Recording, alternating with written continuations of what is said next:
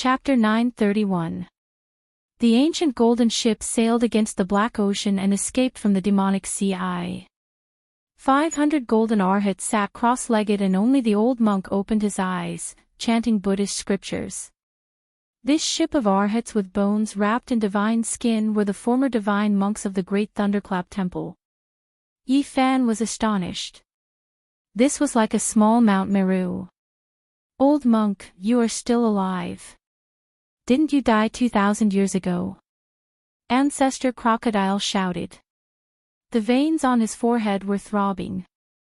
It was obvious that he had fought with this old monk before. Buddha is merciful, good. The old monk opened his mouth. He was only left with a layer of skin and was as thin as firewood. However, he was surrounded by Buddhist light and looked sacred and lofty. Stop pretending to be merciful. Today, I will refine you into dust. Ancestor Crocodile said coldly. His black golden armor flickered with a cold metallic luster, making him look extraordinarily heroic. This old monk should have died long ago. I only have one breath left after 2,000 years. In order to guard the demonic sea, if it wasn't for the two benefactors fighting, I'm afraid I would have never woken up. Yi Fan was shocked. These were the golden arhats of Sakyamuni. This old monk was an ancient Buddha and seemed to have a great background. Through his narration, Yi Fan was very surprised. He understood some old matters. They guarded the great thunderclap temple and were responsible for suppressing the heroic spirits of the ancient Mars star. It could be said that they had a long way to go. This ancient star was once full of vitality and was a source of life. In the end, a war across star domains occurred and everything was destroyed. It was unknown how many experts died in this place. It was hard to calculate how many sacred bones were buried here. This was the burial ground of the heroic spirits. Naturally, this place became incomparably evil. All the heroic spirits were sealed in the demonic sea. It was equivalent to hell on earth. No wonder I couldn't enter the demonic sea despite going against the black ocean. That door was restricted by you monks.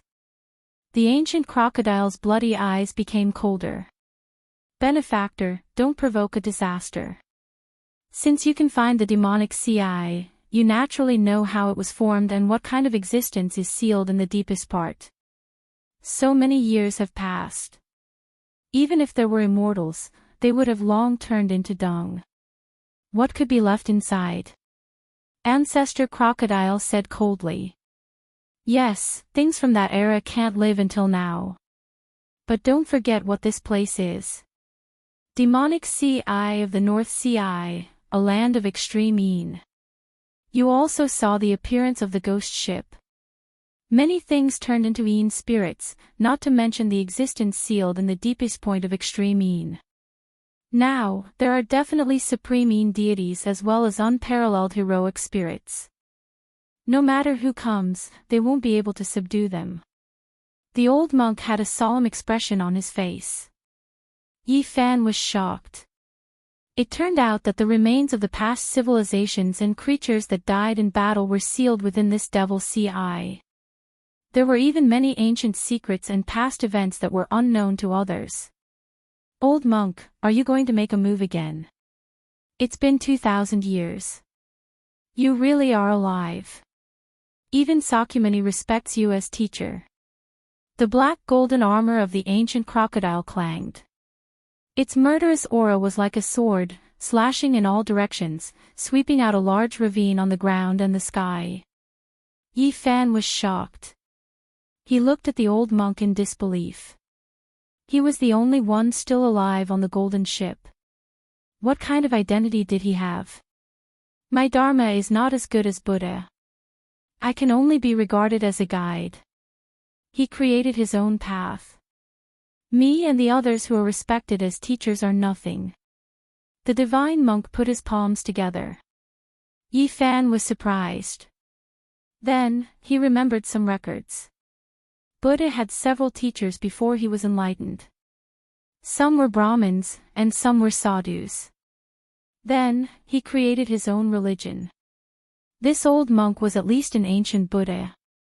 He was most likely the sadhus of the past. Before Buddha created his religion, Dharma also existed. However, it had declined on earth. It was fragmented and loose. Even the Dharma was not correct. The old monk who had once guided Sakyamuni. This was an astonishing origin. Just thinking about it made people dumbfounded. Yi Fan was truly subdued and even a bit dumbfounded. How ancient was this person? He must have been a virtuous Buddha. He must know everything about Earth's ancient times. This was a true living fossil. If he could sit with him for a day, he might be able to solve most of the mysteries in his heart. Yi Fan was incomparably excited at the thought of this. Old monk, who do you think you are? I admit that I'm not Buddha's match, but can't I kill you? Even if you are half a teacher to him. The ancient crocodile was powerful and tyrannical. The black golden armor on its body hummed and emitted millions of sword radiance. It took a step forward and was about to board the golden ship. Namo hina na dong na yi yi, namo ali yi polu jie di, shua bo na yi pu ti satu pi yi. The old monk started chanting the demon-subduing scripture. Golden runes jumped out one after another and imprinted in the sky. Each of them was extremely heavy. Clang, clang, ancestor crocodile attacked. Sparks flew in all directions with each strike colliding with the runes. At their level, any random attack was the law of heaven and earth. If it wasn't for the fact that Mars was a special ancient planet, their battle might have shattered half of the ancient planet. That was because the divine chains of order had already rushed up and penetrated the boundless void. This was a fierce battle. Both sides held nothing back and wanted to destroy the other. This was a battle between Buddha and demon. Namo yaina na dong na yi yi. Suddenly, all the golden arhats on the ancient ship began to chant sutras. These were the remnant thoughts and fluctuations from when they were alive. Their chanting resounded throughout Mars. Boundless light blossomed and confronted the ancient crocodile. The entire golden ship burst forth with all kinds of patterns that interweaved under the sky. Chanting. It was as if all the bodhisattvas were shouting in unison, or as if Buddhas were roaring in anger. It seemed to have come from ancient times and possessed boundless and immeasurable divine might. This ancient golden ship was a supreme magic artifact that was at least of the legendary grade. There were formations carved by Buddha himself on it. At this moment, they were all lit up with the intention of purifying all demons in the world. The might of Buddha spread for 80,000 li. The Buddhist Dharma was profound and unfathomable. It could purify all enemies, and at this moment, it displayed astonishing might. The chanting continued without end. It was like a great golden bell, so loud that even the deaf could hear. Golden ancient runes flickered one after another and submerged this place. Ancestor Crocodile was very powerful, but it was a bit weary to deal with Buddha's half-master. This ancient ship combined with the wills of the 500 golden arhats from when they were alive. Its might was unimaginable, and it was all activated by the old monk. Mars was the world's largest sea of bitterness. The great Thunderclap Temple had once been located here. This ancient golden ship had a special meaning as it could help people cross the sea of bitterness. And now, taking action against Ancestor Crocodile was like purifying an ancient great demon. The chanting continued without end. It was as if the 3,000 ancient bodhisattvas and Buddhas were chanting sutras together.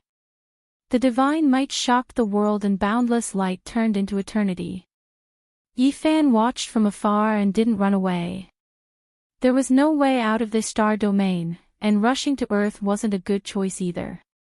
That was because if the flames of war were to be drawn there would be unimaginable consequences. Since he had already reached this step, he was going to throw caution to the wind and wait for daybreak. Even if the old monk was defeated, he still had to fight and take revenge for his classmate who died in vain. This was a holy war, a great battle between ancient saints. Complicated secret techniques and incomprehensible divine laws of order ran through this area. Finally, at daybreak, the chanting on the golden ship was no longer as loud and the splendor had also dimmed quite a bit. Buddha is 1 foot tall, demons 10 feet tall. The ancient crocodile sneered and said, "Do you think you can purify me unless Buddha returns? This poor monk is old and his chi and blood have dried up. I should have left this world a long time ago. Indeed, I can't purify benefactor, but I can see your future. Your evil has come to an end."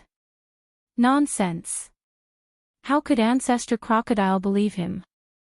This ancient monk chanted Buddhist chants. The splendor on his body dimmed and slowly faded away. He was about to pass away and turn into Tao bones, becoming one with the golden ship. The body of the ship shone and filled in the demonic sea eye. At this moment, the seawater had already flowed in and there was no water left on the ground. Pedantic.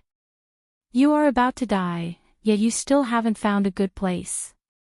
You just had to block the demonic sea eye. Ancestor Crocodile sneered.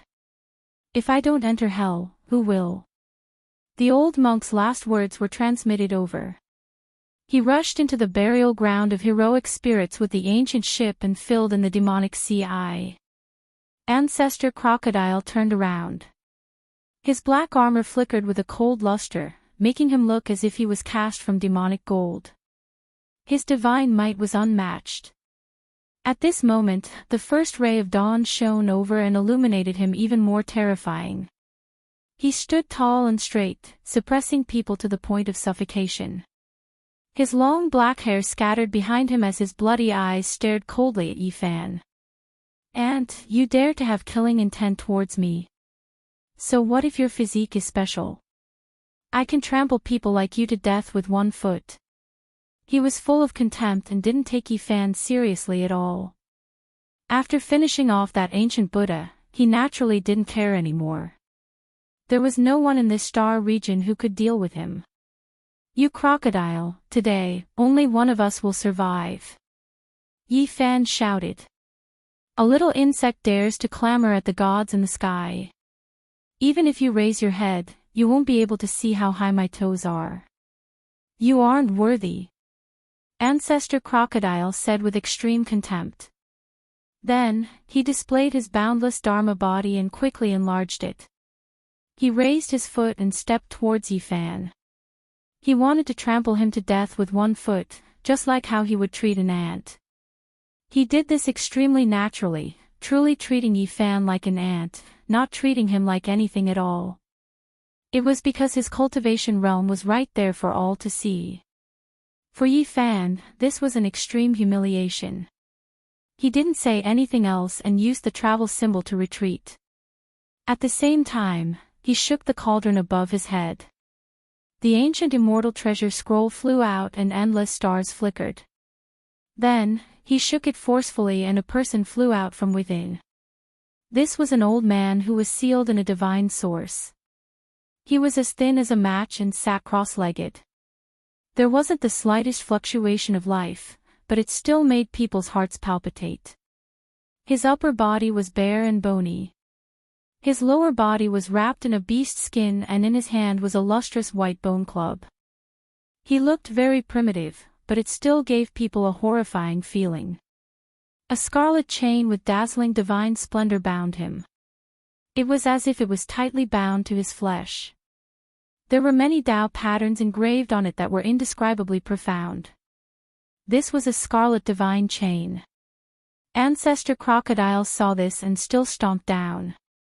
He sensed that the person in the source was very terrifying and wanted to take the initiative to attack first. He wanted to use his ancient saint power to hack the old man to death. Pang! This step couldn't be said to be anything but tyrannical. Even an archaic ancestral king would be smashed to pieces. Without any suspense, Ancestor Crocodile made a vicious move. However, one could only see the divine source piece fly out and turn into brilliant divine light. That old man was completely unharmed. Moreover, there was a wave of terrifying fluctuations that rippled outwards. It was as if raging waves were beating against the shore and rocks were piercing through the sky. All of this was the aura of this archaic saint's awakening. Hong! Heaven and earth rumbled. It was as if a vast body of water was bursting through a dam. The entire heavens collapsed. This archaic saint opened his eyes with a schwa sound. It was incomparably dazzling. Even someone as powerful as Ancestor Crocodile cried out in alarm. He flipped 3 times and flew out in reverse to avoid those 2 intimidating eyes. It was as if 2 streaks of lightning struck between heaven and earth. Those were 2 tangible streaks that rushed into the sky dome in an instant, shattering the heavens with a domineering aura. His pair of eyes were too terrifying. They were 10 million times more resplendent than the divine lamp. It was as if 2 suns had condensed and were embedded in his eye sockets. They burned fiercely and no one could look at them face to face. Senior, please punish this demon. He has gone too far in bullying my human race. Yifan transmitted sound in a loud voice. Needless to say, this archaic saint couldn't be humiliated. If someone dared to step on his body, it would be sensed. Chapter 932. This heaven and earth seemed to be unable to bear his might. As soon as the archaic saint revived, the natural fluctuations that were released collapsed the sky and earth. The beams of light shot out from his eyes burned fiercely, reaching who knew how many divine flames surged and throbbed, terrifying to the extreme. No one could look straight at them. Ancestor Crocodile screamed. Even he couldn't bear it. A pair of seemingly tangible divine radiance stared at him. 2 bloody holes appeared on his body, and blood gushed out. This was a terrifying scene. The black golden armor on his body was extremely sturdy. It was forged from the scales shed by his body, yet it was pierced through by the 2 resplendent rays of light. Ancestor Crocodile was an ancient saint. He even defeated half of the Sakyamuni Buddha's master, so there was no need to doubt his cultivation. However, at this time, he was in such a passive state and was under great pressure. Who are you? He was truly shocked. Was there really such a powerful character in the present world? Why had he never heard of him before? In his knowledge, apart from the Sakyamuni Buddha, no one could be this powerful and intimidating. Back then, in the Ziwei ancient star domain, Yifan had once activated this archaic saint to help the old madman. However, he was stopped by the power of the king's seals, and in the end, he couldn't fight. The archaic saint didn't say anything. The tyrannical aura from when he had just revived finally calmed down a bit. The beams of light in his eyes also shrunk to 3 zhang in length, but they became even more dazzling. They burned like true divine flames. His entire being had the power to devour mountains and rivers. He was like an archaic deity. Even though he didn't say a single word, he could intimidate the 9 heavens and 10 earths. Ancestor Crocodile sucked in a breath of cold air. He knew that he had encountered a fierce opponent. This was a great enemy that he had never seen before.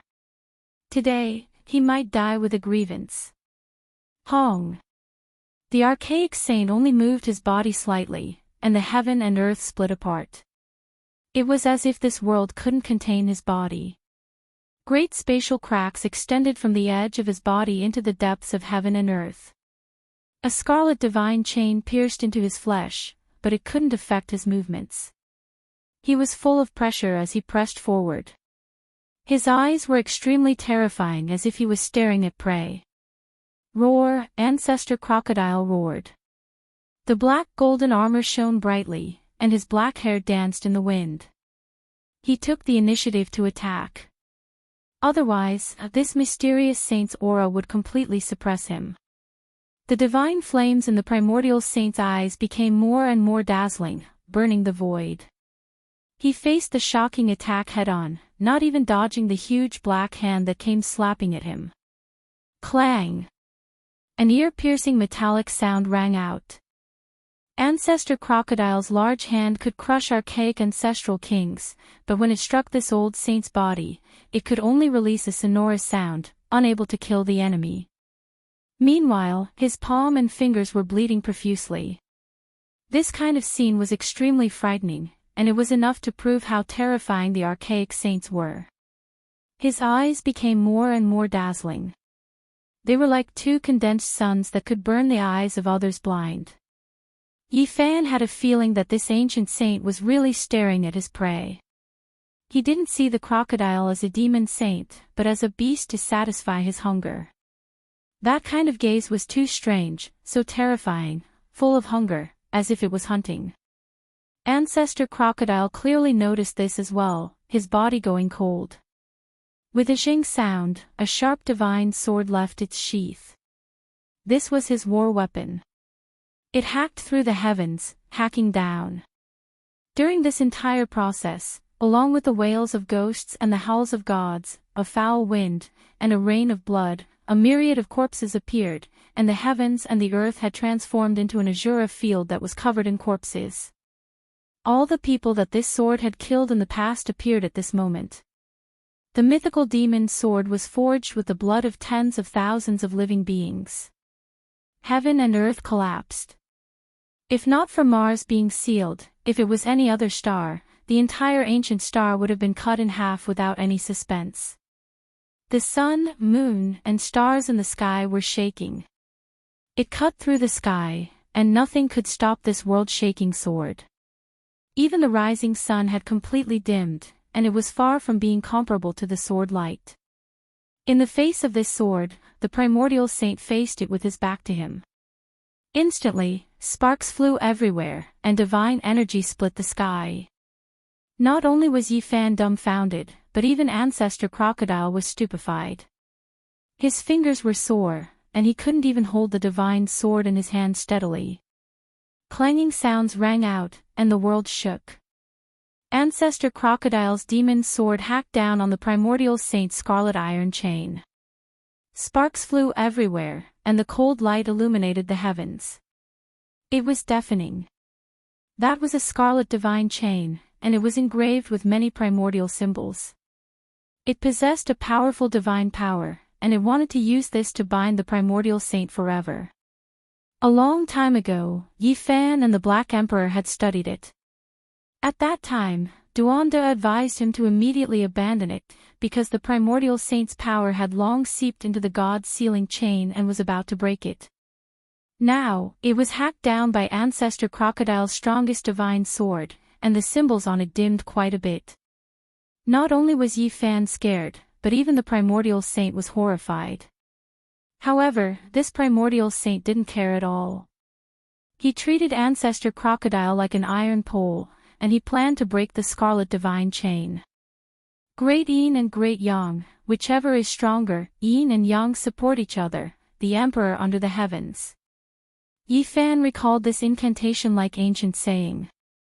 This wasn't an ordinary primordial saint. He was extremely terrifying and powerful. During the archaic years when experts were as common as clouds and ancestral kings stood in great numbers, he could move unhindered under the heavens. He had killed quite a few ancestral kings, and one of them was even the great sage. Back then, all the clans attacked him from all sides. When he was in a daze, the matchless father and son from the nest of 10,000 dragons took advantage of this and sealed him. His accomplishments were extremely terrifying. He cultivated the Great Yin and Great Yang scriptures at the same time, and this was the path to prove himself. However, in the end, he went crazy. He was a god during the day and a devil during the night. Everywhere he passed by, there would be a reign of terror. It was full of slaughter, and the archaic era was shaken. At that time, the human race was extremely weak, yet such a supreme expert appeared. It truly triggered a great panic. He was called the human devil, and all the great clans felt uneasy. Since the ancient times, almost all those who cultivated the Great Yin and Great Yang scriptures had failed. No one succeeded. However, this primordial saint cultivated both scriptures and survived. It couldn't be denied that this was a miracle. As a god during the day, he was filled with divine light. At night, he was a devil with murderous intent lingering around his body. He was incomparably crazy. Yi Fan and the others had speculated that this was at least a great sage.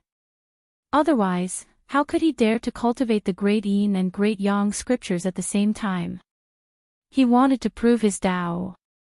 Dusk was when he was at his weakest. His mind wasn't clear, and it was easy for others to take advantage of him. Otherwise, even during the archaic years, when there were many ancestral kings, it would be difficult for anyone to subdue him. Chang, Kang, Ancestor Crocodile was also scared. He did everything he could to attack. He brandished the demon sword, bringing with it heaven overflowing bloody light and tens of thousands of corpses as he slaughtered his way over. His eyes were very vicious. This time, not a single one of the scarlet divine chains hit its target. All of them were aimed at the primordial saint's vital points. Every sword carried strands of the heavenly Tao. The laws were like rain, pouring down in torrents. It was incomparably terrifying. At this moment, some people in the Outer Space Observatory were astonished. After careful observation and comparison, they believed that Mars was experiencing a rare meteor shower. Moreover, it was extremely serious. According to that level of impact, it was enough to destroy Mars. What was strange was that it was actually unharmed. Later on, this encrypted information was sent to several relevant countries and was classified as top secret. That was because after careful analysis, they deciphered the shocking truth that exceeded common sense. Yi Fan didn't know any of this and didn't have the heart to pay attention to it. He was attracted by the great battle in front of him. Ancestor Crocodile's magical power was heaven overflowing and could definitely cut down Mars' star with a single sword strike. Unfortunately, he was obstructed by the seal here. The primordial saint was even more terrifying. He moved like a ghost and turned into a war god. He didn't take the initiative to attack and kept staring at Ancestor Crocodile. Most of his energy was focused on his own body, wanting to break the scarlet divine chains. Even if there was a sword radiance that hacked at him, it would only produce a string of sparks and produce a bloody scar. It was difficult to injure him to the core. He was like a demonic god. Chi! Ancestor Crocodile rushed into the sky. He was terrified and wanted to escape from Mars. This demonic human was too terrifying. The more he fought, the more terrified he became. If he broke free from the chains, who in this world could subdue him? Xiao! However, the primordial saint didn't give him the chance. He teleported and blocked his path. Within the morning multicolored light, his divine might was awe-inspiring like a heavenly deity descending to the mortal world. Hong! The demonic human opened his mouth and inhaled. It was as if the sun had been swallowed. Endless essence flames covered the sky and earth. It was millions and millions of times more terrifying than a meteor shower. All of Mars was enveloped by it. Kacha! He circulated his magical power and his entire body went taut. In that instant, the sound of chains snapping rang out. Streaks of scarlet light flew in all directions. The scarlet divine chains were broken by him. He was like a demon king who had broken free of his shackles. He let out a long roar that shook the world. The sound waves rushed forward and formed a beam of light, blasting Ancestor Crocodile down. The great ancient crocodile was anxious. It wanted to tear open the void and cross into the starry sky, but it couldn't. This primordial saint stood on Mars' star and locked down the heaven and earth. He couldn't break through it all. Wang! The old saint took the initiative to attack. Although he was as thin as a match, he had the strength to pluck the sun, stars, and moon. His divine might spread out for hundreds of thousands of miles. The white bone club in his hand was as heavy as 1,000,000,000,000 tons. Nothing could stop it and it crushed the heavens and earth. Ancestor Crocodile screamed and fled for his life. He was originally an existence that could kill an ancient king and hack apart the ancient Buddha of the Great Thundercloud Monastery. But now, he was scared out of his wits. Clang! The great ancient crocodile resisted while fleeing. The demon's sword in his hand was smashed apart by the bone club on the spot. It broke into dozens of pieces and fell into the devil's sea eye. Hong! The primordial saint swung the bone club again. The pure white bone weapon contained an undying divinity. It turned into a beam of white light and fell down. The sun, moon, and stars in the sky all trembled. PFFF. A streak of bloody light surged. Ancestor Crocodile cried out. The lower half of his body was forcefully broken, turning into a bloody paste. Meanwhile, the armor on his body shattered inch by inch, turning into powder, unable to protect him at all. The great ancient crocodile's soul almost left his body. He transformed into his true form and fled against the sky. However, he couldn't escape at all. The old saint locked onto him and increased his speed, cutting off his path forward. His lower body was wrapped in beast skin and he held a bone club in his hand. His hair was a mess and he looked like a savage that walked out from a primitive tribe. However, his strength was terrifying. At this moment, he completely treated Ancestor Crocodile as his prey. He acted like he was dealing with a wild beast and attacked ferociously. Not long ago, Ancestor Crocodile was like a god to Yi Fan. But now, he had fallen into a true crocodile. He was being targeted by a hunter and his life was in danger. Hong! The old saint swung the white bone club and smashed down a few times. Ancestor Crocodile was on the verge of death. He fell to the ground and transformed into his true form. The old saint lifted him up like a dead fish. Yi Fan was dumbfounded. He simply didn't dare to believe his own eyes. Ancestor Crocodile could definitely shatter an ancient star region and was omnipotent. Even the ancient bodhisattvas and Buddhas couldn't do anything to him. But now, he was in such a miserable state. At this moment, the old saint used his cultivation and magic power to start a fire. He then waved his hand at him and actually prepared to cut open this great crocodile's stomach and roast it on the fire. He was inviting him to enjoy the crocodile meat together. Chapter 933. Ancestor Crocodile was dripping with blood. The lower half of his body had turned into meat paste, completely broken by the white bone club. At this moment, he was on the verge of death, no longer as mighty as before. Yi Fan was almost petrified. He really didn't dare to believe this. This was like a fantasy story. Ancestor Crocodile woke up from unconsciousness and saw that he was being held upside down like a dead fish. He struggled violently, but the old saint was very violent. With a swing of the club, the bones all over his body cracked in many places. If not for the flesh, his body and soul would have been destroyed. What was going on? The ancient crocodile couldn't accept this. He couldn't accept this reality. There was actually someone so terrifying in this world that could treat him like this. In the past, he was all-powerful, able to split an ancient star with one strike. Even ancient bodhisattvas and Buddhas weren't his match. He was invincible.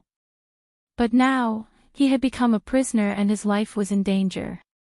Ancestor Crocodile cried out. This was truly sullen. He was an unrivaled demonic saint. He had never thought that he would lose his dignity like this. It was too useless to die like this. After a long time, Yi Fan finally came back to his senses. He couldn't help but laugh towards the sky. Not long ago, this ancient crocodile was still looking at him like an ant. It was full of disdain and contempt, even wanting to trample him to death with one foot. But now, it had suffered such a disaster. This was truly heaven's justice and retribution. Roar! Ancestor Crocodile's roar shattered mountains and rivers. Countless mountains on ancient Mars star collapsed and collapsed. The entire world was shaking, about to shatter. He really couldn't accept this. He had lived for so long and could look down on ancient star domains one after another. He was regarded as an outer realm deity, but in the end, this was the result. Paw! In response to his roar and struggle, the old saint was very straightforward. The club struck his head, almost splitting open his skull. Flames were already rising, burning more and more vigorously. That was the boiling of Tao and magical power. Otherwise, how could ordinary flames roast an unrivaled demonic saint? Yi Fan silently gazed into the distance, paying his respects to his dead classmates. Back then, on this ancient star, half of his friends had lost their lives. Great crocodile, you deserve this day. He scolded coldly. Ancestor crocodile was powerless and powerless, about to be refined alive. A slight struggle would result in a large club strike. It was extremely weak. It transformed into its original form, its red lantern-like eyes terrifying to the extreme. At this moment, the body of the divine crocodile appeared. It was like a mountain, and its entire body was covered in black gold scales. It had a metallic texture, and when the big stick hit it, it made a clanging sound. Yi Fan couldn't help but sigh. Ancestor crocodile really had 8 lifetimes of bad luck. It was fine to meet a good-tempered Sakyamuni. At most, it would be suppressed. Encountering the old saint's temper was truly tragic. Not only did he want to kill him, but he also wanted to roast him and eat him. The crocodile ancestor, which was as tall as a mountain, was easily picked up by the old sage like a little chick. Hua! The raging waves shocked the heavens. The archaic saints used their great magical power to forcefully conjure up a wave in the demonic sea. Pure clear water was produced from within and poured down with Walala sounds. This was to wash the prey. Ah! Ancestor crocodile screamed. He had never thought that there would be a day like this. He really was about to become someone else's meal. A dignified and peerless demonic saint of a generation, how could the word tragic describe it? The old saint disliked him for being noisy and slapped down. The giant crocodile's mouth was almost deformed. Blood gushed out on the spot, and the crocodile's teeth flew out. This seat has traveled unhindered all my life. Apart from being defeated by Sakyamuni, I have been invincible and all-powerful. How many ancient heavenly geniuses had their corpses at my feet, but now, they have fallen to such an end. How lamentable. Ancestor crocodile wanted to kill himself. He really couldn't bear it and couldn't accept such an ending. He had traveled unhindered in the star field for 7,000 to 8,000 years and had visited many ancient star fields. He could be considered an outstanding supreme among demonic beasts. Otherwise, how could he travel in the universe? But in the end, everything was for naught. So what if he had devoured the ancient Buddhas?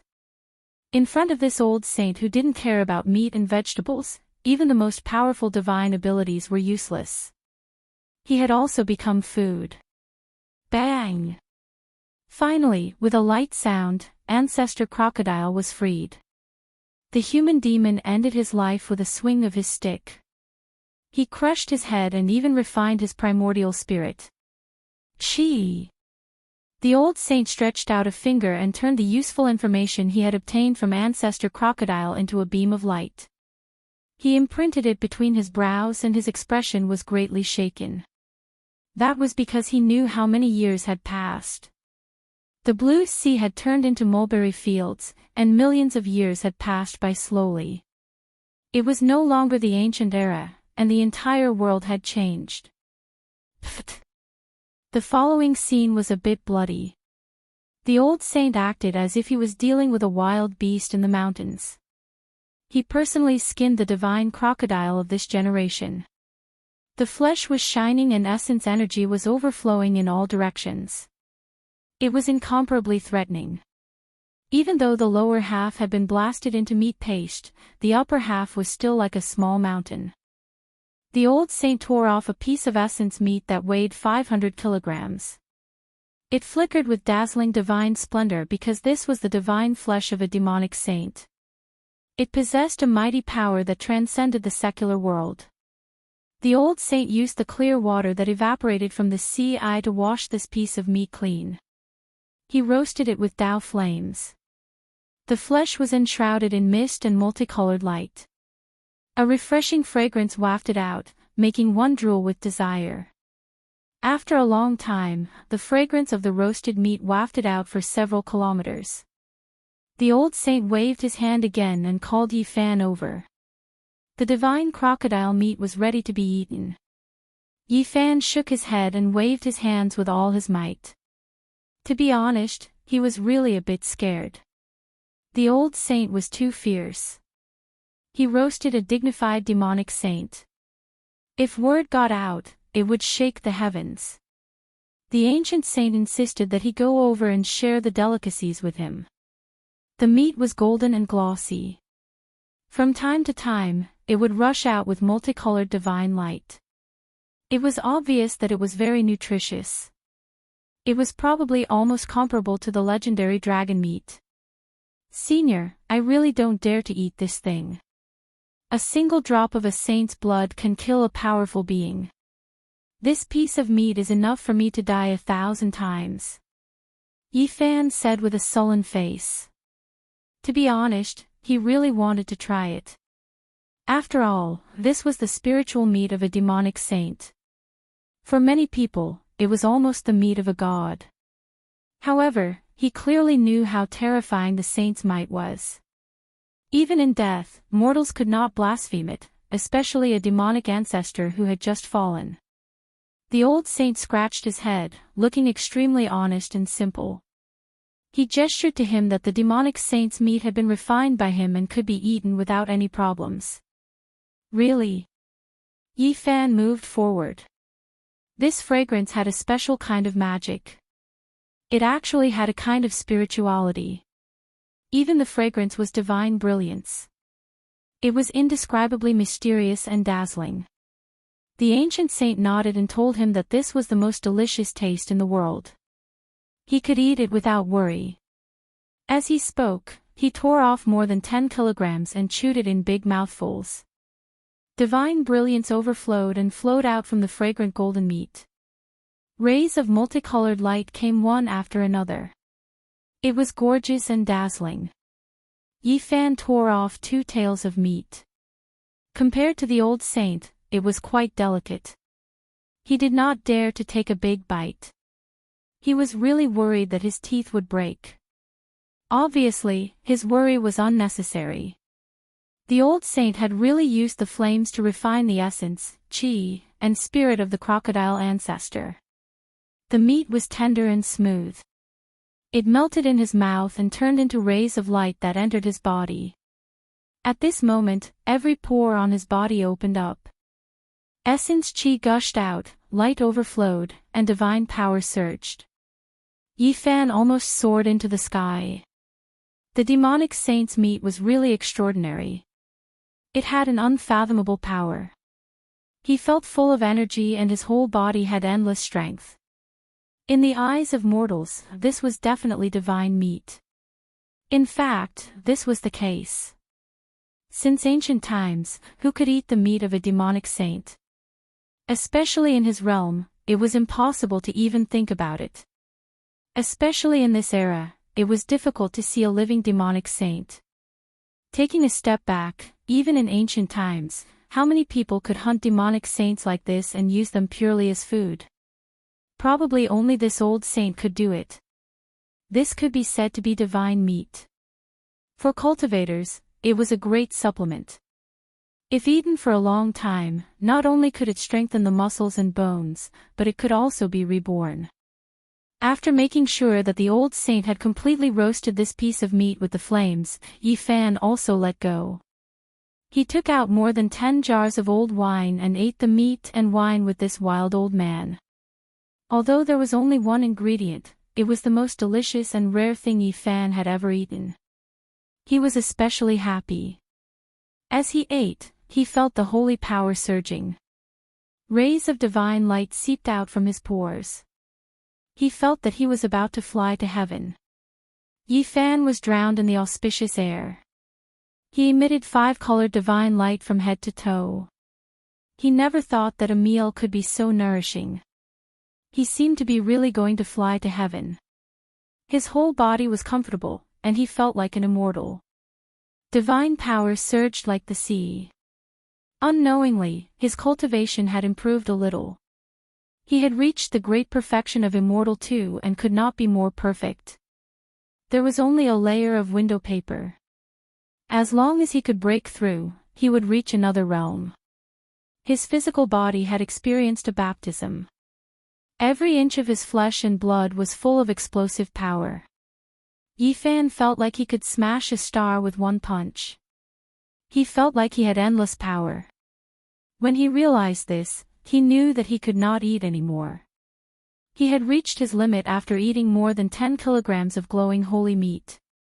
If he went on, his body might explode. Only then did he realize how terrifying the old saint was. He swept away the clouds and ate the crocodile meat. Then, he cut off another few thousand kilograms of meat and roasted it with the flames. Yi Fan was dizzy. This was not donkey meat or chicken meat. This was the meat of a demonic saint. He ate so much of it as if nothing had happened. He really treated it like ordinary food. Right at that moment, a wave of flames surged out. Yi Fan noticed that blood was flowing from his nose. He couldn't take the several kilograms of monster saint meat anymore. It was just too nutritious. If other sect master level figures ate this much, they would have most likely been smashed to pieces and their flesh would have exploded. He jumped up and began to run around the demonic sea. He ran thousands of kilometers in one breath. He finally felt a little better. Yi Fan did not stop and continued to run. He only returned after 2 hours, but the result left him dumbfounded.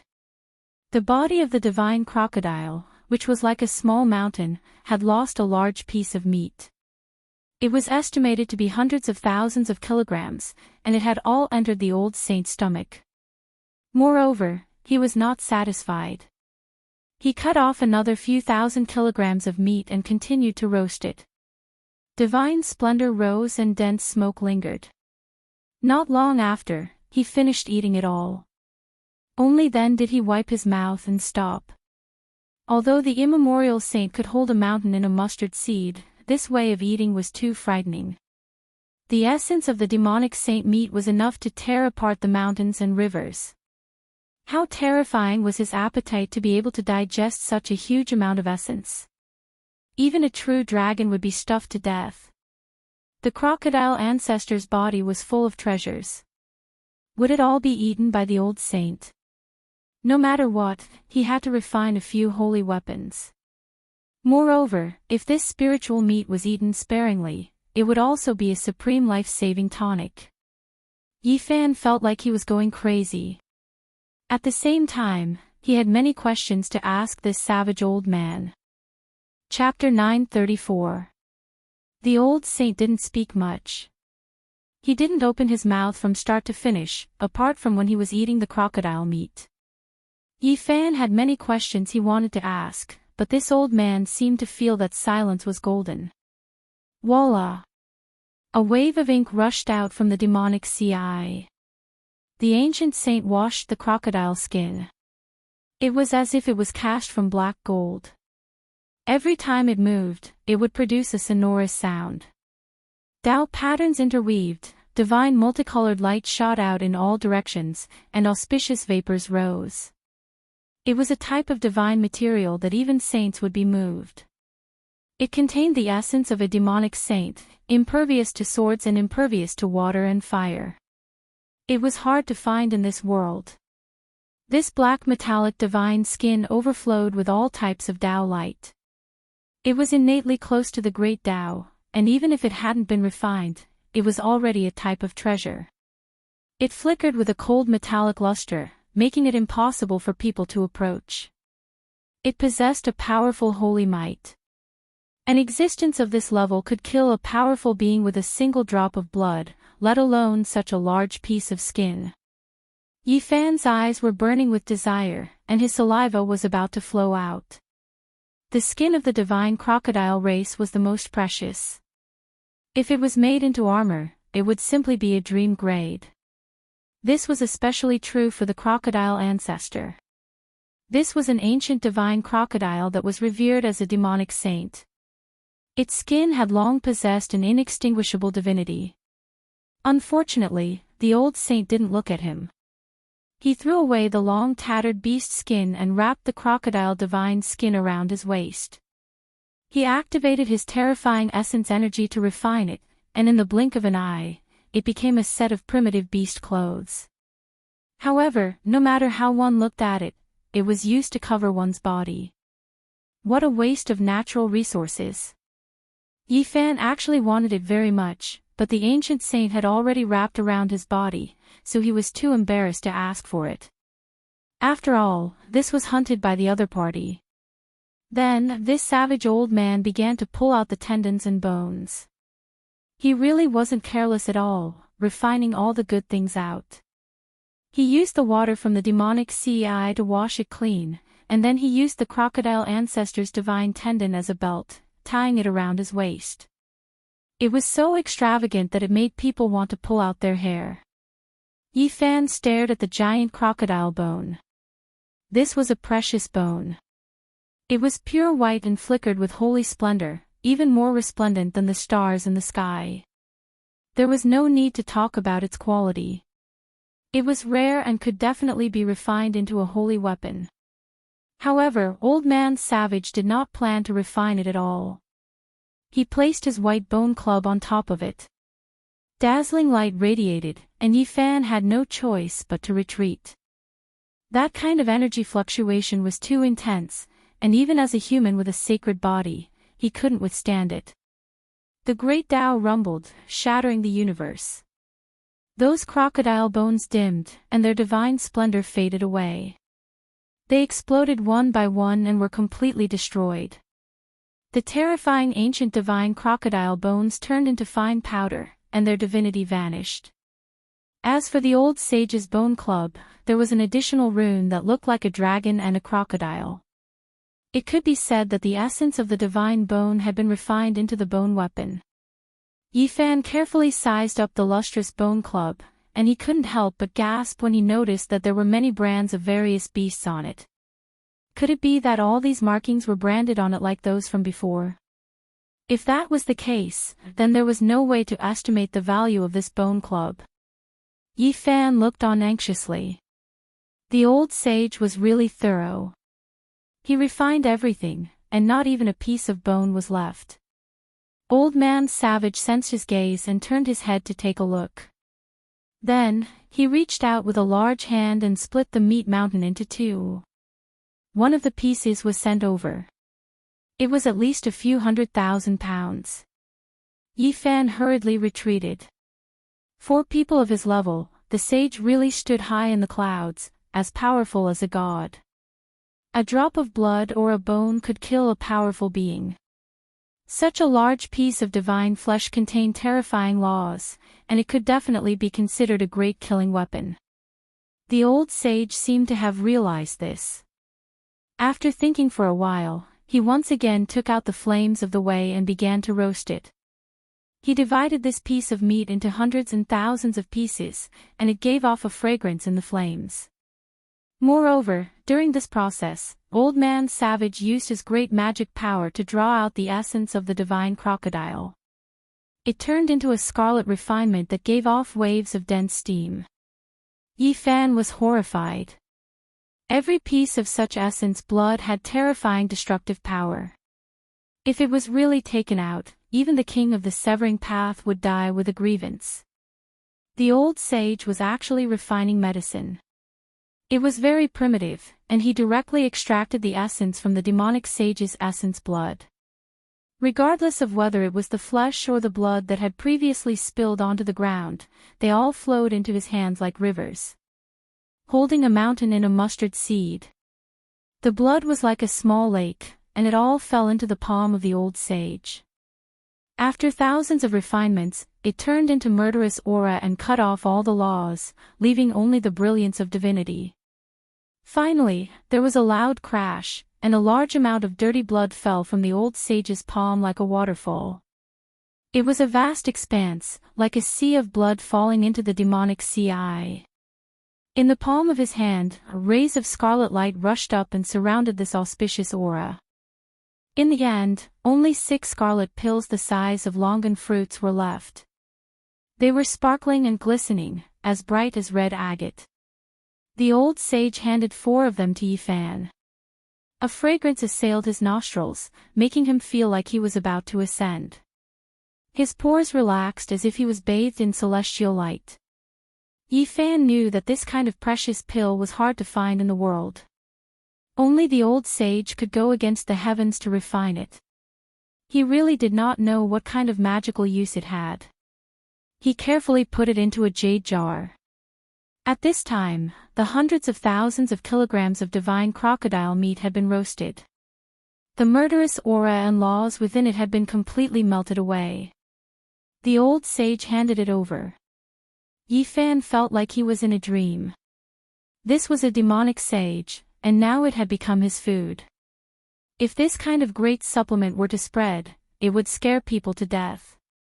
He had many questions to ask, but the old sage was very silent. He almost did not say anything. He walked around the demonic sea twice, looked up at the sky, and was lost in thought. Seeing him like this, Yifan really did not want to disturb him. The other party seemed to be thinking about some important matters. At noon, the old sage finally moved. He actually borrowed his cauldron and used the Tao fire to boil the divine crocodile's heart and liver into a pot of soup. He called him to drink it together. Yifan was a little stunned. It was a pity that the ancient divine crocodile had died so miserably. It had really become a delicious soup, and not a single bit was wasted. This old sage really knew how to enjoy life. If the news of him eating these things got out, it would definitely shock everyone and frighten a group of sect masters and almighty people. His cauldron had become a real soup pot. It was really a little different. The source chi of all things flowed, accompanied by the fragrance of the divine soup. Other people would definitely be dumbfounded if they saw it. Should it be said that it was extremely luxurious or too extraordinary? Any cultivator who saw it would probably be speechless. Yifan persevered and nagged at the old sage non-stop, wanting to communicate with him. However, the other party still treated his words like gold and almost didn't speak. He would only occasionally look at the sky in a daze. In the end, Yifan was helpless. He said what he was most worried about. If night fell, this master would definitely turn from a god to a demon. No one in the world could control him. That would be a great disaster. Yifan pointed at the blazing sun in the sky. He felt that he could let the old sage rush towards the sun. Within a suitable distance, it would always be daytime. Perhaps he could slowly melt away his demonic nature. The old sage shook his head and silently pondered. He had not paid much attention to Yifan. Clearly, he had been thinking about his own problem. He was worried that after the sun set, he would go crazy and start a massacre. Yifan immediately understood that the so-called god in the day and demon at night was not related to light, but the problem of his divinity and demonic nature. As a god, as a demon, the time should be the same. People mistakenly thought that it was caused by the alternation of day and night. I'm leaving. The old sage stood up and finally said this. Senior, where are you going? Yifan asked. Naturally, he communicated with his divine will because the primordial language was different from now. In the depths of the desolate universe, in the darkness that no one can reach. The old sage said softly. Yi Fan knew that he was exiling himself for eternity. He was afraid of accidentally injuring others, so he willingly fell into the depths of the desolate star field and walked alone until he became a cold corpse in the depths of the universe. Clang, clang, clang. A metallic sound rang through the air. The fragments of the scarlet divine chain that had been broken earlier all flew back. The old saint used great magical force to reforge it, refining it into a new divine chain that was even sturdier. He engraved strand after strand of symbols on it, and then he sealed himself. Senior, it has its own shackles. When my life is in danger, it will break. If nothing happens, it will imprison my demonic nature. Yi Fan sighed softly. He did not know if they would meet again after this parting. The primordial saint was too powerful. In order to not cause a killing calamity, he would rather exile himself and live alone in a foreign land. Maybe I will think of a way. The fusion of the moon and the sun. The old sage said to himself. Yi Fan's heart stirred. He quickly carved out the taiji and passed it to the old sage. There were even some changes in the taiji Dao. Your secret realms all have different cultivation methods. It is difficult to link them together. This is a great hidden danger. If I teach you the moon and the sun, it will harm you. The old sage warned before leaving. He then carried the white bone club into the void and broke through the restraints of heaven and earth. He entered the star field and disappeared. Yi Fan was lost in thought. He looked at the distant sky and only came back to his senses after a long time. He let out a soft sigh. He did not know if he would be able to see this unparalleled expert again in his life. He hoped that he would not fall in the depths of the universe. He stayed on the ancient planet for half a day and searched carefully. He did not see any more ruins. Everything had been swallowed into the demonic sea. However, he also made some other discoveries. He saw some satellites and the remains of space probes. Some were recent, and some were from a long time ago. Voyager 48, Chang'e 19, Yi Fan observed carefully. These spacecrafts were badly damaged and mainly came from the spacefaring nations. It was expected that they would all crash on this sealed ancient planet. After taking one last look at the ancient planet, Yi Fan decided to set off and rush home. He had no time to waste. Although he did not return to Earth directly after crossing the star field this time, the ancient planet was not far from his destination. Of course, this was relative to the Big Dipper star field. In terms of the actual distance, it was enough to scare people to death. The ancient planet was the closest to Earth during the Big Rush, 55 million kilometers away, and the furthest during the Unity Day, about 400 million kilometers. One had to know that the ancient planet belonged to the solar system and was a planet that was close to Earth. Yet, there was still such an astronomical distance. One could not help but sigh at the insignificance of humans. Yi Fan continued on his way.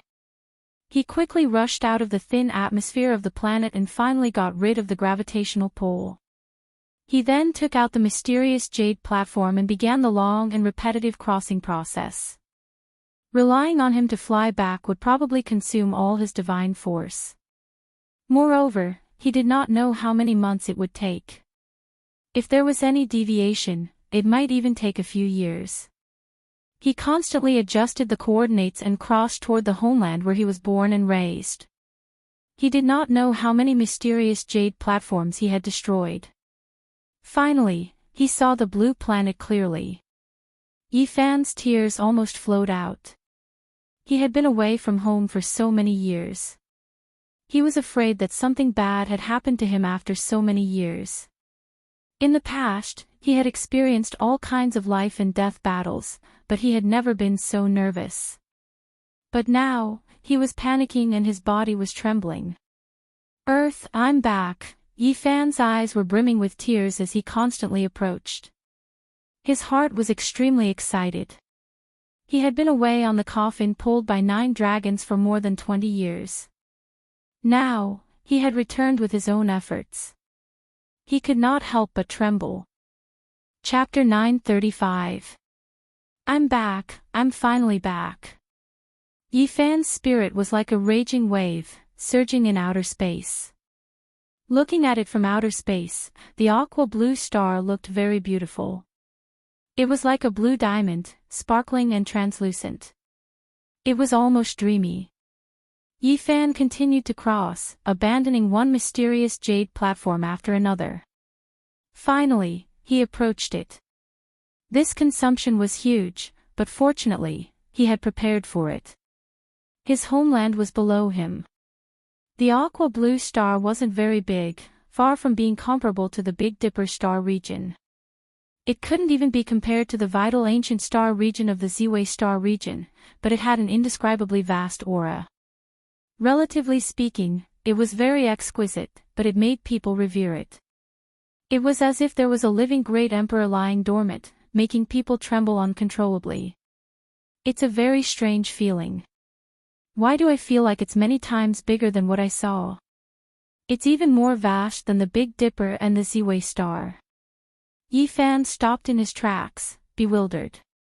He looked at the distant outer space and felt that the Earth was far more terrifying than he had imagined.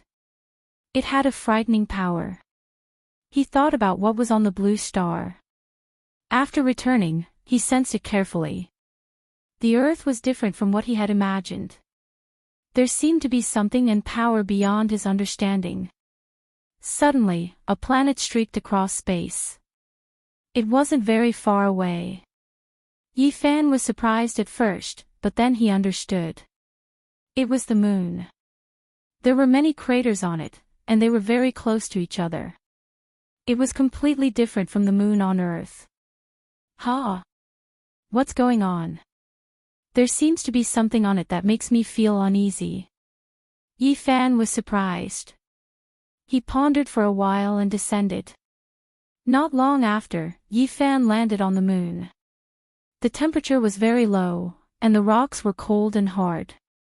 It seemed like they could freeze people. It was night time on the moon. Yifan was moved. He felt a trace of lunar holy power hidden in the crevices of the moon rocks. However, when he tried to capture it, he found it was almost negligible. The moon was the essence of the lunar. There were records of it in ancient books. Could it be related to cultivators? Yifan felt a headache coming on. He searched again and again. There was indeed lunar holy power, but there were only a few strands left. It was almost negligible. The moon was known as the moon in ancient times. If you think about it carefully, this place is too particular. Yifan felt cold all over. He hadn't really returned to Earth yet, but he had already sensed a few mysteries here. The lost history and the truth of annihilation stirred his heart. Yifan used his heart to observe, using his hands to touch every piece of rock, savoring the vicissitudes of time, feeling the lunar holy power. He had a strange illusion. In ancient times, this place seemed to be the source of extreme yin, but countless years ago, it had disappeared for some unknown reason. He walked forward, touching the cold, hard stone with his hands. Earth, there are too many secrets. Yifan muttered to himself. He thought of Jing Wei filling the sea, Quafu chasing the sun, and Hou bending bow, and these were definitely just a small portion of it. The true ancient secrets that had been destroyed were the true foundation. Yifan placed his hand on a piece of rock and actually heard the clanging of swords. It sounded like the sounds of ancient battles. The battle intent in his bones and the blood in his body immediately boiled. There was a sword scar on this piece of rock. It couldn't be wrong. He could clearly recognize the vicissitudes of history and the boundless killing intent contained within. An ancient sword scar. Yifan muttered to himself. That was an era where heroes came forth in large numbers.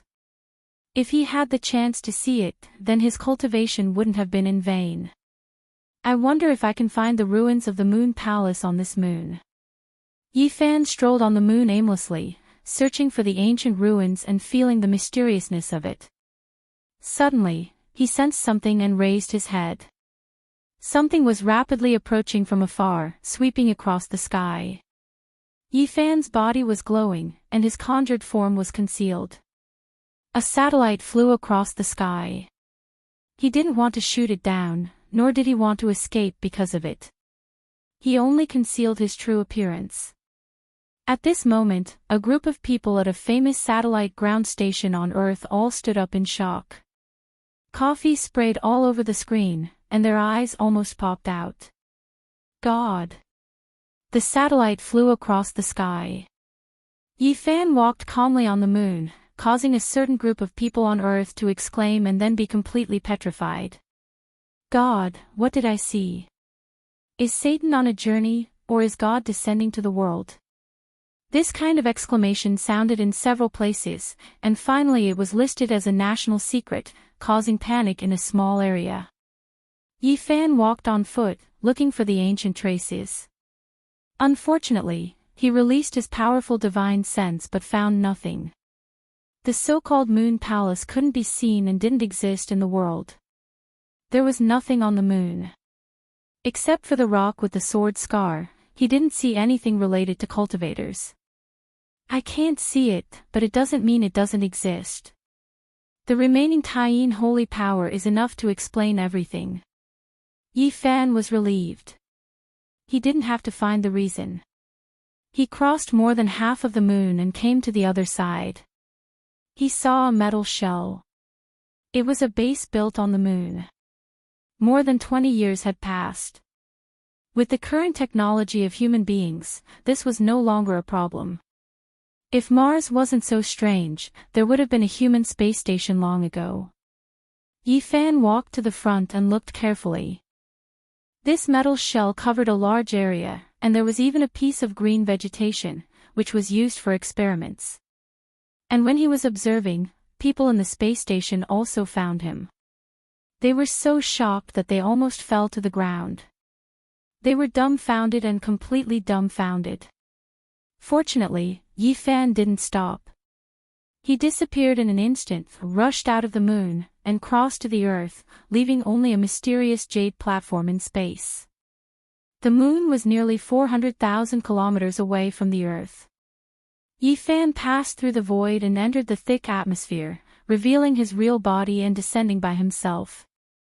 The Earth is really strange. Yifan had a strange feeling at the first moment, and then he was deeply in awe. He sensed something extraordinary. The sound of the wind was like the sound of a knife, cutting people's skin. Yifan went down, overlooking everything on the Earth.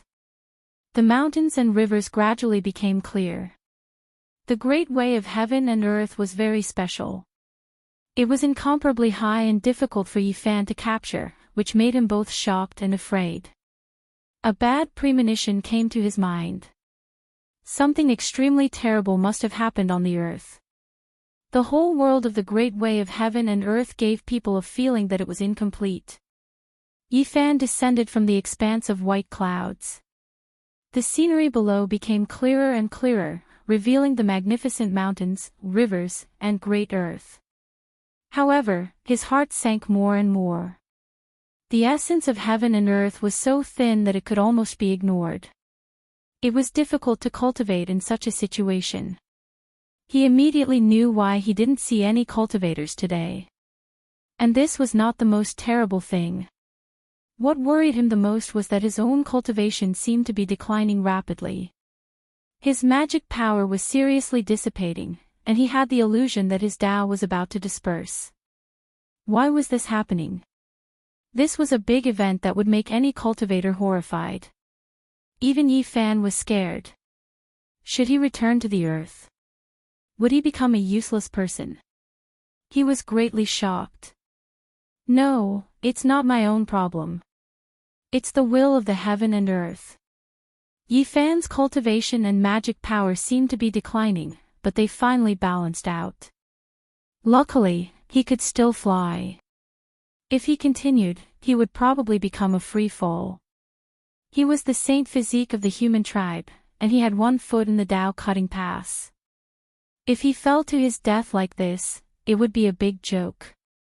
My cultivation and Tao didn't decrease. It's the suppression of the heaven and earth. This is the legendary age of Dharma ending, where Tao can't be perceived. Yi Fan was shocked after a glimpse. The moment he was suppressed by the heaven and earth, he saw many mountains towering above the clouds. He didn't know how high they were. It was unbelievable. How is this possible? There can't be such mountains on the earth. Before he could finish his sentence, everything disappeared.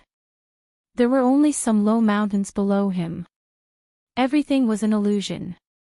This caused him to be surprised and bewildered. Clang! In his sea of sufferings, the two pieces of green bronze trembled slightly. They sensed something as soon as he arrived on the earth, as if they were foretelling something.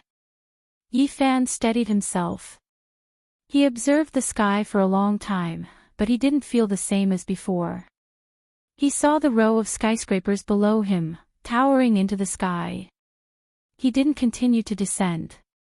Instead, he began to travel across the sky. He was already near the coast. Not long after, he entered the sky above the ocean. He couldn't help but roar in this uninhabited area to vent his emotions. I'm back. Boom. He brought with him endless light as he freely descended from the sky. He fell into the sea, stirring up huge waves as he rushed into the distance. On this day, the residents of a certain country in this sea area were terrified. They thought there was an earthquake and a tsunami. At the same time, they suspected that the nuclear power plant tragedy from 20 years ago was happening again. This was indeed the age of Dharma ending. In this world, Yi Fan's cultivation level didn't decrease, but the power he could exert was greatly reduced. No wonder, there were no more cultivators in the world after the pre-Qin Qi practitioners. They all fled. What exactly happened on Earth? Yi Fan's heart was filled with endless questions.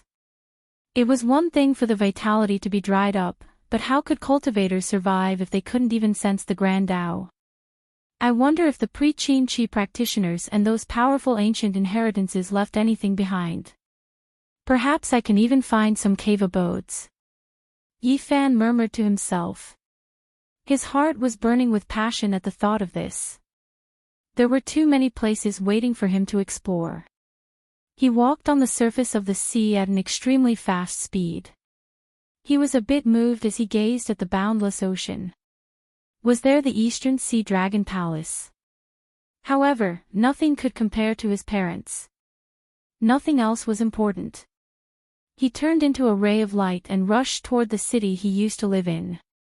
He had worked hard to cultivate for so many years and didn't want to come back at any time. After experiencing twists and turns and several life and death situations, he finally ascended the five-colored altar. He resolutely abandoned everything about the Big Dipper, but now, he was afraid that it would all be for naught. Yi Fan had been gone for more than 20 years. Now that he had returned, he felt uneasy as he looked at the unfamiliar cities along the way. Time flew by and he had finally returned. However, would he still be able to see his parents? Would all his efforts be for naught? At this moment, he was incomparably apprehensive and afraid. In this world, time was the most terrifying thing. It could erase everything and change everything. Even the ancient emperors couldn't change it. Chapter 936. The wind was very cold. In this season, the temperature in the north was very low, especially in the early morning. The air exhaled was white, and the trees were bare. As the morning glow rose, Yi Fan arrived at Bi City. This city was even more prosperous. Skyscrapers stood tall in the morning glow, as if they were inlaid with a layer of gold. However, Yi Fan was filled with a sense of unfamiliarity. He could no longer find the familiarity of the past. He had lived here for a long time, but now everything had changed. Where can I find them? Yi Fan was a little worried. He was afraid that he would never see his parents again. He had gone through so many hardships and almost lost his life. It was hard for him to accept that he was gone.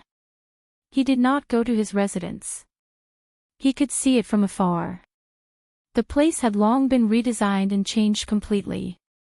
Yi-Fan was very nervous and uneasy.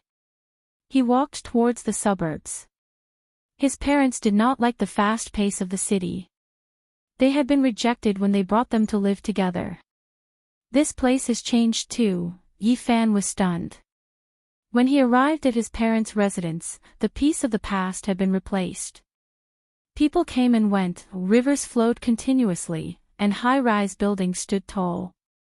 The original satellite town and Bee City had become one. He could not find a trace of the past. If he did not trust his intuition, he would have thought that he had come to the wrong place. Everything had changed. People often said that after leaving home for many years, they finally returned, but everything had changed. He stood silently for a long time. Then, he came to the rooftop of a building and looked into the distance. The only thing that was still there was the natural lake. However, it had been dug up and a large park had been built along it. In the past, Yi-Fan's father liked to fish there to kill time, but now it was impossible. Some people were doing morning exercises, but they could not see a familiar figure. They could not even ask if they wanted to. Yi-Fan came to the lakeside and saw an old man practicing Tai Chi. He stopped and stretched his muscles, like a dragon circling a tree, like an ape hugging the moon. Wow, not bad, young man. You're pretty good at it. You're even more experienced than me, an old man who has been practicing Tai Chi for 40 years. The grandpa who was practicing Tai Chi was amazed. Uncle, let me ask you something. How many years has it been since this place was rebuilt? Where did the original people go? Yi-Fan asked as he practiced Taiji fist. Young man, you're not a local, right? This has been planned for more than 10 years. To be honest, it's not as good as it used to be. I miss the tranquility of the past, where there were fewer people and trees, and the air was fresh. The old man was very talkative. He and his wife had deliberately come to this place in order to live out their retirement. They wanted to be close to nature and be at peace. But later on, it was connected to the city.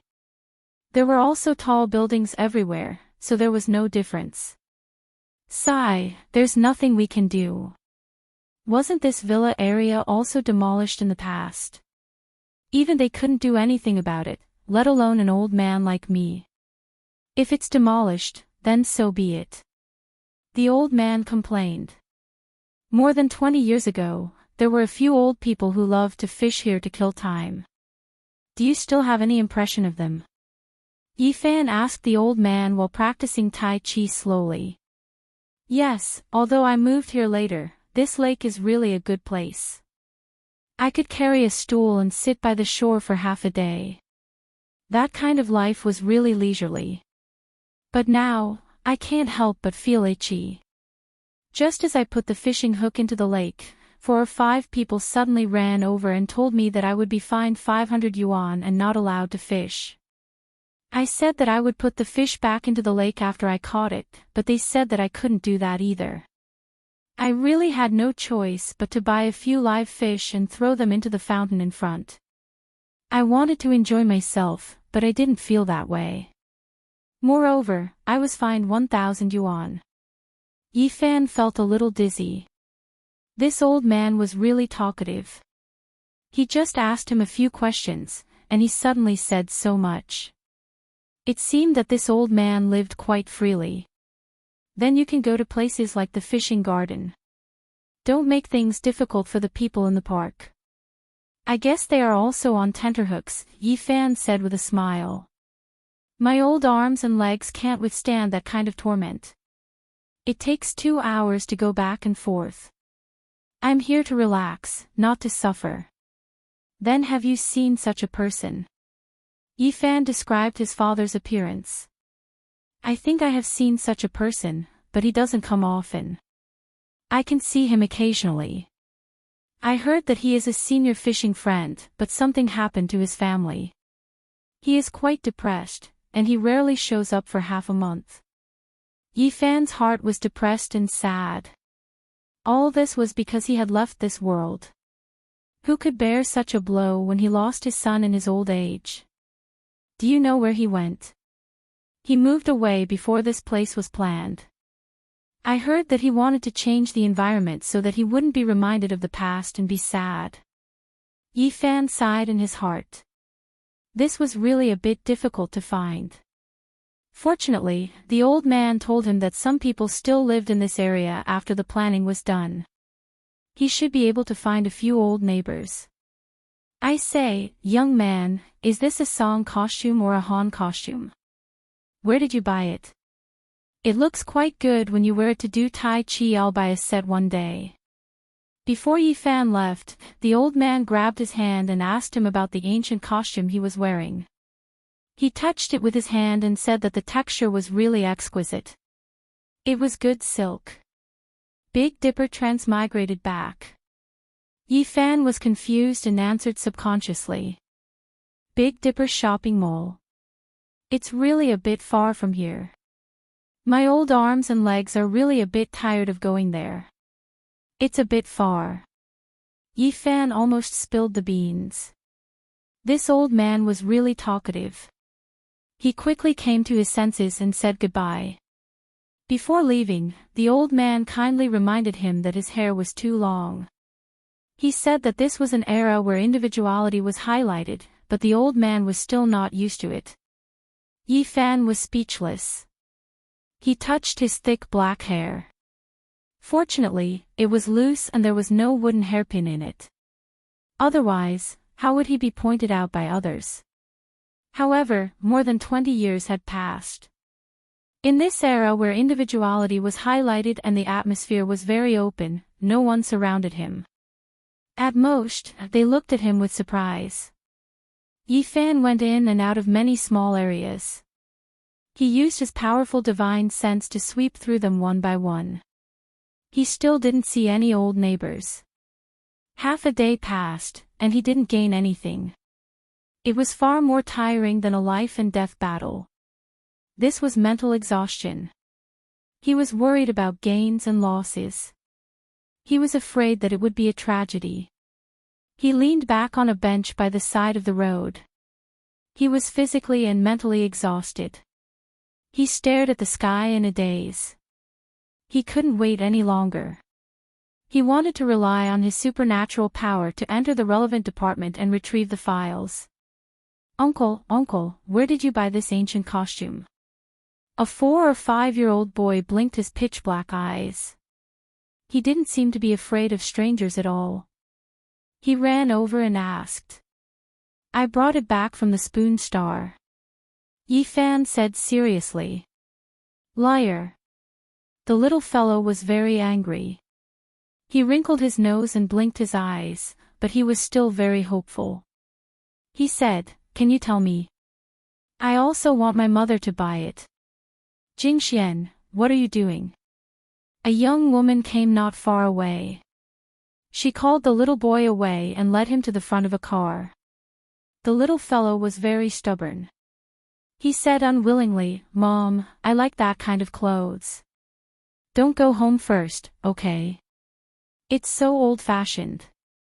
Even the non-mainstream clothes from more than 20 years ago look better than this. The young woman carried the little boy into the car and quickly drove away. Yi Fan was speechless.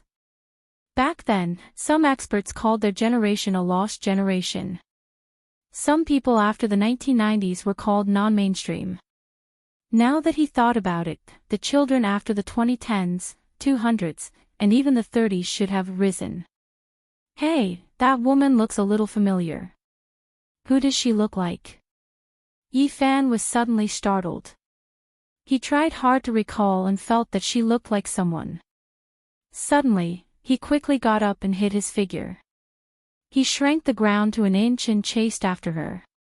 On today's earth, his cultivation was suppressed.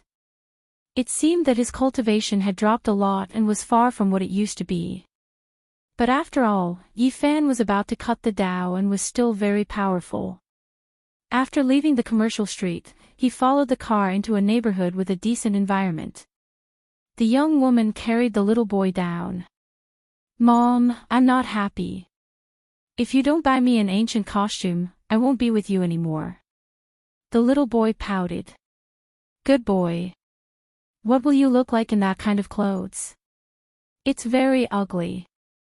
The young woman coaxed him upstairs. "Excuse me, are you Uncle Lu's daughter, Lu Qian?" Yi Fan stepped forward. "Wow, Uncle, you live here too." "Mom, I want this ancient costume," the little boy cried. "Who are you?" The young woman was very vigilant. An unfamiliar man following her made her feel a little uneasy. Yi Fan immediately confirmed that this was Lu Qian, the daughter of his old neighbor, Uncle Lu. She still vaguely looked like a child. When he had left, this little girl was only 6 or 7 years old. Now that she had grown up, she looked very much like Aunt Lu. Back then, the old couple had a daughter in their later years and treasured her very much. When he had left, the little girl was still bouncing around and extremely lively. Now, she had become a mother. Yi Fan didn't pester her too much. No matter how one looked at him, he didn't look like a simple, young man dressed like this. He consciously left. Before long, he cut off his long hair and went in and out of the mall. He changed into a set of modern clothes and finally seemed to blend into this world. He was used to wearing Big Dipper's armor. Now that he was wearing the clothes of the past, he felt a little uncomfortable. He felt that his hands and feet were restricted and not suitable for battle. When he returned to the neighborhood, nothing unexpected happened. Not long after, he saw an old man coming out for a walk. As expected, it was Uncle Lu. He was almost 80 years old and much older than before. However, his body was still healthy. Yi Fan changed his appearance slightly. Otherwise, it would be too shocking and frighten the old man. He naturally met up with the old man in the small district and started chatting with him. The old neighbors have all left. There are only a few people of this age left. Uncle Lu sighed as he talked about his past. More than 10 years ago, Yi Fan's parents moved away from this place. However, they didn't leave the city. They just moved to another district. "Do you still keep in touch?" "No. I suddenly couldn't contact them 10 years ago." Yi Fan's heart sank. His body couldn't help but tremble. However, he finally calmed down. He had a certain level of mental preparation. After all, he hadn't seen the final result yet. "Sigh, back then, I had to believe that there are gods in this world." "What are you trying to say?" "Of course it's Mount Tai. Although the people above kept it a secret, many people saw it with their own eyes. Poor old Ye's son. Such a good young man, but he's gone just like that. However, it's also possible that he became a god and the 9 dragons took him away." The old man was old and long-winded. He talked about many things in the past. Yi Fan was silent. His heart was filled with mixed feelings. In the end, he left this place and went to District P of B City. He found the new address his parents had moved to. It was a suburban area with a good environment. There were mountains and rivers. In the past, this place was very desolate. Now, many people had fled the city and chose such a place to retire. In front of him, there was an old courtyard house from the last century. It was old but very charming. There was a large piece of forest around it and a man-made lake. No matter how he looked at it, it was very similar to where he used to live in the past. Thinking about it, his parents wanted to change to a new environment and were still nostalgic. Yi Fan found the address and descended from the sky. He landed in a courtyard and shouted, "Mom, Dad, I'm back." However, there was only silence. No one responded to him. Yi Fan trembled. Looking at the tightly locked door, his whole body felt cold. He entered the room. It seemed that no one had lived in it for a long time. There was a layer of dust on it. This made him even more afraid. This place lacked people. It had been a long time since someone cleaned it or came in. Finally, he found a notebook in the bedroom. He casually flipped it open and saw a sentence that worried him. I saw Lil Fan again in a daze. I saw him come back. However, when I woke up, I found nothing. There were only some cold tears on my face, Mom, Dad. Yi-Fan shouted, tears flowing out of his eyes. Chapter 937. It's rainy again. My joints hurt a little. I'm really old. It's cold at home. Hearing the cries of the neighbors' children, I'm reminded of Lil Fan when he was young. The old man doesn't say anything, but I know he misses Lil Fan more than I do. I often call his name when I sleep at night.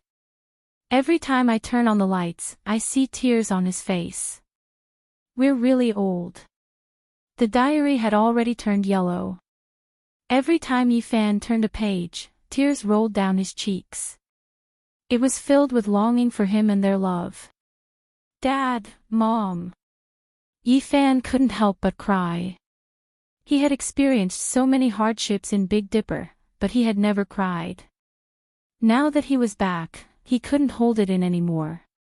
Tears rolled down his cheeks. The dusty diary felt like it weighed a ton, causing his hands to tremble non-stop. His heart ached. His aged parents, his miserable old age, his dreams were calling his name, but when he woke up, there were only cold tears. It's the new year, and it's still just the two of us. If Lil Fan suddenly came back and appeared by our side, how great would that be? It's the 15th, and the Lantern Festival is here.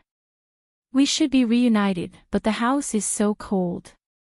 We went to bed early, but we couldn't sleep until dawn. Our waist and legs hurt, and our bodies can't take it anymore. I don't know how many more years we can wait for Lil Fan. Yi-Fan cried and knelt on the ground. He held the diary that was filled with tears and longing. His body was trembling. Every word pierced his heart, making his heart ache.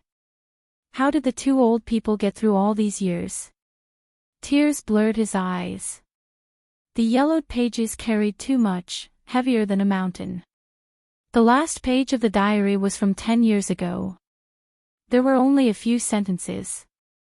Their bodies couldn't take it anymore, and they were in a trance when they thought about him. The two old people couldn't speak for a few days, and they fell sick from depression. Yi-Fan's heart hurt like a knife. He grabbed his hair and knelt on the ground in pain. He wished he could turn back time and go back to that moment, just to see them smile. This was a diary from 10 years ago. What was left of it now? There was only dust. There was no life. Yi-Fan's mind rumbled, and he felt as if he had lost his soul. He knew that there were some things that couldn't be changed, but he was still unwilling. He roared like a wild beast, releasing a sorrowful cry of pain. Dad, Mom. He roared towards the sky, tears pouring down like rain.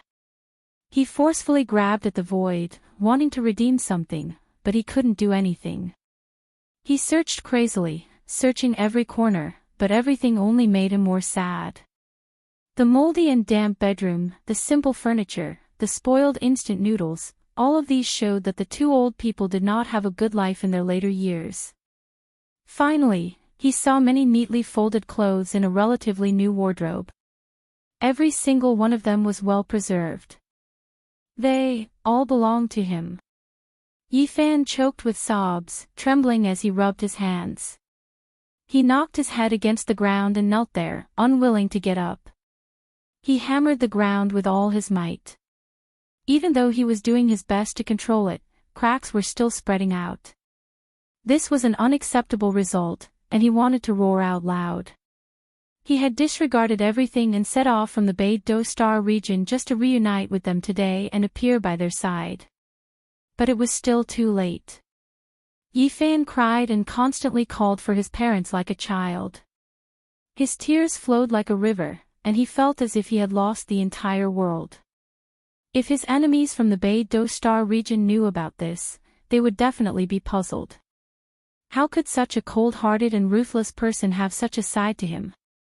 After an unknown amount of time, Yifan's heart was empty. His eyes were lifeless, and he sat there motionlessly, hugging his knees.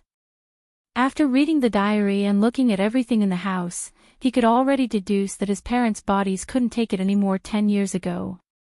He could guess the ending.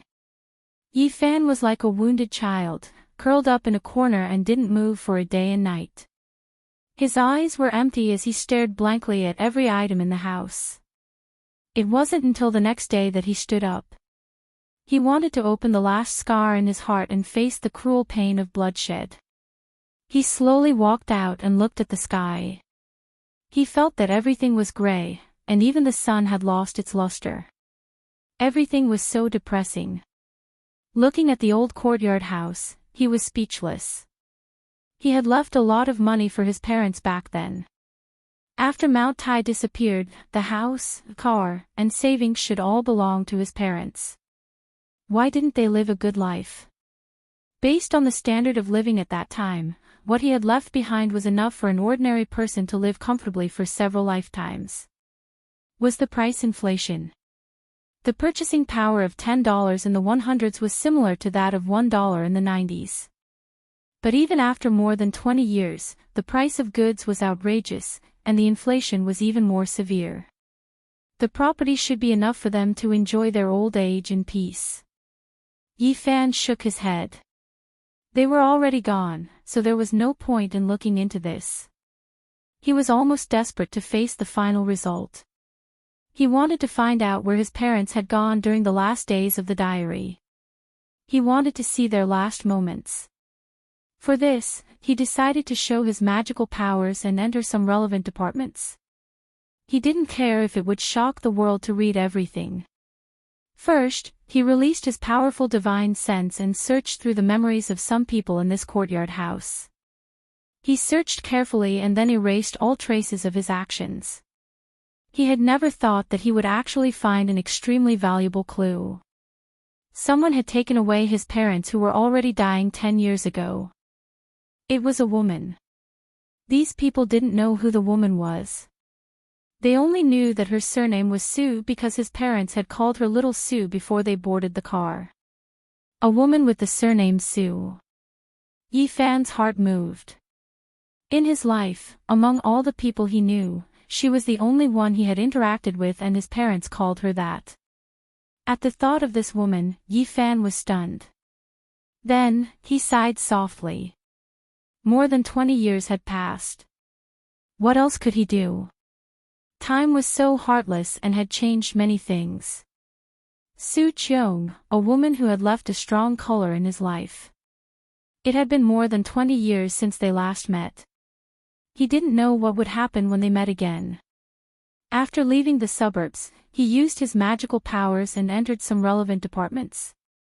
He looked through the files and found some important things. He found out where Su Cheong lived. After graduating from university, his relationship with Li Xiaoman also came to an end. More than a year later, he met a woman named Su Cheong and became friends with her for 2 years. From being as plain as water, to knowing each other for 2 years and becoming very good friends. After that, there was no after. It had all ended before it even started. If he didn't have that gathering, if he didn't go to Mount Tai, if he didn't disappear from this world, perhaps there would be many more stories. In this beast city where every inch of land was worth its weight in gold, to be able to own a villa was an impossible dream for many people, especially in this place, West Mountain. West Mountain was the general name of the mountains in the west of Beast City. It had a superior geographical location and beautiful scenery. It was especially famous for its ancient temples. It was adjacent to scenic areas and was known as the Royal Plate. Yifan came to a standalone villa and watched quietly. The weather was very cold and the leaves on the trees had already fallen. He could see that this place was very particular. It had a good view and a good place to live. There were no disturbances or accidents. He found Su Qiong's residence very smoothly. It was the standalone villa in front of him. In the distance, a car drove over slowly and a graceful woman got out of the car. She was so familiar that Yi Fan was shocked. It was Su Qiong. She had taken good care of herself. Although she was already past the prime of her youth, there were not many traces of aging. She had an extra sense of maturity and steadiness. Yi Fan was in a daze and thought of many things in the past. The beautiful woman in the past loved to talk and laugh and was very cheerful. Now, her temperament was completely different. The years that had passed and the youth that had passed had changed a lot. If he didn't meet her here, he wouldn't have dared to recognize her. Mom. The door on the other side opened and a girl around 16 or 17 years old got out of the car. She was very lively and beautiful. She looked very much like Su Qiong from 20 years ago. In the distance, Yi Fan was stupefied. So many years had passed, the girl from before already becoming a mother, having such a big daughter. This made him feel all types of emotions, silently standing there. Ah, time. He slowly spat out these 3 words. In the distance, Su Qiong happened to look over. When she saw him, her handbag fell to the ground. Her expression froze as she looked over in shock. Then, she became extremely emotional. She stretched out her hand and pointed at Yi Fan. She muttered, You are, Mom, what's wrong? The girl quickly went around the car and ran over. She hugged her mother's arm and shook it worriedly. Then, she followed her mother's gaze and looked over. After so many years, Yi Fan's appearance hadn't changed. In fact, he was even a few years younger than before. He walked over silently and looked at her. Is it really, you? Su Qiong asked with a trembling voice. It's me. Yi Fan nodded. Such a meeting made it hard for them to say many things. The two of them looked at each other silently and their emotions fluctuated. Let's talk inside, Su Qiong said after calming down. Mom, who is he? The girl beside her asked softly. After entering the living room, Su Qiong said, Su Yi, go to your room. I have something to say to this uncle. What uncle? He's only a few years older than me. Su Yi wrinkled her nose in dissatisfaction. She playfully and provocatively said, Hey, brat, who are you? Her tone was joking, but it did not make people feel disgusted. Go back to your room. Su Qiong put on a stern face. Oh, all right. The living room became quiet. The two of them did not speak. To Su Qiong, Yi Fan's appearance was too shocking. After a moment of suffocating silence, Su Qiong opened her mouth and said, All these years, where have you been? Very far, so far that I've risked my life and risked my life to come back. Yi Fan said bitterly. Su Qiong sighed and said, I didn't wait for you for too long. We've known each other for 2 years, and that's all I've waited for. People have to live, don't they? Yi Fan nodded. Reality was not a novel. People had to survive and live. Waiting bitterly for a lifetime was not realistic. It was just a beautiful story. People had to move forward. He did not know how Su Qiong brought his parents here, but something must have happened. Su Qiong, my parents. Yi Fan said with a trembling voice. If only you had come back 3 years earlier. As though he was struck by lightning, Yi Fan leaned on the sofa powerlessly. He felt as though the world had darkened. Although he had already expected it, when he heard it with his own ears, he still felt as though he had fallen into a bottomless abyss. His vision turned black, and tears rolled down uncontrollably. Su Qiong stood up and brought him into a room. She told him that this was the last place the two old people lived. 3 years ago, they passed away one after another in less than a month. Yifan knelt there and cried silently. He grabbed onto the bedsheets tightly, wanting to feel everything about them and capture their presence. They truly missed you. Every night, they would gently hum the songs they used to coax you to sleep when you were young, and caress the pictures of you when you were young, especially when their bodies could no longer move. They would hold on to the yellowed photo album tightly, afraid that they would lose it. In their last days, they would use their rough hands to caress it, and use their turbid eyes to stare at your picture. Yifan could not take it anymore. He knelt on the ground, pressed his head against the bed, and cried out loud. All his efforts over the past 20 years had come to nothing. In the end, he could not see his parents. His heart felt like it was being stabbed by a knife, filled with sorrow and endless regret. The heart-wrenching pain and tears gushed out like a fountain, blurring his vision. Yifan's fingers were about to break. He could not accept this result. Su Qiong left, leaving him alone in the room. In a daze, Yifan felt a kind of warmth and calling. Xiao Fan, are you back? Yifan was heartbroken. He murmured, and with every word, he cried blood as he recited the salvation scripture. He had never thought that he would be reciting it for his parents. Every word was branded in the air, carrying his sadness and sorrow, imprinted in the room. Chapter 938. The Sorrow of the Wind Tree. The child wanted to raise, but his parents weren't around. The wanderer returned, unable to see his parents. Separated by life and death, how could he speak of sorrow? Yifan's tears trickled down. All of his efforts had been for nothing. He had disregarded everything to come back, crossing the boundless star domain, but he couldn't cross the river of time. In the end, he was still a step too late. He was gently trembling as he recited the salvation scripture. What kind of pain was this? He tearfully recited the Taoist scriptures for his parents, hoping that they would be reborn. Yifan bit his lips, causing blood to drip down. He softly called out again and again, each word stained with blood. The entire room was covered in symbols, imprinted in the void. For more than 20 years, his goal in life was to come back, to see his parents, to reunite with them, to let smiles reappear on their aged and sorrowful faces.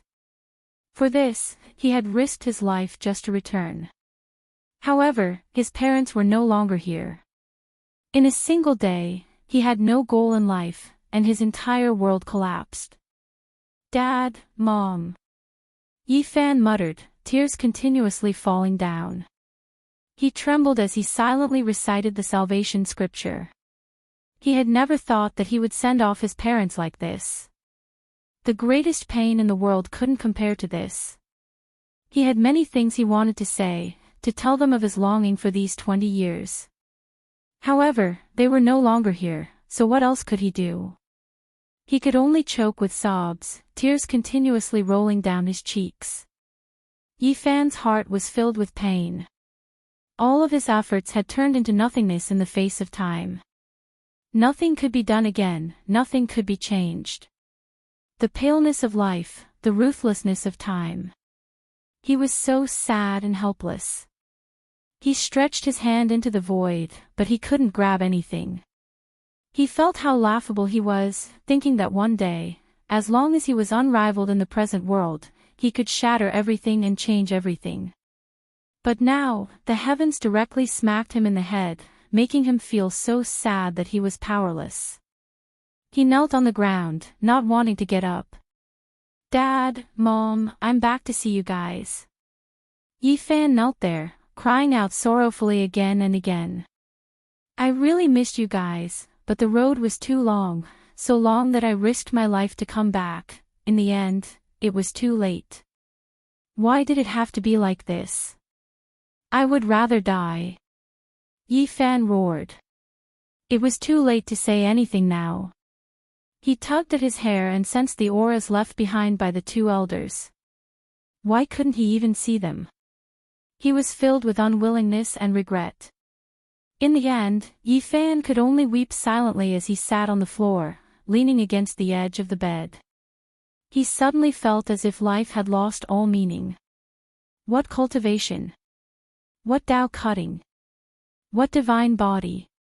What invincibility? Everything was empty. What was the point of not being able to protect his parents? He felt that he was extremely laughable. All of his efforts had been for naught. He had cast aside everything, but in the end, it was still too late. It was an empty sorrow, and he couldn't do anything. He cried and laughed loudly while coughing. Strands of blood appeared at the corner of his mouth. He suddenly felt that he was nothing, that he was pathetic and laughable. I can't change anything. I haven't even seen my parents for the last time. I'm useless. Yifan cried for a while, then laughed for a while. He was completely disheartened and did not have a shred of nostalgia for this world. He felt that life was boring, and that the bitterness was greater than the joy. He cried and laughed as he fell powerlessly to the ground. There was no sound, only the silent flow of tears. He didn't want to move, and he wanted to sleep forever. His parents' aged faces appeared in front of his eyes. Yifan was muddle-headed and slowly lost consciousness. He was exhausted, and his body and mind were haggard. Finally, he fainted. "Little Fan, you're back." A soft call rang out in his ear. "Don't be sad, don't cry. We don't blame you. We just miss you. Seeing you safe and sound, we're more happy than anything else." The soft voice was filled with love. "Your mother and I always believed that you were still alive, and that one day you would come back to see us. We waited for a long time, but we were really tired and couldn't hold on any longer. Now that we know you're safe and sound, everything is fine." The old voice was filled with relief and gratification, but it also made one's heart ache. Like a dream, Yifan was in a coma. Tears kept flowing from the corner of his eyes.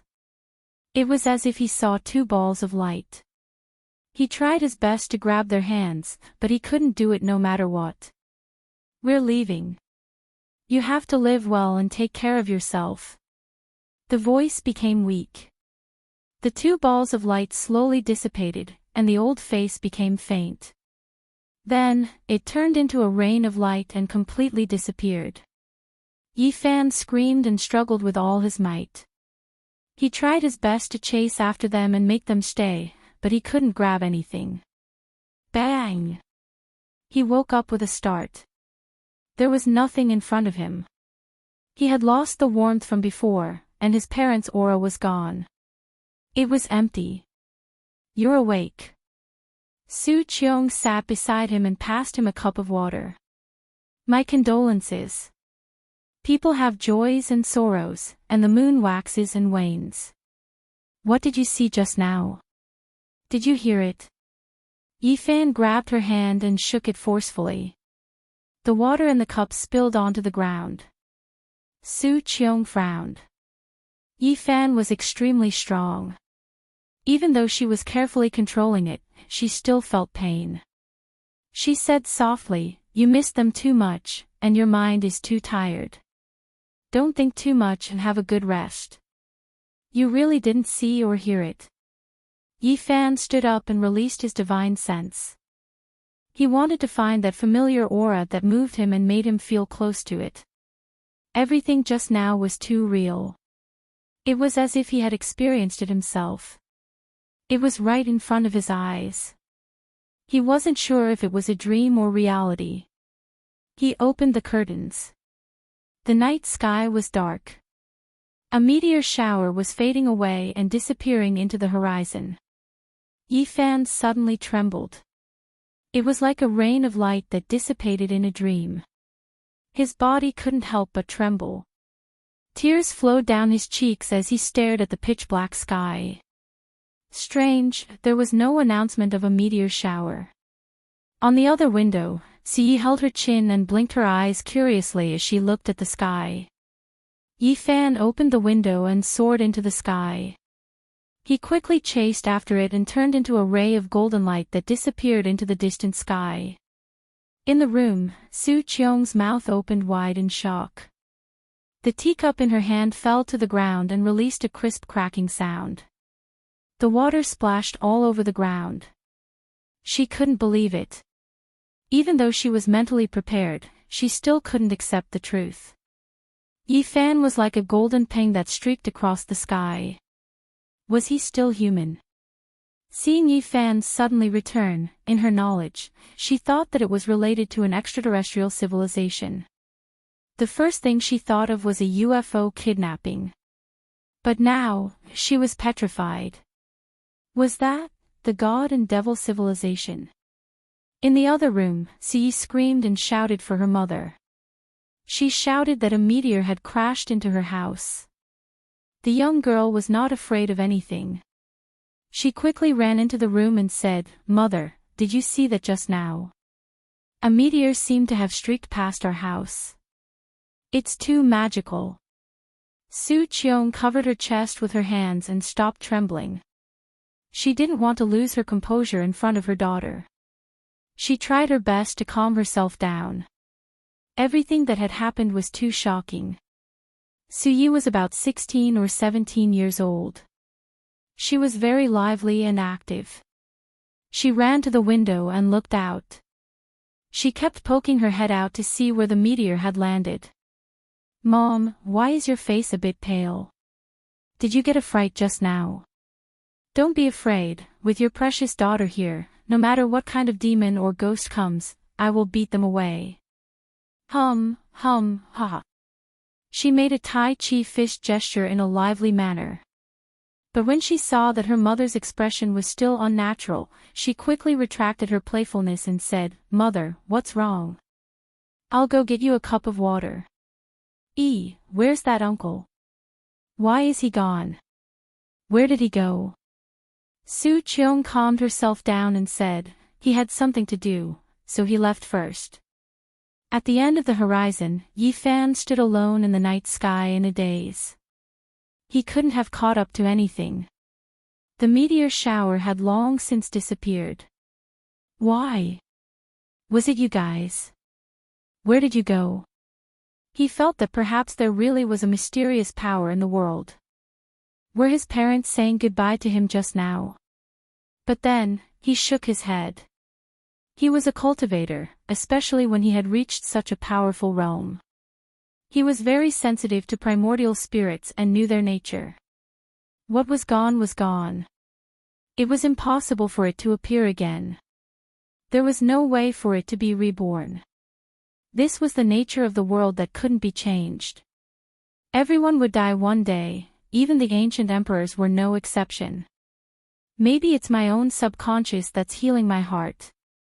Yi Fan sighed. He used his hand to grab at the night sky, but he couldn't grab anything. He didn't believe in fate or reincarnation. There was no such thing as reincarnation in the human world. But what he had just experienced was both real and illusory. He thought back to when he went to the Western Desert and the words of the old monk who transformed into the Tao. In the next life, if you believe in it, then it exists. If you don't believe in it, then it doesn't. The years are long and endless. In the end, two identical flowers will appear in the world. After thousands of years, one will wither and the other will bloom. Whether or not they were the same flower, no matter how much later generations thought about it, not even that ancient Buddha could say it clearly. Was it my own subconscious that was lying to me, or were they really saying goodbye to me? Yi Fan's tears silently fell. He would rather believe the latter. After crossing through the star regions and returning, he was still a step too late. He didn't even get to see his parents one last time. Just now, were they trying to make up for his regrets? Yi Fan mumbled. No one could hear what he was saying. He continuously muttered to himself as he stood in the night sky, wanting to stay there forever. He didn't want to continue thinking rationally. That was because if he looked deeper into it, the ancient sages had long written about reincarnation. It was impossible for it to exist. Yi Fan strolled alone under the starry sky. He didn't think. His heart was empty. At dawn, he landed on the ground. After the sun rose high in the sky, he arrived at the West Mountain Villa district. Su Qiong welcomed him in. Wow, little uncle, why did you suddenly disappear yesterday? I don't remember seeing you go out. Su Yi was drowsy and liked to laze in bed. She hugged a big wombat and got up. Be good. Go wash your face, brush your teeth and eat breakfast. Su Qiong pushed her. Although Su Yi was only 16 or 17 years old, she was as tall as her mother. She obediently nodded and said, "Oh, all right." This was the biggest blow that Yi Fan had ever suffered in his life. He really wanted to leave this place and avoid this mortal world. Everything that he had seen made him feel sorrow and pain. However, he couldn't just leave like this. He wanted to know the last moments of his parents, and wanted to know everything that had happened in the past. Eat something first. I'll tell you later. Su Qiong combed her long hair and comforted him softly. I can't eat anymore. You go eat. I'll wait for you. After that, bring me to their graveyard. Yi Fan felt his entire body become heavy. He fell onto the sofa and didn't want to move. His eyes were dry, but his tears had already dried up. Su Qiong sighed. She didn't have much of an appetite. She brought Yi Fan out and drove far away. After an hour, they arrived at the graveyard. The graveyard was huge. It was filled with evergreen grass. It was built along a small hill. There were even some green pines and cypresses. It made the place look solemn and dignified. It's here. Suddenly, Su Qiong revealed a strange expression.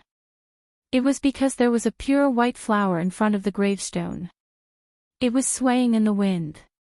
Its petals rustled and fell, emitting a faint fragrance. Will anyone else visit the graveyard? Yi Fan asked. I don't think anyone else knows. It's strange. Su Qiong was bewildered. Chapter 939. Spring hadn't arrived yet, and it was still the end of winter. It was still extremely cold in the north, and the cold wind felt like knives cutting at one's face. In front of the grave, a pure white flower swayed in the wind. The petals were blown away, and the names of 2 elders were carved on the grave. 3 years had already passed, and Yi Fan was powerless to defy the heavens. He silently knelt down. His lips trembled, and his hoarse words couldn't be heard clearly in the northern wind. He couldn't shed tears, and he could only mutter softly. Su Qiong walked to the side, giving him some time to be alone. She asked the cemetery manager who had just placed the pure white flowers here. Unfortunately, there were no results. There were quite a few people coming and going here every day, and no one would pay special attention to who it was. Yi Fan knelt in front of the grave. He wanted to accompany this place forever, never to rise again.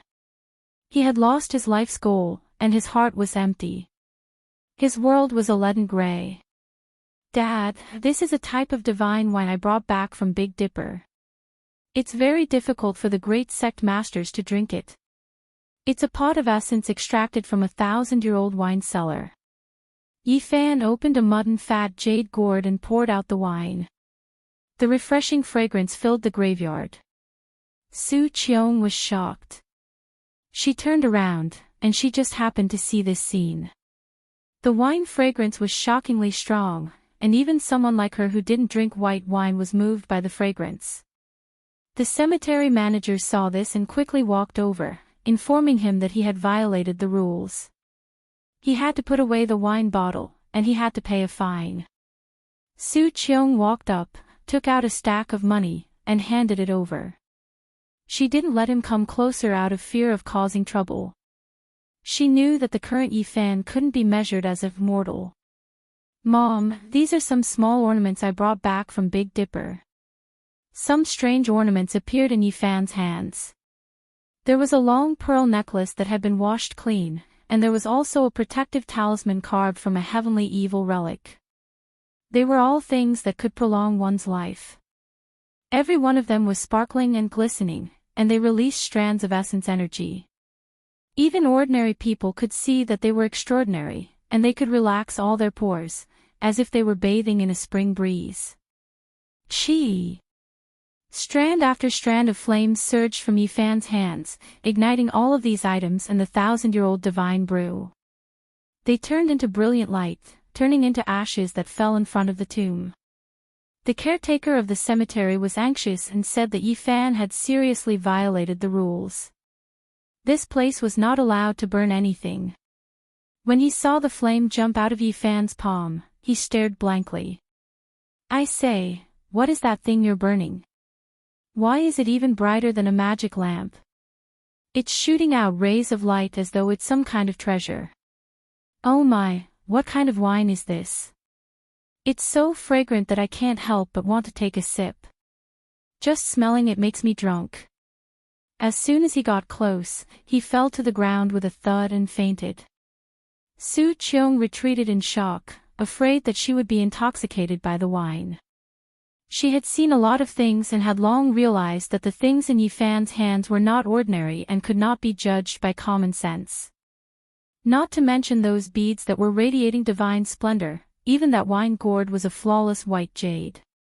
If it was auctioned, it would definitely cause a commotion and fetch a sky-high price. When the caretaker of the cemetery woke up again, he discovered that everything in front of him was pitch black and that a pile of things had been burned. He immediately jumped up and was flustered and exasperated. "Hey, what's wrong with you? Did you burn a truck full of things? How are you going to clean this up?" His eyes were wide open. With such a pile of things, not to mention burning them, it would be troublesome just to transport them over. Su Qiong hurried forward and handed over a thick stack of money again. No matter when, this situation had never changed. Once the money was in place, it could even turn the millstone upside down. In life, there are too many helpless things. We are powerless to resist. My condolences. Uncle and Auntie won't blame you. As long as you return safely, it will be the greatest consolation for them. Because before they pass away, the only thing they care about is your safety, Su Qiong consoled. "I know. I want to be alone for a while. You should go back first." Yifan sat there with his back facing her and said. The red sun set in the west. In the blink of an eye, a day had passed. Finally, the sky was filled with stars. He sat there silently without moving. The caretaker of the cemetery was scared, but he didn't dare to bother him. Before leaving, Su Qiong stuffed a lot of money into his hands. Early in the morning, the sun shone down and rose high. Yifan was still there, not moving at all. He sat there for a day and a night, silently recalling everything from when he was young to when he grew up. Every scene of his parents floated up in his mind, and it was difficult for him to walk out of his heart. The happy, the sad, the unforgettable, the unforgettable, the unforgettable, the past was like smoke, occupying his heart. He really wanted to sleep here. At noon, he sighed softly and stood up to leave. His back view was bleak as he walked out of the cemetery. Although he didn't return for a day and a night, Su Qiong wasn't worried. She saw with her own eyes that he could soar into the sky. She believed that no one in this world could hurt him. Perhaps only he could. Yifan returned. He sat on the sofa and quietly listened to Su Qiong's story. Every detail of the two old people's later years made his heart ache, but he didn't say anything from the beginning to the end. He just listened. Where there was light, there was darkness. Everyone would have happiness and sadness. There were happy memories, but there would also be unhappy memories. Su Qiong waited for him for 2 years, and then she got married. Just as she said, people had to live, right? And life was colorful. There would be wind and rain. 10 years ago, her life fell to the bottom. Her marriage that lasted for many years came to an end, and she lost everything. When Su Cheong went to the suburbs to relax, she unexpectedly met his parents. She couldn't believe that it was the two old people who took them away. Uncle and auntie are good people. They donated the money you left behind to an orphanage, but their own lives are so difficult. They miss you and like children. I think that the bouquet of flowers was given by the orphanage. The doorbell rang. Suyi skipped out and went to open the door. She shouted that her father was back. My husband is back. He doesn't have much money. I bought the villa with the money I earned recently, but he is an honest person. Suyi isn't his biological daughter, but he treats her very well. When she said her daughter's name, Su Cheong's voice trembled. Yi and Yi sounded the same. Yi Fan's heart ached. The 9 dragons pulling the coffin had changed many things. After a marriage, Su Cheong's choice was very careful. This was a university professor who was engaged in archaeological research. He was a really good person. Yang Xiao didn't look like a tactful person. He was a little stiff. When he saw that there were guests, he smiled kindly and greeted them after Su Cheong introduced him. Father, why did you come back so late? You don't know, but I saw a shooting star almost crash into our house. Mother was scared to death. Suyi chattered happily like a little magpie. I was delayed in Jiangling for many days. There was a large tomb there, and I don't know what happened. Those who entered all died, so the archaeology was stopped. Otherwise, I would have come back even later. Ah, it's true. It's too dangerous. Father, don't go. Suyi was tall and slender. She poured a cup of tea for him and said fearfully. What's going on? It's so dangerous. Don't take the risk. Su Cheong frowned. She was also very worried. It's fine. There's no need for us bookworms to take the risk. Only after everything is dug up will we be allowed to study it. Yang Xiao explained kindly. Hubei's Jiangling County's Bailing Mountain? Yi Fan asked. This place was very famous and had a great history in the ancient times. There were many ancient tombs in the mountain, with the Chu tombs being the most and the Han tombs being the second. The terrain there was very special. It was formed by 8 mountain ridges that stretched out horizontally and vertically. It was like a group of dancing dragons and thousands of horses. It was majestic, and in ancient times, it was called the Dragon Mountain. Yang Xiao nodded and said that it was that place. This time, there was a tomb from the Warring States period. It was so mysterious that all sorts of equipment were useless. Many people died there, and only half of the tombstone was dug up.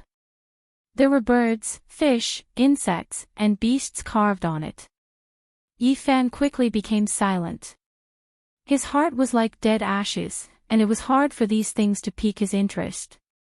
His heart was desolate and he didn't think about it anymore. Although the archaeology has temporarily stopped, it might continue after a period of time. Yang Xiao said. Father, don't go, it's too dangerous. Suyi hugged his arm. Even if you don't think for yourself, you have to think for little Yi. Don't run around and stay in your department. Su Cheong said. Okay, I won't go next time. I'll stay in B City. Yang Xiao smiled sincerely. It could be seen that this family was very harmonious, and Su Cheong had found a good home. Yi Fan finished asking about his parents and memorized every little detail before preparing to leave. Where are you going? Stay at home. Su Cheong looked at him in a daze and tried to persuade him to stay. No, I want to travel around. I'll treat your family to a meal some other day. Before Yi Fan left, he took out some small ornaments and gave them to her. Each of them was sparkling and translucent. Wow, so beautiful. What is this made of? It looks like a crystal, but it's not. How can it be more beautiful than a diamond? Suyi was very lively. She took it on behalf of her mother and looked at it under the sunlight. Yang Zhao's face was full of shock. He stood up and moved closer.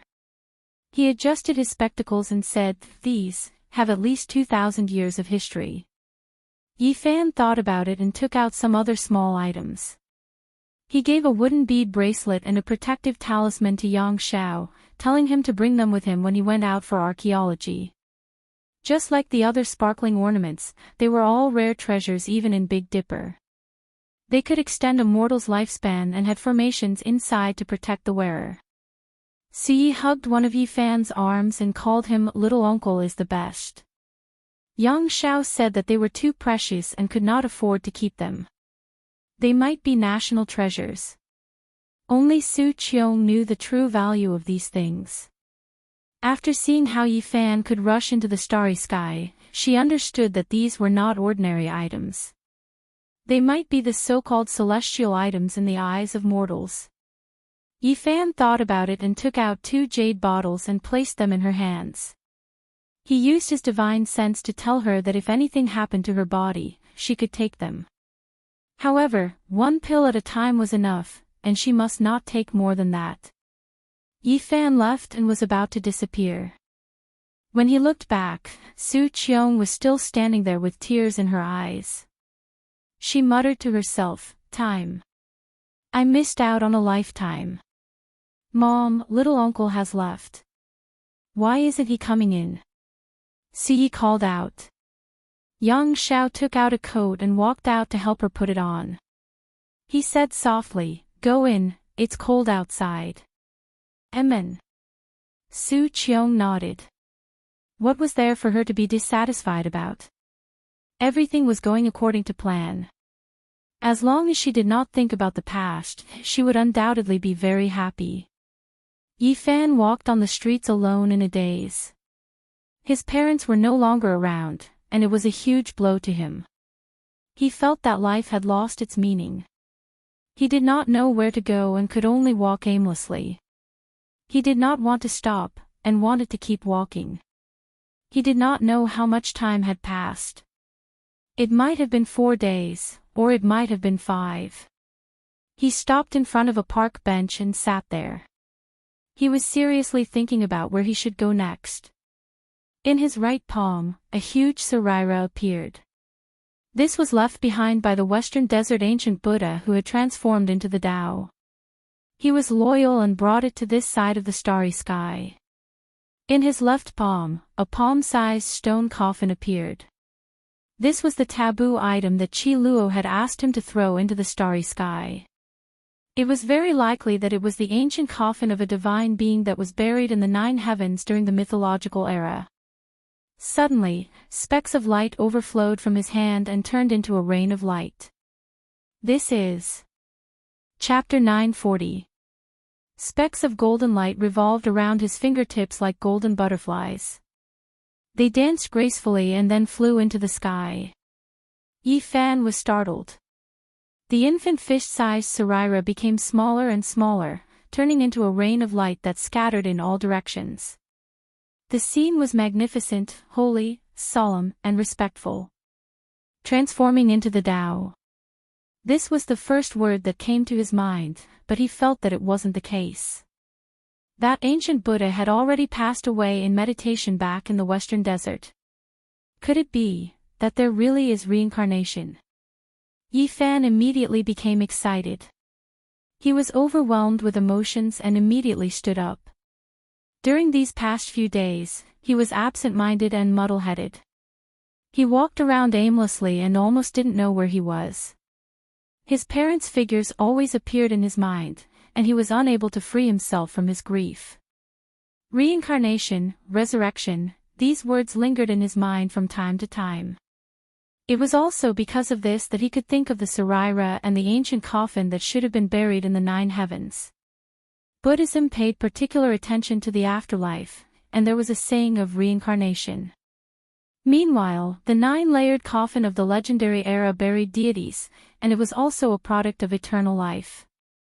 Yifan's mind was absent-minded these past few days. He subconsciously took out these 2 items to search for eternal life and the method of reincarnation, all for the sake of seeing his parents again. This was a subconscious action, but it immediately woke him up. Otherwise, he didn't know how many days he would have been muddle-headed. The ancient coffin buried in the 9 heavens didn't change at all. It was still simple and unadorned, but the Saraira was melting bit by bit like a melting snowball. Yifan's essence energy was raised to its peak. He stared unblinkingly, and a divine flame throbbed between his brows. He was like a deity. He was using his heart to sense the Saraira and examine its changes. Even though he didn't believe in reincarnation, he still hoped for a miracle. His eyes were deep and unblinking. The Saraira seemed to be transforming into the Tao. It continuously transformed into golden ripples that spread outwards. The colors were beautiful, and it was as if an immortal technique was being displayed. Specks of golden light converged together. "Wow, Uncle, are you performing magic?" A boy ran over from the park. He blinked his eyes as he looked at the Saraira that had turned into specks of light in his hand. "It's so pretty. Uncle, can you teach me how to change? It's so magical and beautiful." The little boy was not shy at all and begged Yifan to teach him. "It's much better than witnessing the miracles that happen every year in the Spring Festival Gala. I've long been sick of watching it," a few young people next to him said, joining in the fun. "Hey, why is the space between your brows also shining? Is that phosphorus? Does it hurt?"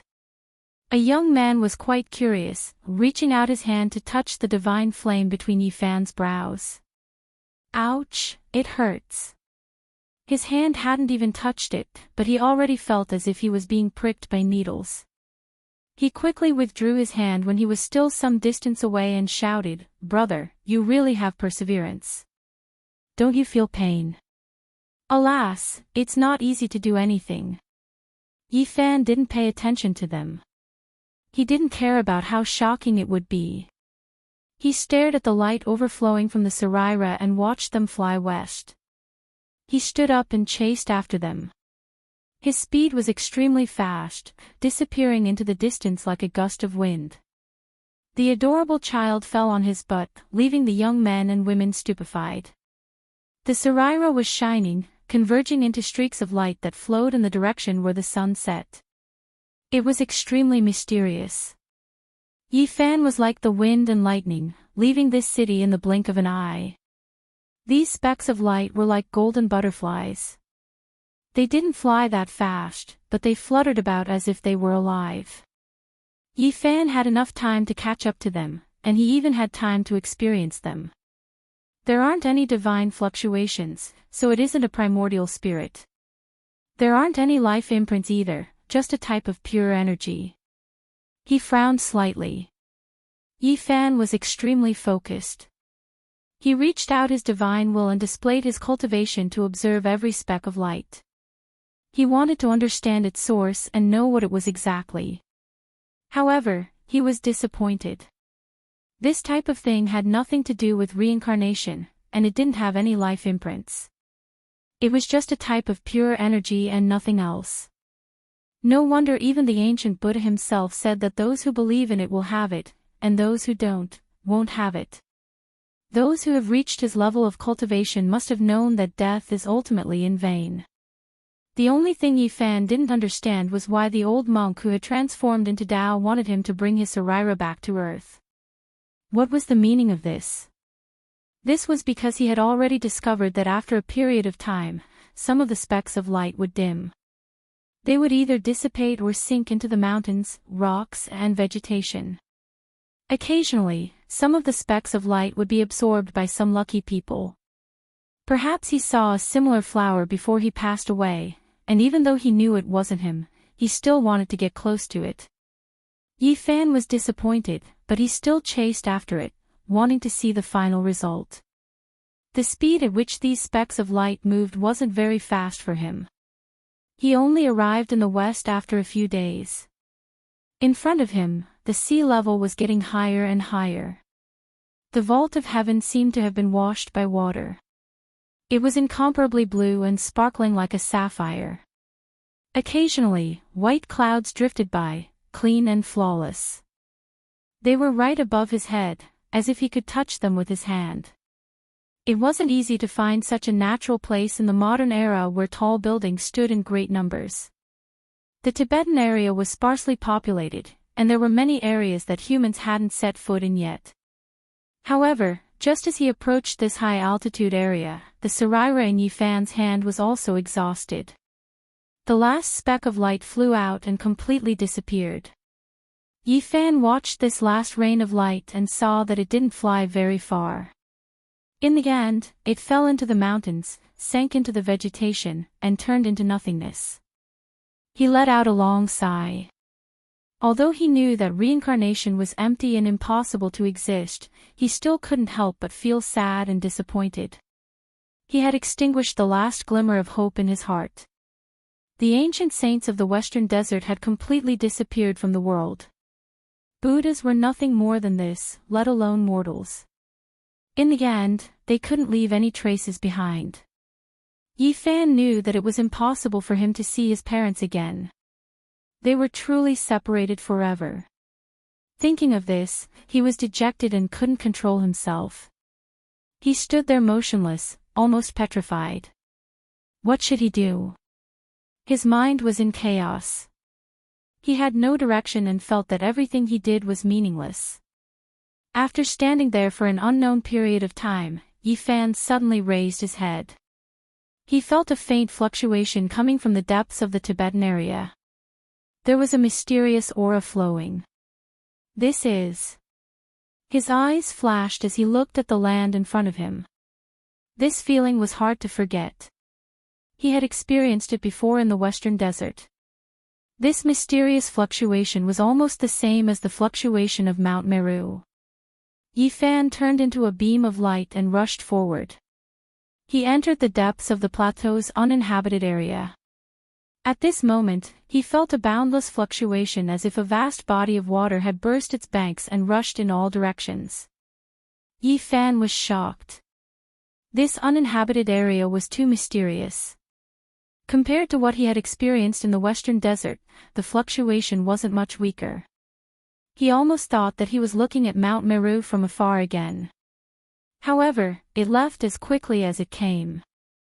The mysterious fluctuation was like a flood that was cut off by a sluice gate. In the blink of an eye, it stopped and disappeared completely. He couldn't sense it anymore. Where did it originate from? Yifan's powerful divine sense swept through the mountains and rivers, but he couldn't sense anything. This was a very strange experience. The Tibetan area had always been mysterious. There were always some things that couldn't be explained clearly. Yifan chased all the way here but didn't see anything. He was bewildered. There are indeed many unsolved mysteries in the Tibetan area. The birthplace of Gautama Buddha no longer worships Buddha.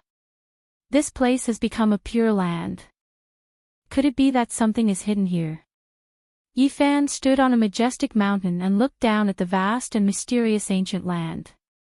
Not only did Buddhism take root here, but even the most mysterious ancient Kunlun of China was also here. He moved forward and passed by many places. He passed through a large uninhabited area and finally arrived at a barrier between Tibet and the Darim Basin, a section of the Kunlun mountain range. Kunlun was the mountain of 10,000 ancestors. It was the #1 sacred mountain in China. The Queen Mother of the West and the ancient immortals all came from here. In ancient China, it had the most revered and incomparable status. However, after Yifan walked around for a while, he found that it was ordinary and there was nothing special. He didn't go deep into Xinjiang, nor did he go to the section of Qinghai. He returned to the Tibetan area. This was because he didn't come to search for the secret of Kunlun.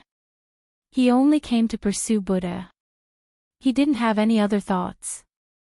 There was only sadness in his heart. How could he care about anything else? Yifan came to Sala. Even though he didn't believe in the afterlife, he still wanted to give it a try. The vast fluctuation not long ago made it hard for him to let go. He entered the Potala Palace. It was built against the mountain and had an imposing manner. Since ancient times, it had been the holy land of Buddhism in Tibet. It had an extraordinary status. Yifan went in and out of many palaces. They were all important places that were not open to the public. However, he was disappointed. He didn't sense that kind of breath and couldn't find it. Later, he entered the Jiakhang Temple and the Xiaozhou Temple. He still didn't find anything in these two holy temples. There was only a trace of pure psyche power, but it couldn't be comparable to what he sensed not long ago. One should know that the vastness was awe-inspiring. It was really comparable to Mount Meru. It was like a boundless ocean surging. Not long after, he entered Siji Temple, Yeba Temple, Zisong Temple, Sanji Temple, and other places.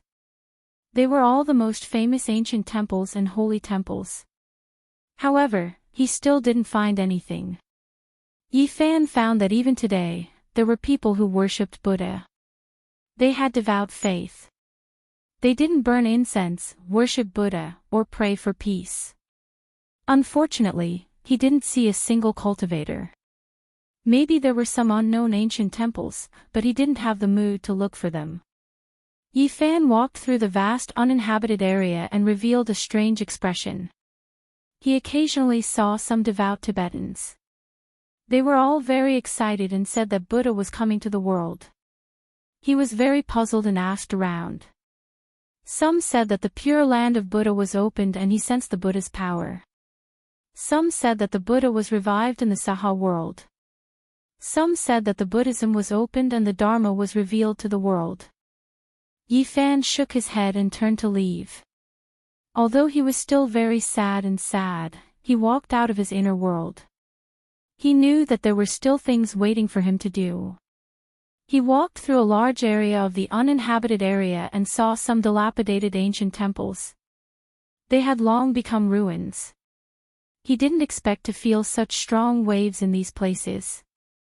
Something's not right. Yifan suddenly felt that when he was sad like a mortal, he didn't feel anything. However, when he became a little more clear-headed and sensed carefully, there was something different in this land. It was actually suffocating him. It was targeting cultivators. He couldn't help but look up at the sky and muttered to himself, "Is it Spirited Mountain or Kunlun Mountain? I'll have to find out in the future." However, when he thought about how he couldn't even protect his parents after cultivating to this level, he became disheartened. Even if he could find the secret land, what use would it be? The path to immortality was rugged. Whether it was to cut the Tao or to prove the Tao, he had to give up too much. However, in the end, he couldn't even protect his family. In the end, it really seemed meaningless. Yifan walked back and was about to leave the Tibet area. When he passed by a stone mountain, he saw the ruins of an ancient temple. He suddenly felt that something was spying on him. He turned around and walked towards the ruins of the ancient temple.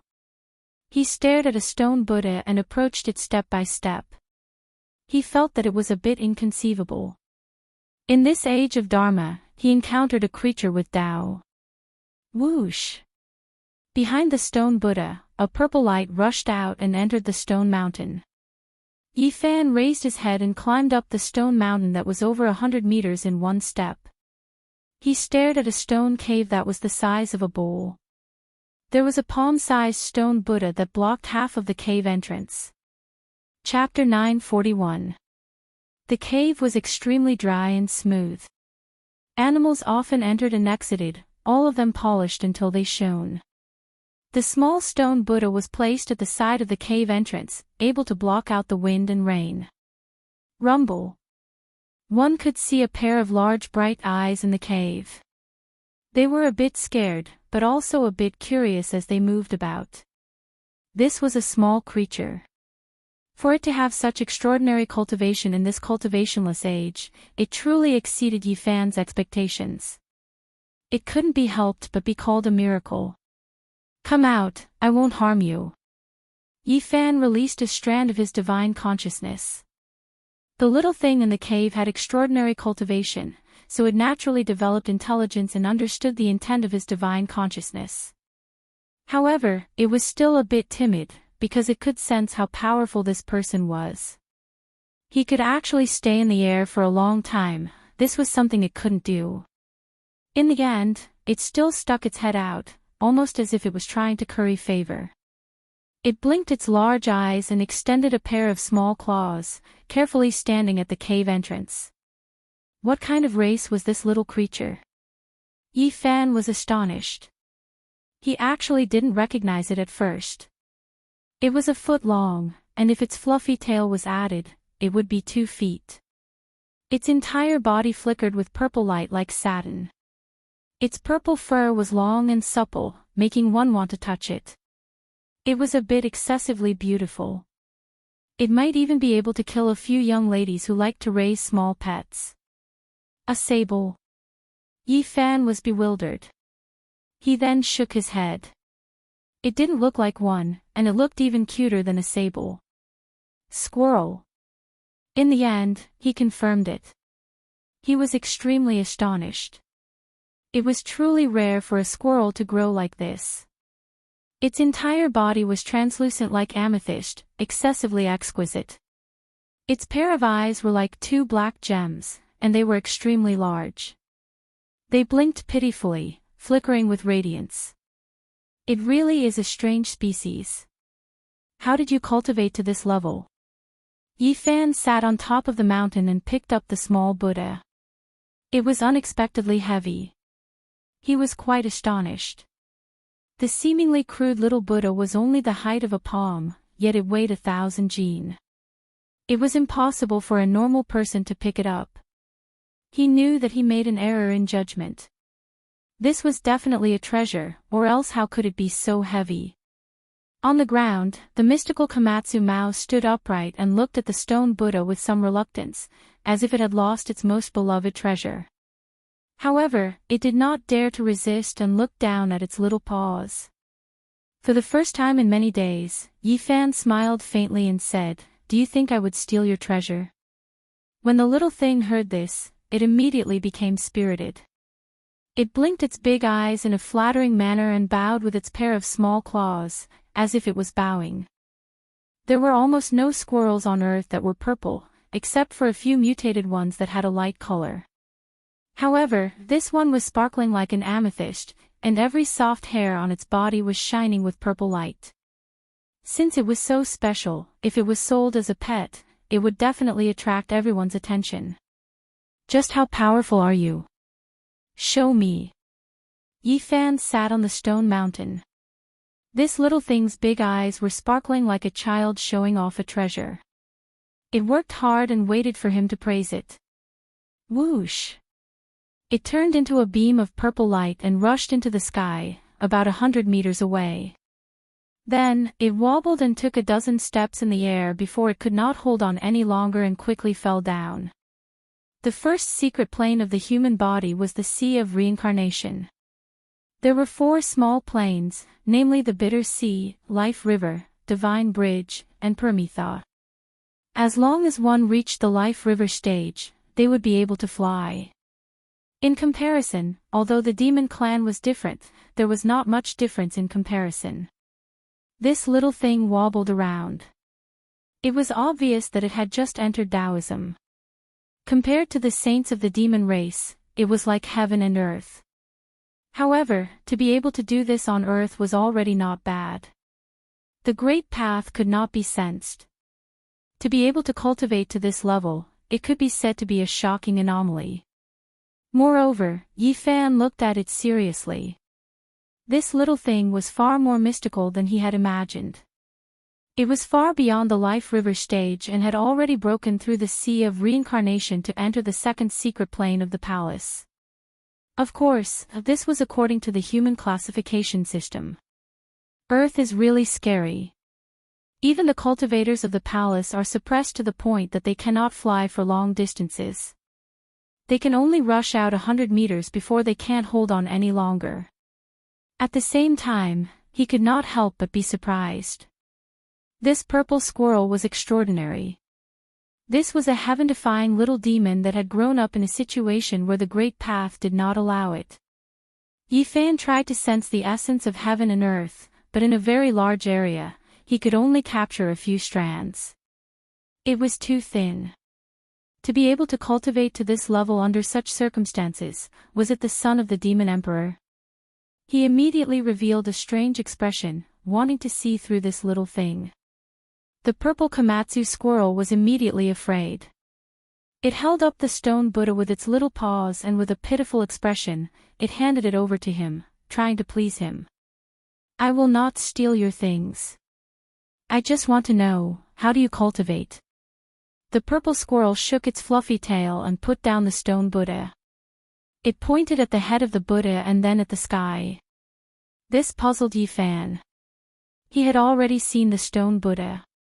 Other than its sturdiness and weight, he did not find anything else. Not long after, the sky darkened and stars dotted the sky.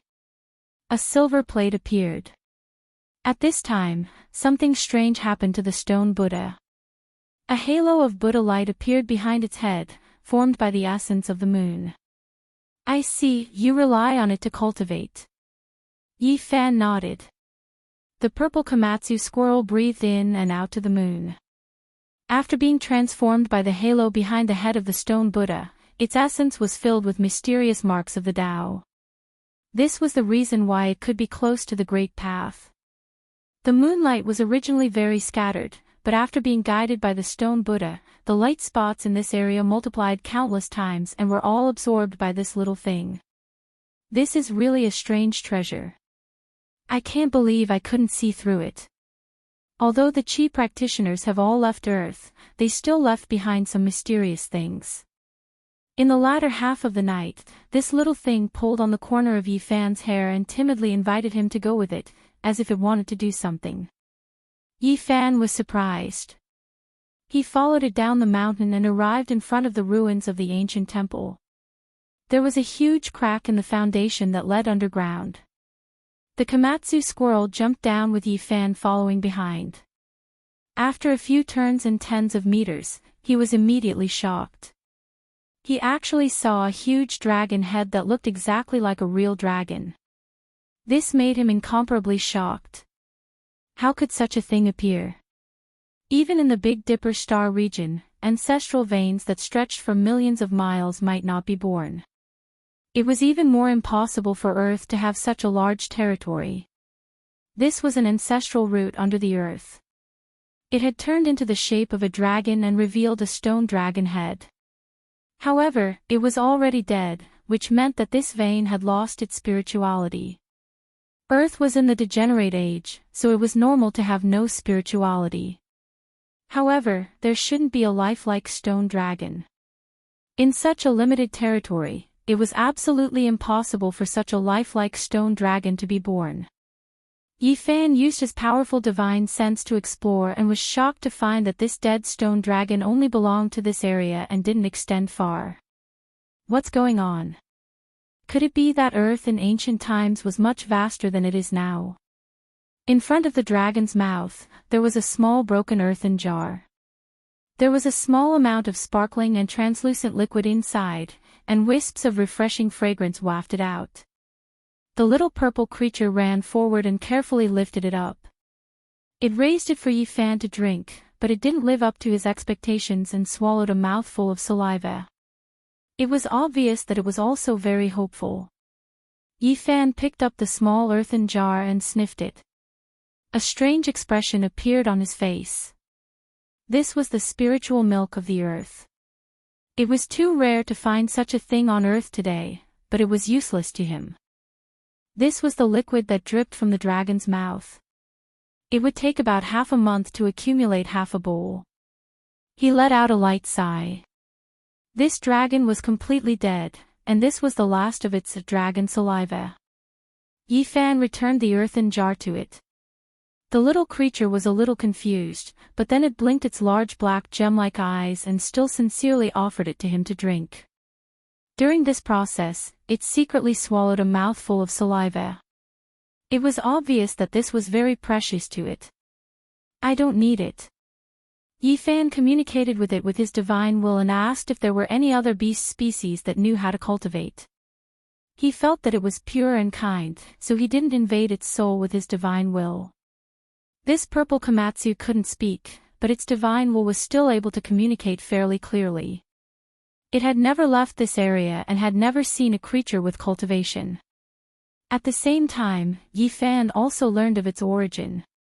This thing pointed to a cave not far away, and there was a small skeleton that belonged to a squirrel. To be exact, it was its mother. Scenes appeared in Yifan's mind. A vicious bird swooped down, and a squirrel protected its cub and fled with all its might. In the end, it still suffered heavy injuries and could only pick up one cub with its mouth and escape into a crack in the ground, arriving here.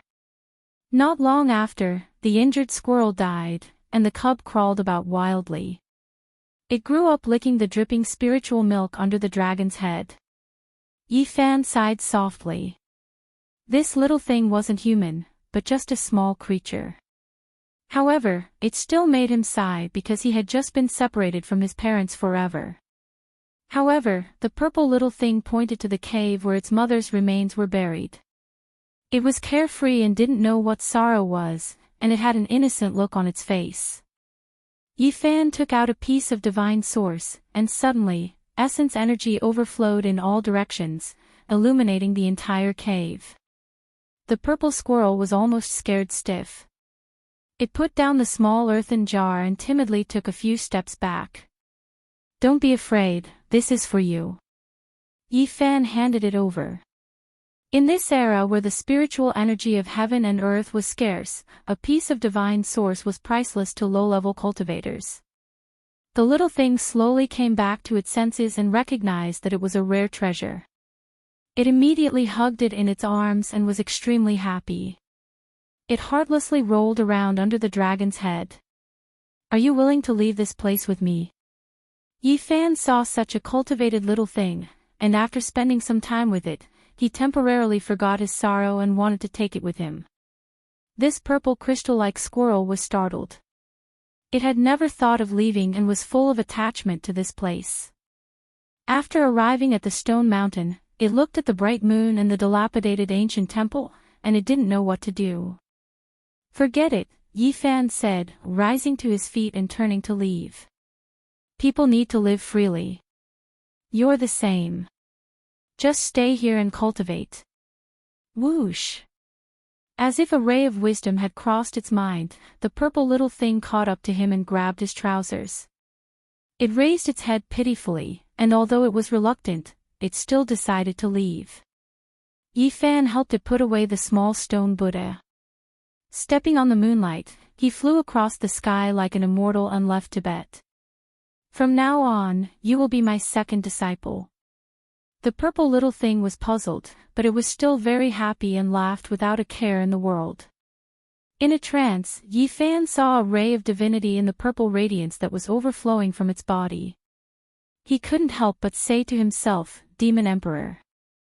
After saying this, he was shocked to find that the stone Buddha in his hand had also trembled. In that instant, the divine halo behind the stone Buddha's head seemed to have turned into a stone mirror. After looking carefully, there was nothing. The purple Komatsu squirrel was still so cute, and the stone Buddha was also so simple. Yifan, however, was silent for a moment. On the way back, Yifan tried 100 times and finally, he probed the inside of the stone Buddha with his divine sense. There was nothing else but a few golden ancient characters. They were ancient Sanskrit, and they looked like a few Buddhas sitting cross-legged. He didn't know what they meant and was ready to investigate to find out what they were. Yifan returned to Bee City again. Although he was still sad, he felt better after going to Tibet. He forced himself to bury his sadness because he still had some things to do. Back then, before he set foot on the journey back, he discussed with Pang Bo that he would visit the homes of all his classmates who were lost in the Bay Do Star region and take care of them on their behalf. Pang Bo, I naturally believe in you. I have always treated you as a good brother who has gone through thick and thin with me. Before ascending the five-colored altar, Pang Bo suddenly left. Then, Li Xiaoman said that he was a great evil, but Yi Fan didn't believe it. Even if there was something strange about Pang Bo, the friendship that had gone through thick and thin with him could not be fake. After returning to Bi City, Yi Fan first treated Su Qiong's family to a meal. In this world, he didn't want to reveal too much of his supernatural power, lest it was too shocking. Moreover, he always felt that the earth was too mysterious, and he was afraid that someone was looking down on everything in the world. He asked Su Qiong to help him quickly find out where the families of some of his classmates were. In the process, he also handed the ancient Sanskrit characters on the stone Buddha to Yang Xiao and asked him to find someone to decipher it. Not long after, Yang Xiao really found someone to translate it for him and gave him the result. This surprised Yi Fan. Chapter 942. This is not Sanskrit in the general sense. It is extremely old. It should be the ancient rune of the origin of this kind of writing. It can't be verified, but it is the prototype of Sanskrit. Therefore, it is difficult to translate accurately. Yang Xiao asked a friend to ask an authoritative Sanskrit textual scholar in India to decipher it, and then he could barely translate it. This is the prototype of Sanskrit, but it also gives birth to several meanings because it is too different from the Sanskrit of later generations. A few words contain many meanings, which makes people have a headache. Consummation of enlightenment and movement was one of the translations. The gate of wisdom is the second possible meaning. The sacred object that opens the way of heaven and earth is the third translation, which is the most peculiar and puzzling. Yi Fan was in a daze. He couldn't help but be shocked. This unremarkable little stone Buddha seemed to have a great background, and it was beyond his imagination. The first meaning, perfect enlightenment, obviously refers to Buddha. Self-awareness, other awareness, and enlightenment are three realms. Mortals have no three realms. Bodhisattva reaches the second realm, self-awakening and enlightening all living beings. Only when Buddha reaches perfection, he can cut off all worldly thoughts and ignorance. The second meaning, gate of wisdom, this is a general statement, and there is a line of translation annotation, but it is really to open a door. It is suspected to lead to Spirited Mountain. This annotation is more surprising than the original translation. Yi Fan is moved. He just came back from Tibet, and for a moment, he felt a vast wave, no weaker than Mount Meru. From the whirling world to Spirited Mountain, this is a kind of annotation that makes people shudder. It is very mysterious. Can this little stone Buddha really lead to a secret place? It is thought-provoking. The third meaning, the sacred object that opens the way of heaven and earth. This is a very mysterious statement, just a vague translation, and even the translator himself is not sure, so there is not much elaboration. Yi Fan is surprised. He did not expect this little stone Buddha to be so mysterious. Why was it left in an uninhabited area, like an abandoned thing? Yang Xiao looks strange. Ordinary Sanskrit is fine, but this kind of ancient rune is rarely seen in India. Only 1 or 2 national treasures are engraved with it. He asks him how he got it, and reminds him kindly and carefully that the country is very strict with the supervision of cultural relics. Yi Fan was helpless. Since he gave out a few small gifts, Yang Xiao judged that it had a history of more than 2,000 years. He probably regarded him as a reseller of cultural relics. Su Qiong gave Yi Fan a phone and helped him save her number. After so many years, Yi Fan was in a daze when he held this communication tool again. He was not used to it. Living in the mortal world was naturally inseparable from money. No matter what one did, money was needed. The things he had on him were too shocking, and any one of them could cause a lot of trouble. Left with no choice, He took out a white jade bottle, wiped away the Tao marks and divinity on it, crushed it into dozens of pieces, and handed them to Su Qiong, asking her to use her connections to help auction them.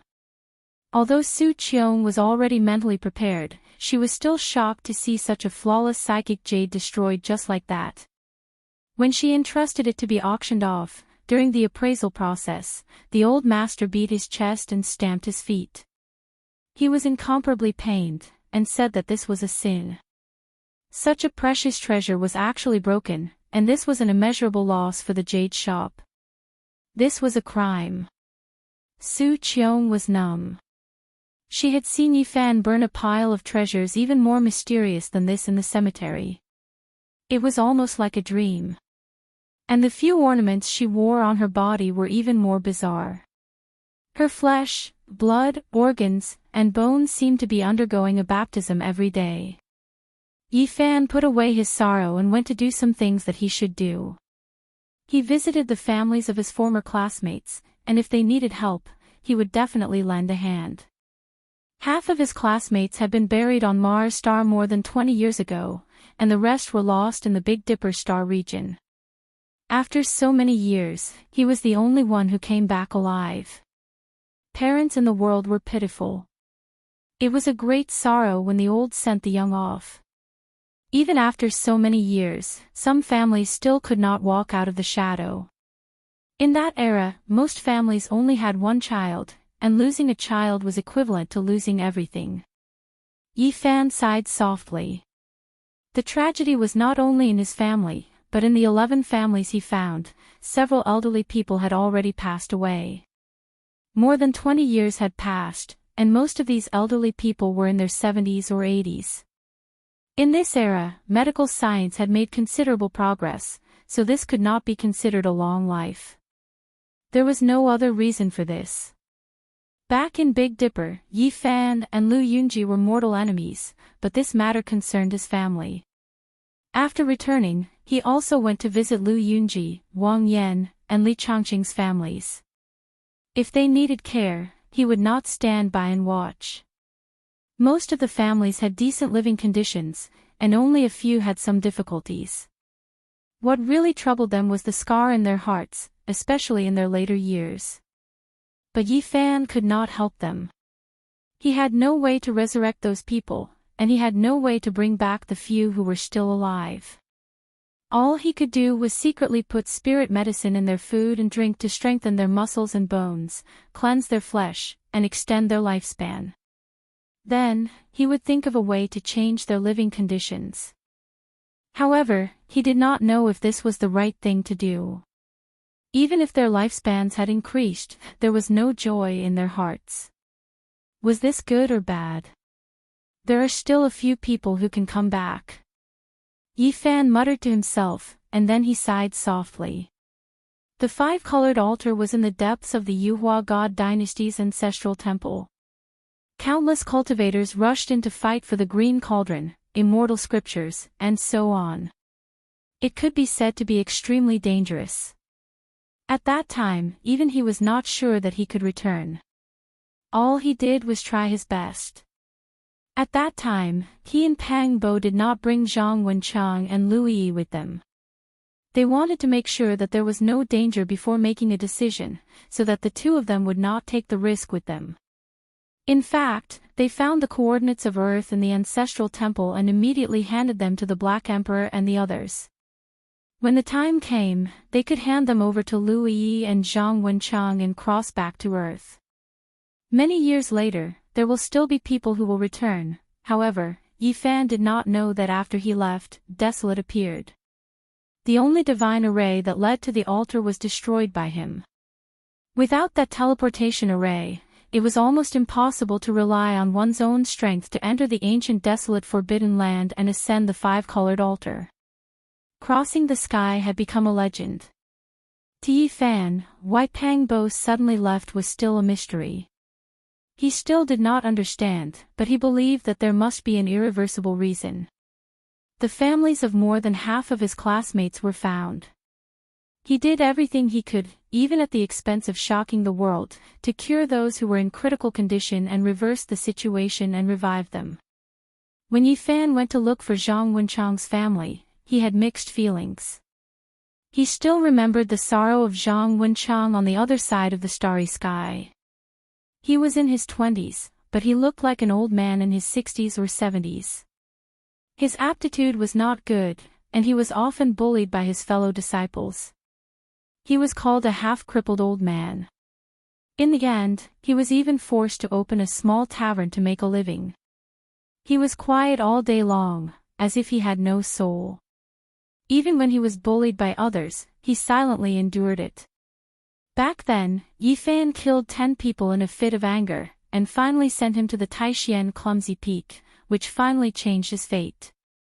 However, he knew that Zhang Wenchang could not be happy. He was depressed, and he missed his parents all the time. He still remembered one time when he was drunk and cried bitterly on the table. When I left, my wife was already pregnant, and our child was about to be born. When she needed me most, I disappeared and came here. Those sad words were still ringing in his ears. Yi Fan shook his head hard. More than 20 years had passed, and Yi Fan saw Zhang Wenchang's son. The two looked very similar, which made Yi Fan lose his mind. If only Zhang Wenchang was here. The child that he thought about day and night had already been born. Because of the nature of father and son, this young man did not like to talk much, but he had a sharp mind. When he saw Yi Fan, he immediately called out his name. I have seen you. There is a photo of you in the relics left by my father. You. Is my father still alive? He was shocked and could not wait to ask. Yi Fan nodded. He was happy for Zhang Wenchang, but also sad for him. His wife loved him very much. After giving birth to this child, she did not abandon his old parents. My stepfather was an orphan. My mother married him so that she could treat me better and take care of my grandparents. Hearing this, Yi Fan had mixed feelings. He was happy for Zhang Wenchang, but also sad for him. My father disappeared, but I know that my mother must have had a good relationship with him. She could not forget him for so many years, and sometimes she would be alone in a daze. There were too many helplessness in this world. Life could not be chosen again. Zhang Wenchang had left this world. These could only make people feel sorry and helpless. My stepfather was a good person. He treated me, my grandparents, and me very well. Our family could be considered happy. Zhang Yi cried, but he was very rational. He did not cry or scream. He asked about every detail of his father in that world again and again. When Zhang Yi heard Yi Fan talk about how his father was unhappy and how he cried after getting drunk, saying that he missed his wife and son and felt that he had let them down, Zhang Yi cried and choked. Although he didn't raise me, I don't blame him because he couldn't do it himself. He didn't abandon us on purpose. Actually, I also miss him very much. Because my mother said that he was really good. What was wrong was only the starry sky, only fate. Yi Fan patted his shoulder and did not say anything. All he could do was to tell the truth. Are you an immortal? Can you bring me to see him? Zhang Yi asked hopefully. Yi Fan shook his head and said, I can't even go back myself. Today, I have said too much. Your life is very good now, and I should not disturb your peace. In a while, I will erase some of your memories. Happiness, peace, and happiness, I think this is what your father wanted to see the most. No, you can't do this. A middle-aged woman walked over agitatedly. This was Zhang Wenchang's wife. Yi Fan raised his head. He had already sensed her arrival, so he was not surprised. You have no right to erase our right to know. No matter what happens in the future, no matter what the result is, this will always be a precious memory in our hearts. Zhang Wenchang's wife said with tears in her eyes. Yi Fan had seen her several times in the past and had even attended their wedding banquet. In the blink of an eye, more than 20 years had passed, but the people had changed. Yi Fan, you and Wenchang are good friends. Can you really be so heartless to let us be ignorant and erase everything? You must know that these are precious memories to us. Zhang Wenchang's wife cried. Yes, these will not disturb our lives. We can't erase these memories. Zhang Yi retreated and supported his mother. Yi Fan did not know how he left. He walked silently along the way. He did not erase the memories of the mother and son. They were right. That would be too heartless. They had the right to know.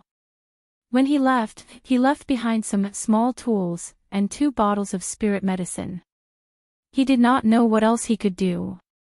A melodious ringtone sounded. It was Su Qiong calling. He pressed the answer button, and just as he placed the phone beside his ear, Yi Fan woke up with a start. His expression changed and he said, "What, you are saying that Pang Bo, he..." Chapter 943. Pang Bo didn't leave Earth. When he heard this news, Yi Fan was as still as a statue. He was completely petrified and looked at the sky in a daze. Who had gone through thick and thin with him all these years? Who had fought alongside him? Who had swept across the world with him? Who had gone through thick and thin with him? Yi Fan's body turned cold. How could such a loyal friend be fake? If that was the case, who else could he trust in this world? His heart felt empty.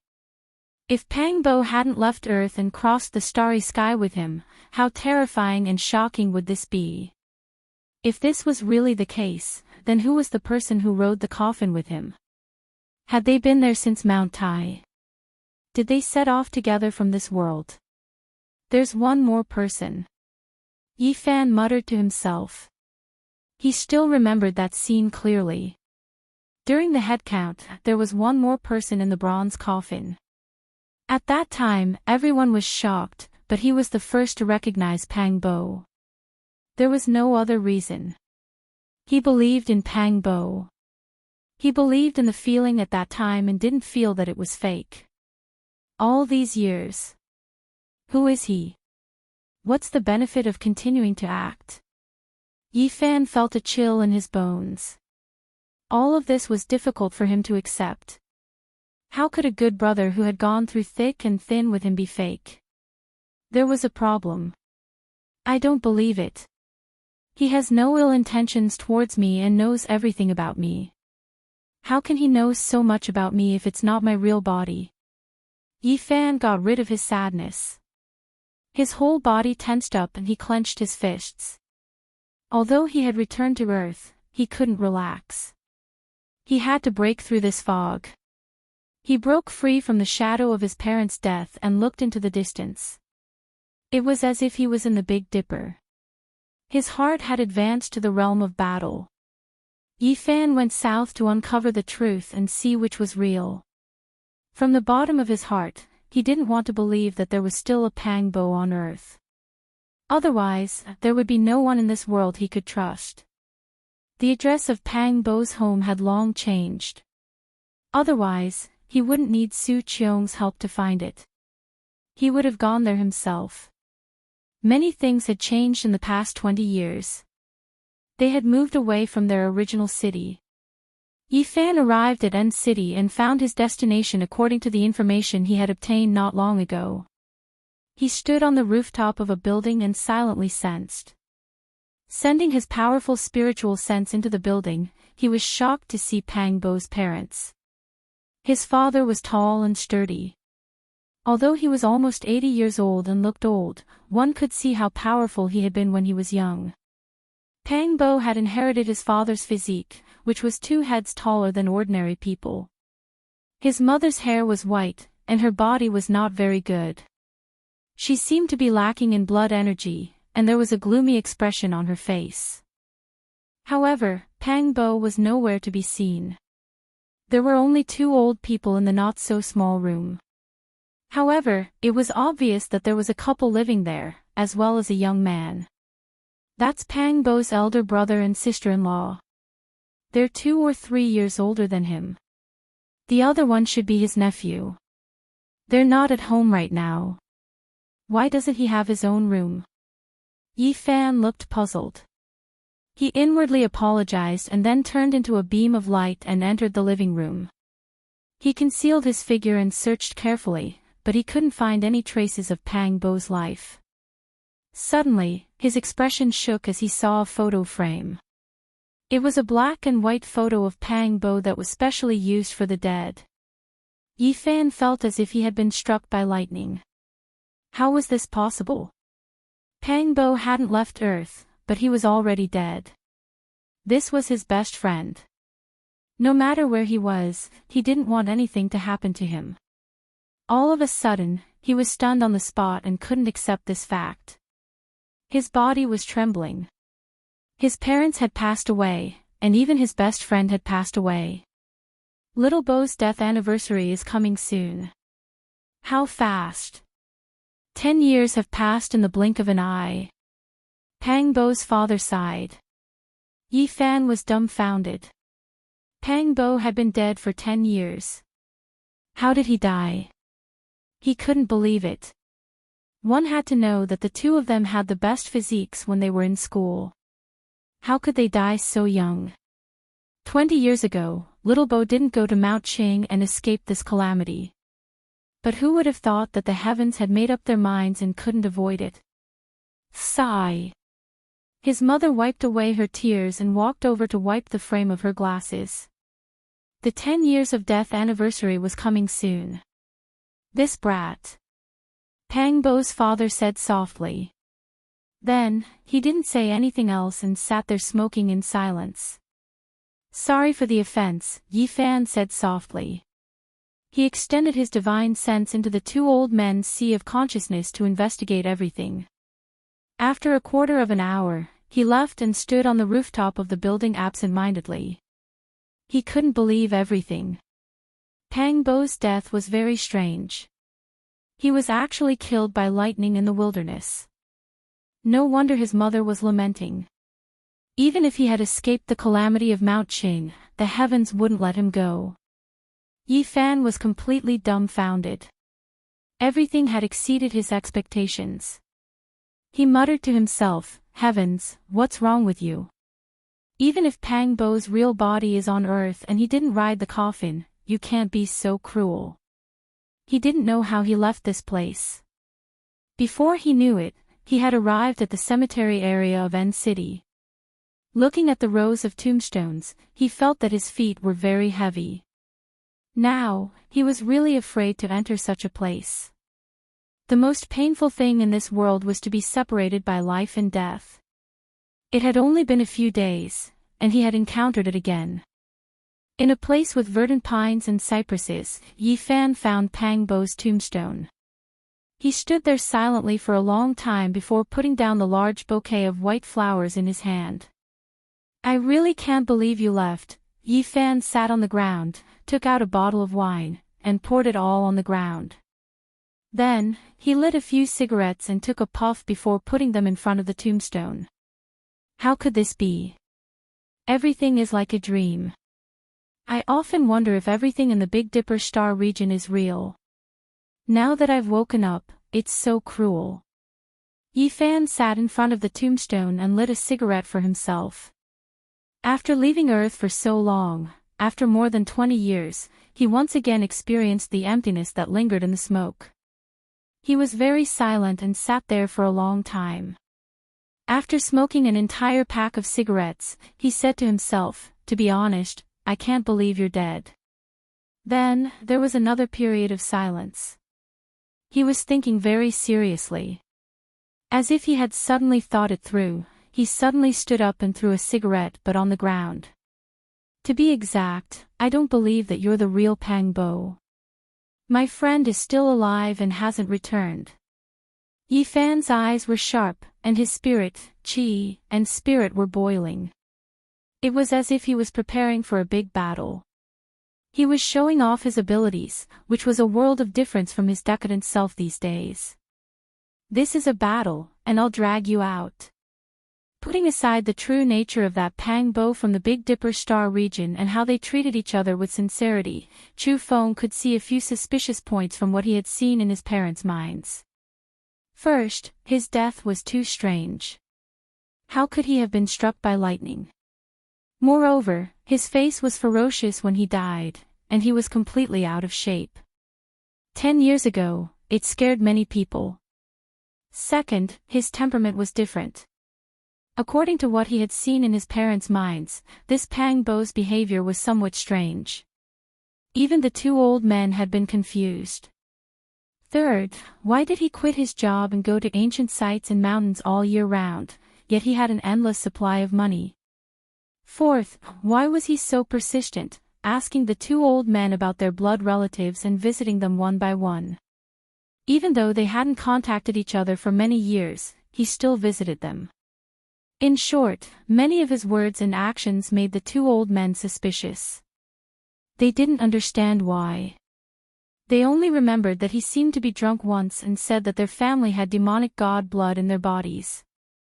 Of course, that time, the old man slapped him and woke him up, scolding him for spouting nonsense. Earth is far more complicated than I thought. Yi Fan returned to Pang Bo's home and sensed carefully. As expected, he found that this tall and sturdy old man's vitality was very vigorous, surpassing that of ordinary people. No wonder Pang Bo is so tall and strong. His arms are thicker than other people's legs. Could it be that he really has ancient demonic blood in his body? No wonder the descendants of the Qing the Arch wanted to take over his body. Yi Fan muttered to himself. Pang Bo's father and brother's vitality was a little strong, but it wasn't enough to surprise him.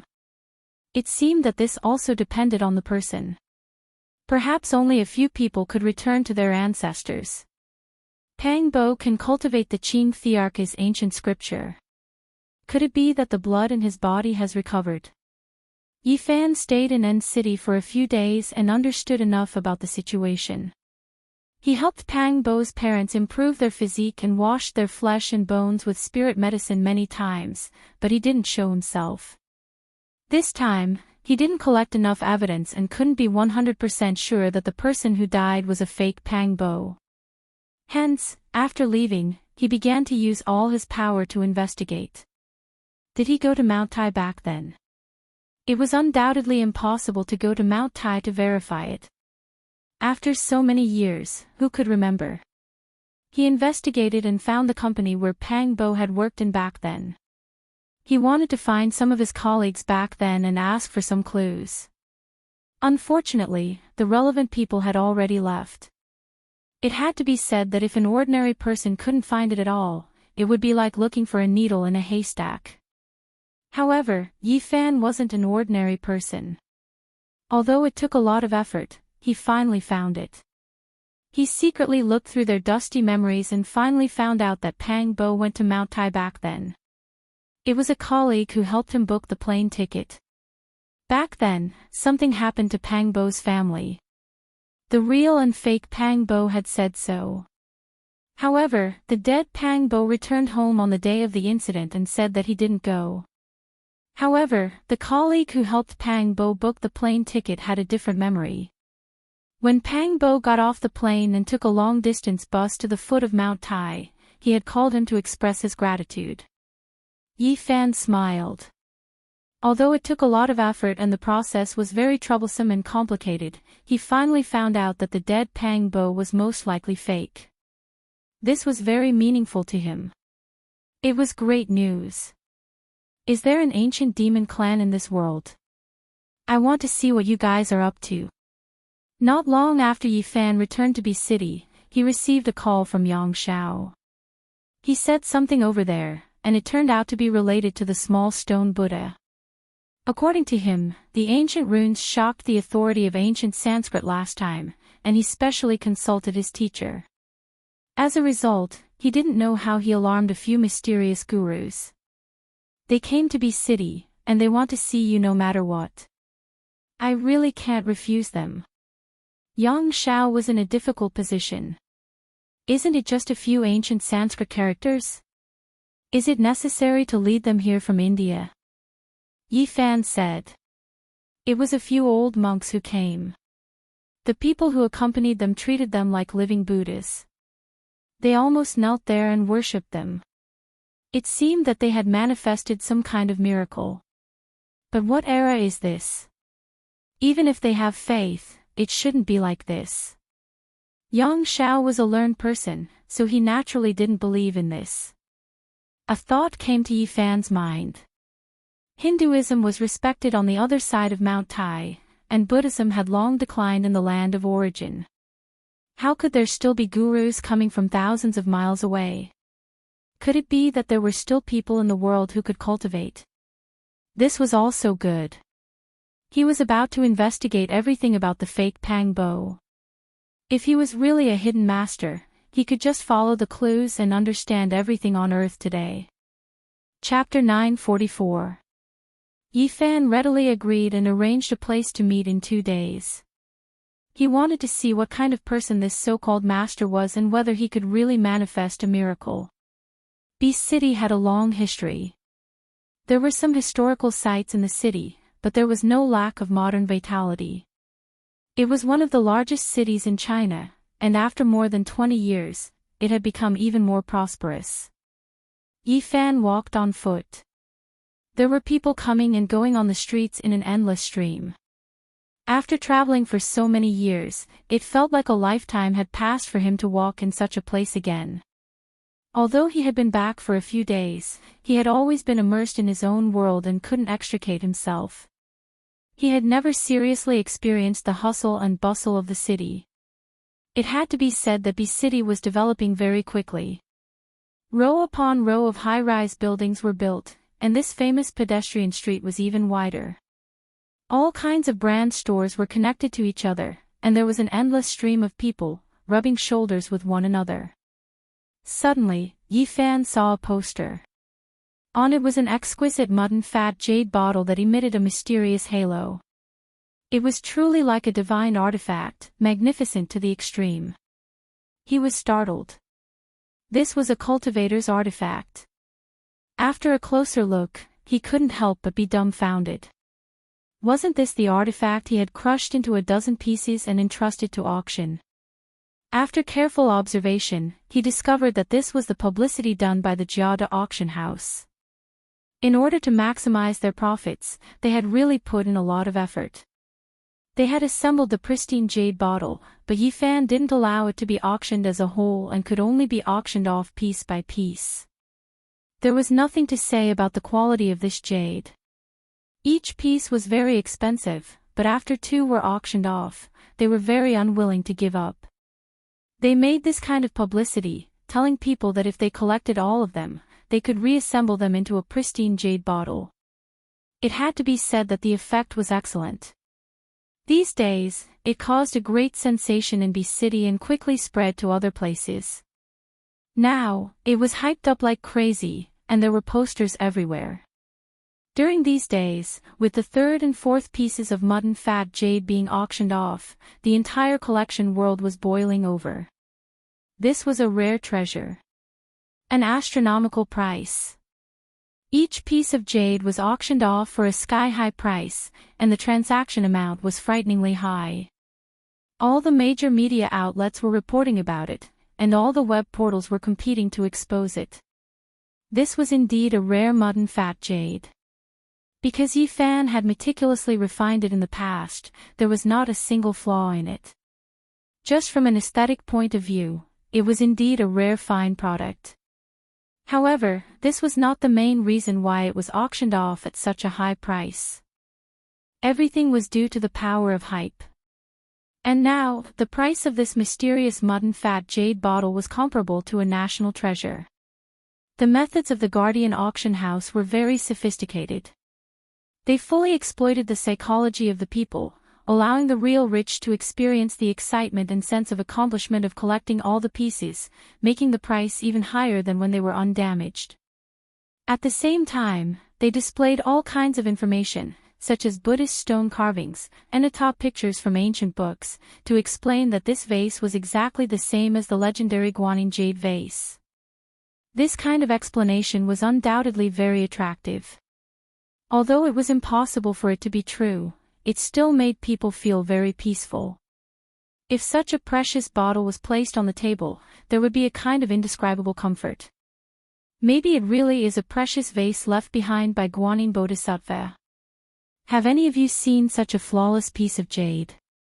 It's such a big piece, and there's not even a trace of impurity. It can be said to be a miracle. Even the common people were talking about it. One could imagine how successful the hype created by the Guardian auction house was. And this kind of heated discussion climbed to the highest point because of the Indian gurus. Several old monks entered the auction house and saw the broken vase, and their faces all changed. They excitedly chanted Buddha Shakyamuni. This scene was taken by someone and posted on the internet. Naturally, it caused an uproar. Some people recognized that one of the old monks was an Indian guru. Nowadays, although Buddhism was declining in India, and the number of believers was less than 1% of the population, it still had a certain base number. The precious vase left behind by Guanyin Bodhisattva in the human world was a new topic of hype. The price of the fragments of the mud fat jade bottle kept rising. Yi Fan was stunned and speechless. This was not his original intention, otherwise he wouldn't have crushed it. He didn't think that things would develop to this point, so he could only shake his head. 2 days later, Yi Fan met the 4 gurus in an antique tea house, accompanied by a group of people. This was the first time they met, and Yi Fan was a little dazed. He found that one of the Indian gurus was proficiently using a mobile phone to talk to someone. It was very difficult to communicate with a cultivator. The translator explained that the gurus had encountered an extraordinary event and was urging India to send a large sum of money. They were going to bid for a jade bottle. Yi Fan was petrified. Even the things he created were international. This was really unexpected. After a little probing, he could tell that the 4 gurus could barely be considered cultivators. They had already opened the sea of bitterness, and only one of them had stepped into the life spring realm. He shook his head. They were already so old, and it was impossible for them to break through the first secret realm of the human body, the sea of reincarnation. Regarding this, he did not look down on them. On the contrary, he respected them. Because in this age of chaos, it was really not easy to walk the path of cultivation. It was amazing to have such achievements. If it was in the Big Dipper star region, these people would most likely have great achievements. They would be gurus in name and be respected by the people. Gurus, why are you interested in the jade bottle? Yi Fan asked casually. That is an enchanted item. Even though it is damaged and the technique is no longer there, it still makes us yearn for it, an old monk answered, and someone translated from the side. Yi Fan nodded. Even though these people's cultivation was not high enough, they still had the knowledge to recognize that it was an enchanted item. It seemed that the jade bottle might cause some trouble because of this. These old monks were already over 100 years old, especially the gurus who had stepped into the life spring realm. He was already 120 years old, but they were all hale and hearty. They were naturally different from the ordinary people. These people were very humble. They were monks in name and in reality. They did not talk about magical powers, but rather about Buddhist scriptures. The so-called miracle was said by the translator. He said that when he was in India, he once saw a guru single-handedly stop an elephant's leg and save a child. He also saw an old monk sitting cross-legged in the air, not moving at all, even though it was only for a short moment. Other than that, he once saw an old monk's mouth and nose emitting white light that penetrated a steel plate. Yi Fan nodded and did not say anything. The age of chaos was a sorrowful one for cultivators. These people could be said to be a few ascetic cultivators among millions of people. They had reached this step completely through great perseverance. He sighed lightly. It seemed that it was too difficult to find a true cultivator on earth.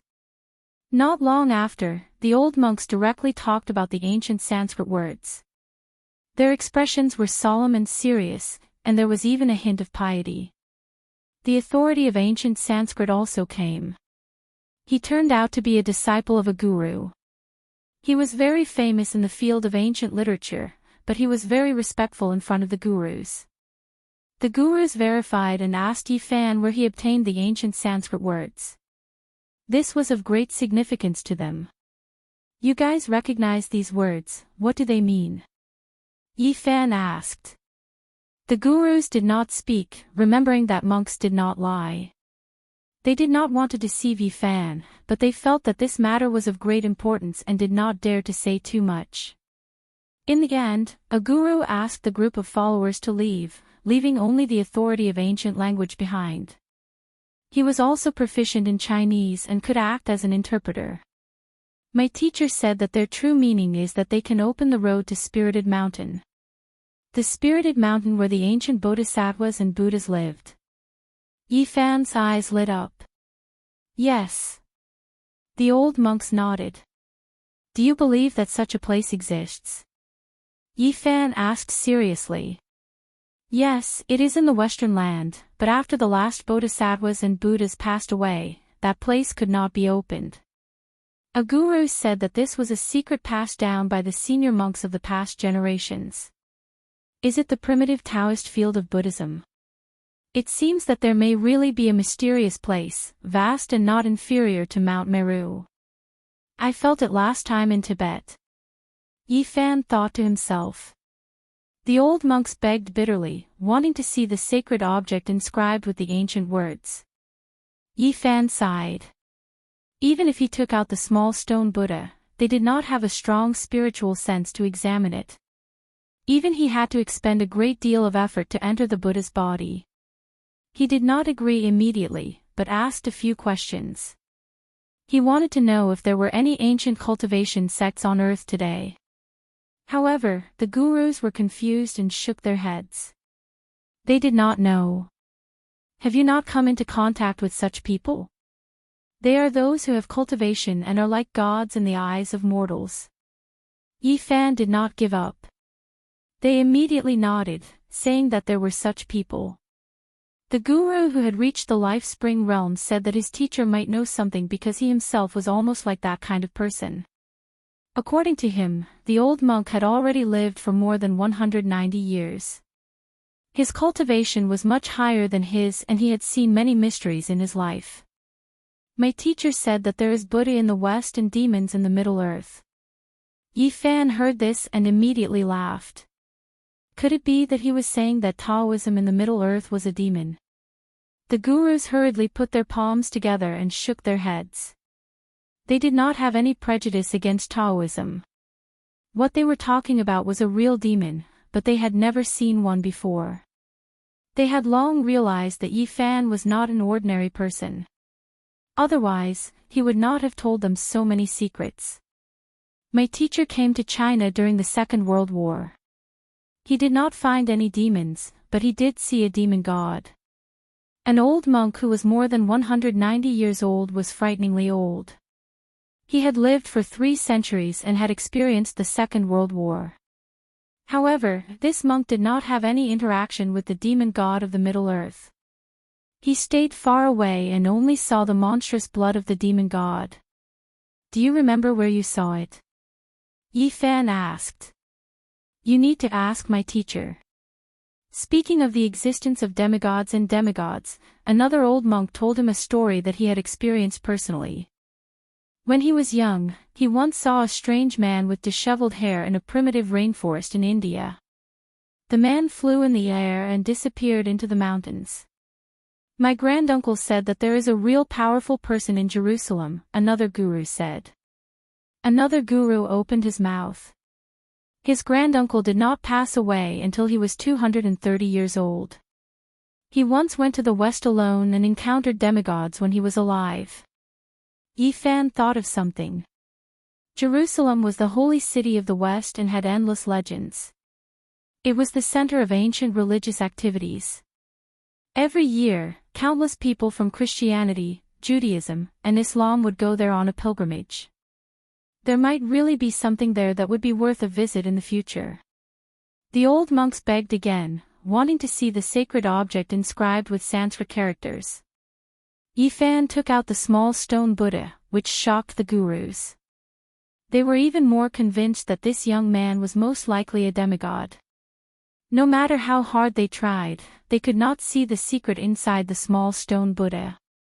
In the end, Yifan took out a stone slab and used his finger as a knife to carve the ancient words on it. At the same time, he branded the marks of Taoism. Yifan handed over the stone slab and said, "Take it back to India and show it to your Shifu. Ask him to come here, or invite a few real Taoist masters to come to the Central Earth to discuss the little stone Buddha." The masters did not dare to hesitate. They solemnly put away the stone slab, bowed deeply, and then left. At the same time, in the Gyada auction house, a demonic young man stared at the fragment of the mutton-fat jade vase. Then, he sneered. Chapter 945. When it saw Yifan again, the amethyst-like Komatsu mouse's eyes were brimming with tears, its large eyes blinking. It rushed over with a whoosh and hung onto Yifan's body, then quickly hid behind him, only revealing half of its little head to glance forward timidly. Suyi was a very lively girl. She rushed over like a little lunatic, baring her fangs and brandishing her claws, giggling non-stop as she grabbed the purple Komatsu mouse. For the past few days, Yifan had been constantly on the move, heading south for Pang Bo's matter. He did not leave the Komatsu mouse by his side, leaving it at Su Qiong's house in B City. Without a doubt, no matter where this little fellow was placed, it would attract all eyes. Its fur was like silk, sparkling and translucent, flowing with purple splendor, directly captivating this little girl Suyi. Whether it was eating or sleeping, she would hug this amethyst-like little thing, not taking a single step away from it. This kind of passion really scared the little fellow. Before Yifan left, he had warned it repeatedly not to reveal any divine abilities, not to reveal any of its cultivation, thus the little purple thing did not escape the devil's clutches. It was in pain but also happy. It was not used to being hugged by others. It had always been alone under the moonlight, facing the ancient Buddha, inhaling and exhaling clear splendor. It had always been ignorant and pure. These days, the only thing that made it happy was that it ate a lot of delicious food, better than anything it had ever tasted before. If not for that, the little fellow might have already escaped without a trace. This was also the reason why its eyes were brimming with tears when it saw Yifan. It was truly afraid of that little demoness, hiding behind his back, only leaving one of its large eyes to sneak a peek, and peek. "Little Yi, how did you mistreat Komatsu? Why did you scare it to this state?" Yifan said. Komatsu was the name he gave the little purple thing. "I treat Komatsu so well, but it doesn't appreciate it. It really pisses me off."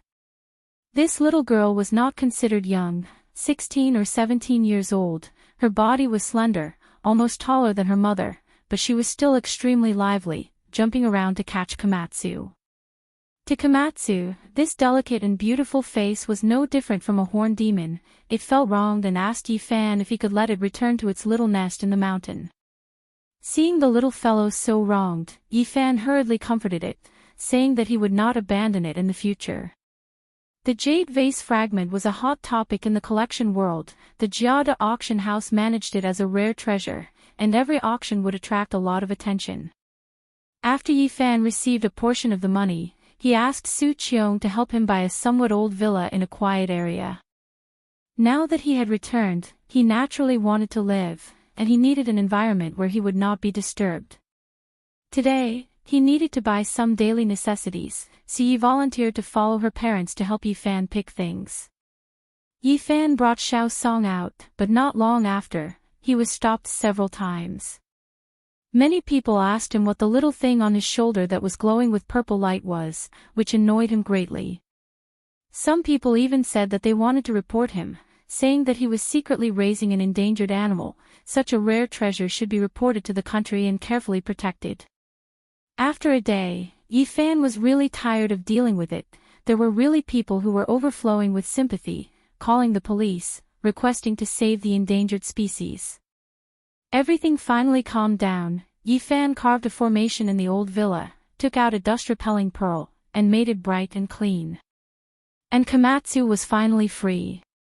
But it was still a little afraid of Yifan, looking at him timidly, carefully peeling a hazelnut, using a pair of small claws to lift the nut, raising its head and fawning, handing it to him. Its big eyes like black jewels were very pure.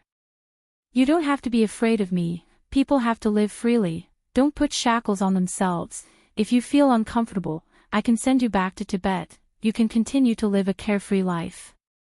Yifan patted its head. He did not know why, but sometimes he felt that the little guy was very pitiful. Its innocence, ignorance, and timidity were the reflection of something in the deepest part of its heart. It was full of reverence for fate. Komatsu did not understand, but it finally relaxed a little, sneaking glances at Yifan while sitting there obediently peeling the hazelnuts, placing them on a small porcelain plate. "You are still the same as before, don't be afraid, here, this is for you." Yifan took out a scarlet moon fruit, shaped like a crescent moon. Its whole body was red and crystal clear, its fragrance wafting into the nose. Rumble, the purple little thing's big eyes immediately lit up, turning non-stop. It carefully asked, "Is this really for me?" "Of course, don't be reserved in the future, I am your master, you can treat me as family," comforted Yifan. The uneasiness in the depths of its heart finally disappeared. It suddenly became lively, hugging the scarlet moon fruit and rolling around, laughing foolishly, its innocent appearance somewhat making people feel sorry for it. Clang! Yifan chopped off a small piece of Daluo's silver essence, hammered it over and over again, using his own cultivation to forge it, finally casting it into a silver bell. It was not large in size, shaped like a small bell, the only difference was that there was something hanging inside, used to make the sound. He was very attentive, using the Daluo's silver essence to make the silver bell wall, only the size of a knuckle. Then he shrunk the small stone Buddha, refining it into a pendulum, and placed it inside. The purple little thing had accompanied the small stone Buddha since it was young, it had long developed feelings for it. Now that Yifan had refined such a treasure for it and taught it how to put it into its body, it was naturally very happy. Not to mention Earth, even in the northern Dipper star region, this treasure was a world-shocking divine treasure. Using the Daluo's silver essence to forge the bell, and the mysterious small stone Buddha as the clang, it was unparalleled in the world. Moonlight sprinkled down like water, the Komatsu spat out the treasure and stood in front of the window, borrowing the Buddha's light from the bell to guide the moonlight to cultivate. It was very intelligent, although simple, but it knew the benefits of this kind of cultivation. It was very persistent, not wasting time every night. Yifan did not spoil it by pulling it up. With his current cultivation, it was not difficult to make it advance by leaps and bounds, but he did not do so. The path of cultivation needed to be walked step by step. The foundation must be solid. This was the foundation, otherwise, there would be big problems in the later stages. A 10,000-meter tall building might collapse overnight because of its foundation. All he could do was guide the way and pass on the method. The cultivation still depended on the little fellow itself. Tonight, I will pass on to you a section of the demon monarch's ancient scriptures. Yifan had once discussed with Pang Bo, comparing ancient scriptures, so he knew a lot about the Qing Emperor's scriptures. He combined the Tao scriptures and the demon monarch scriptures to create a targeted method for the little fellow. It could be said that once the method was completed, it immediately triggered the sound of thunder. The great Tao felt it. This method is not weaker than any demon scriptures. The starting point is very high, the future depends on you. It had to be said that the little purple thing was extremely intelligent. It firmly remembered the method in its heart, and soon it was able to use this method to mobilize its own cultivation. Soon, there was news from India. A few masters went back to report in detail. The 190-year-old old monk was moved, and 2 other people of the same generation agreed to come east together. The bidding for the mutton-fat jade vase reached a climax. The Indian master won 2 pieces, and then the 3 fragments were won by a young man. Naturally, the mutton-fat jade vase became even more mysterious. Many collectors didn't have such extravagant thoughts. It was simply impossible to collect all of them. It was too expensive. It was difficult to form a perfect vase, and now they were proud to have one. Fine, I'll try with the vase fragments, see if I can draw out some people, Yifan said to himself. Time could make everything fade away. So many days had passed. Yifan's heart was still sad, but he was not as immersed in it as before, unable to extricate himself. These days, he would often make a cup of green tea, recite Huangting when he was free, and read Nanhua when he was lonely. His heart gradually became empty. He often looked up at the starry sky at night. Severing the Tao. He knew it was not far. If he was willing, he might be able to enter at any time, but after the recent ups and downs, he suddenly felt that erasing the obsession in his heart was not his Tao. Regardless of whether it is on this side of the starry sky or on the other side, I will not sever it, not even for a period of time. Although he had returned, his parents were no longer here, and the obsession in his heart was even stronger. And on the other side of the starry sky, there were so many old friends, so many past events. They were also unforgettable, but he could not return. If I sever any one of them, I can immediately enter the third immortal, but I will not do that. Yifan shook his head. He had too many obsessions. It was easy to sever the Tao. He only needed to choose one, resolutely sever it, and step onto his own Tao. It was difficult to sever the Tao, but that was because he did not want to do it. He wanted to resolve everything, to calm his mind, but doing this was equivalent to erasing himself. I will remember all of them. His gaze was resolute. He knew what he would encounter at this stage. It would be different from anyone else. The heavens severed the Tao, but he had to go against it, resist it. He wanted to sever the Tao that was blocking him. This was a path that defied the world. I am not waiting for you to sever me, but rather for me to sever you. Yifan was very calm. There were no fluctuations in his emotions when he said these words. He was not impassioned. He read Nanhua in loneliness, and when he was idle, he recited Huangting. Recently, his heart was calm. He was well aware of the consequences of doing this. If he succeeded, his Tao would be incomparably broad, surpassing others. If he failed, then the one severed would be himself.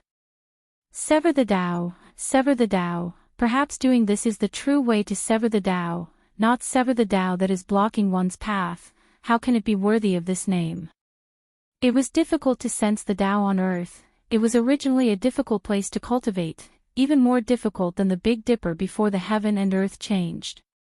However, there was one advantage. Once one's Tao improved, then it would definitely be astonishing. Just like how the Big Dipper's saint was incomparably powerful, it made the ancient kings who survived in the archaic era tremble. And now, Yifan chose this different path. It was fine if he did not break through, but once he did, under such difficult conditions, he would be able to sever the Tao. It would definitely shock the past and present. One had to walk the road himself. Perhaps he would become ashes overnight, but if he could charge through, perhaps he would see scenery that had never been seen before. A cup of green tea with a faint fragrance wafted through the air. Yifan stood in front of the window, looking into the distance. During these days, he did not cultivate, but his heart became more and more tranquil.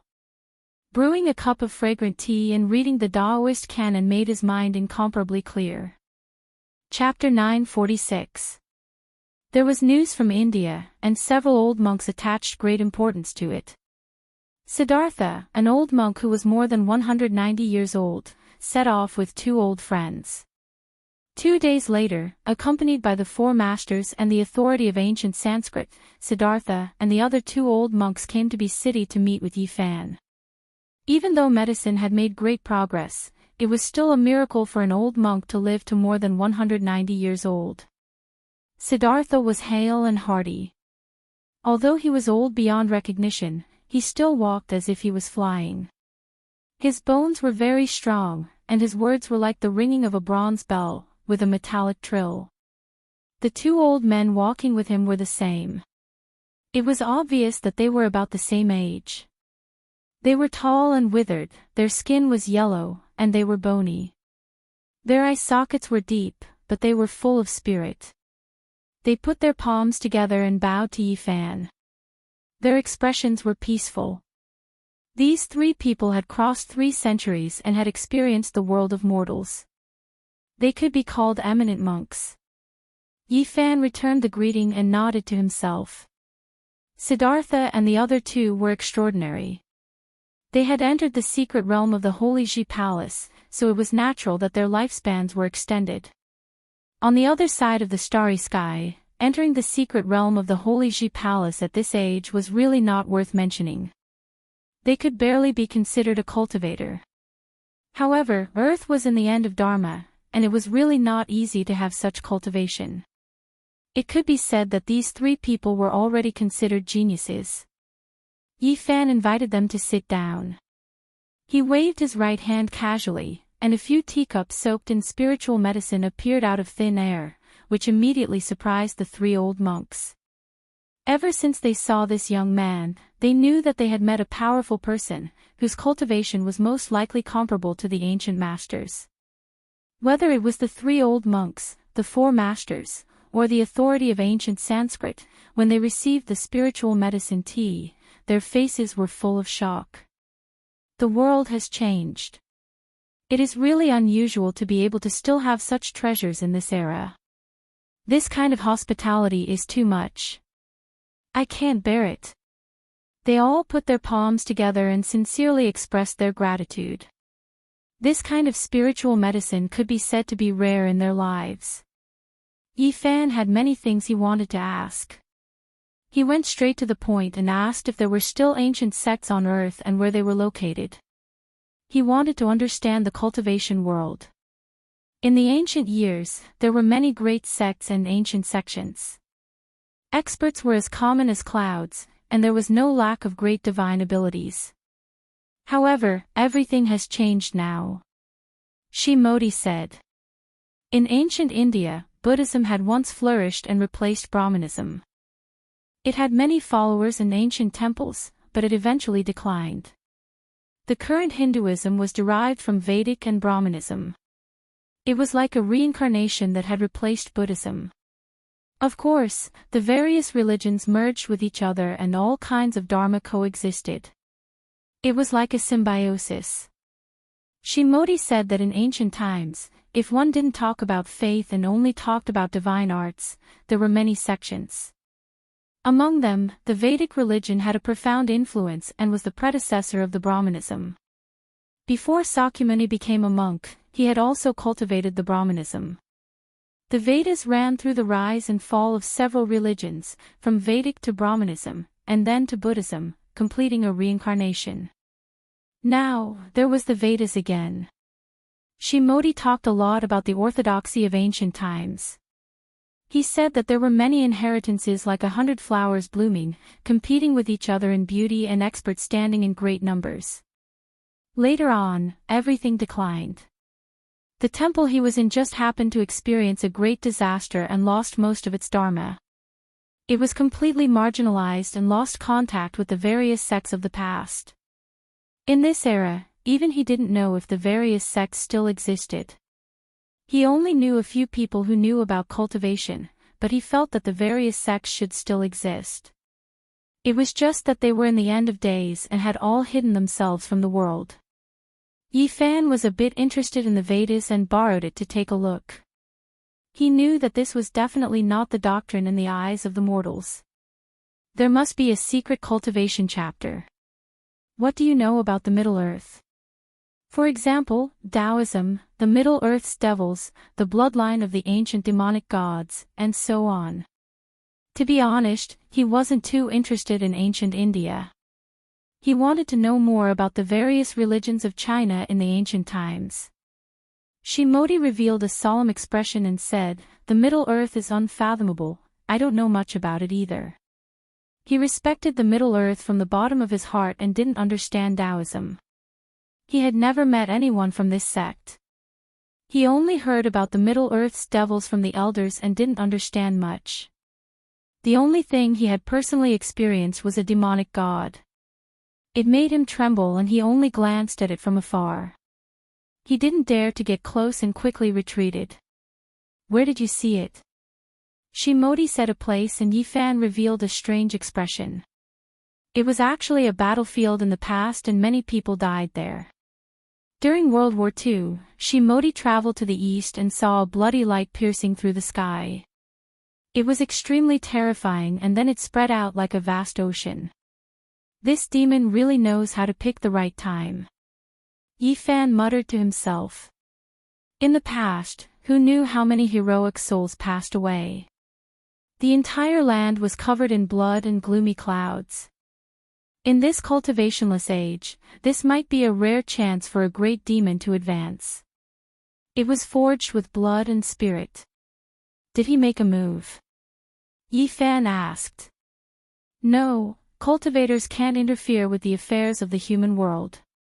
This is a rule set in ancient times. The world respects it, and it has been passed down from generation to generation. No one dares to go against it. Shimodi said. Yifan nodded and didn't say anything.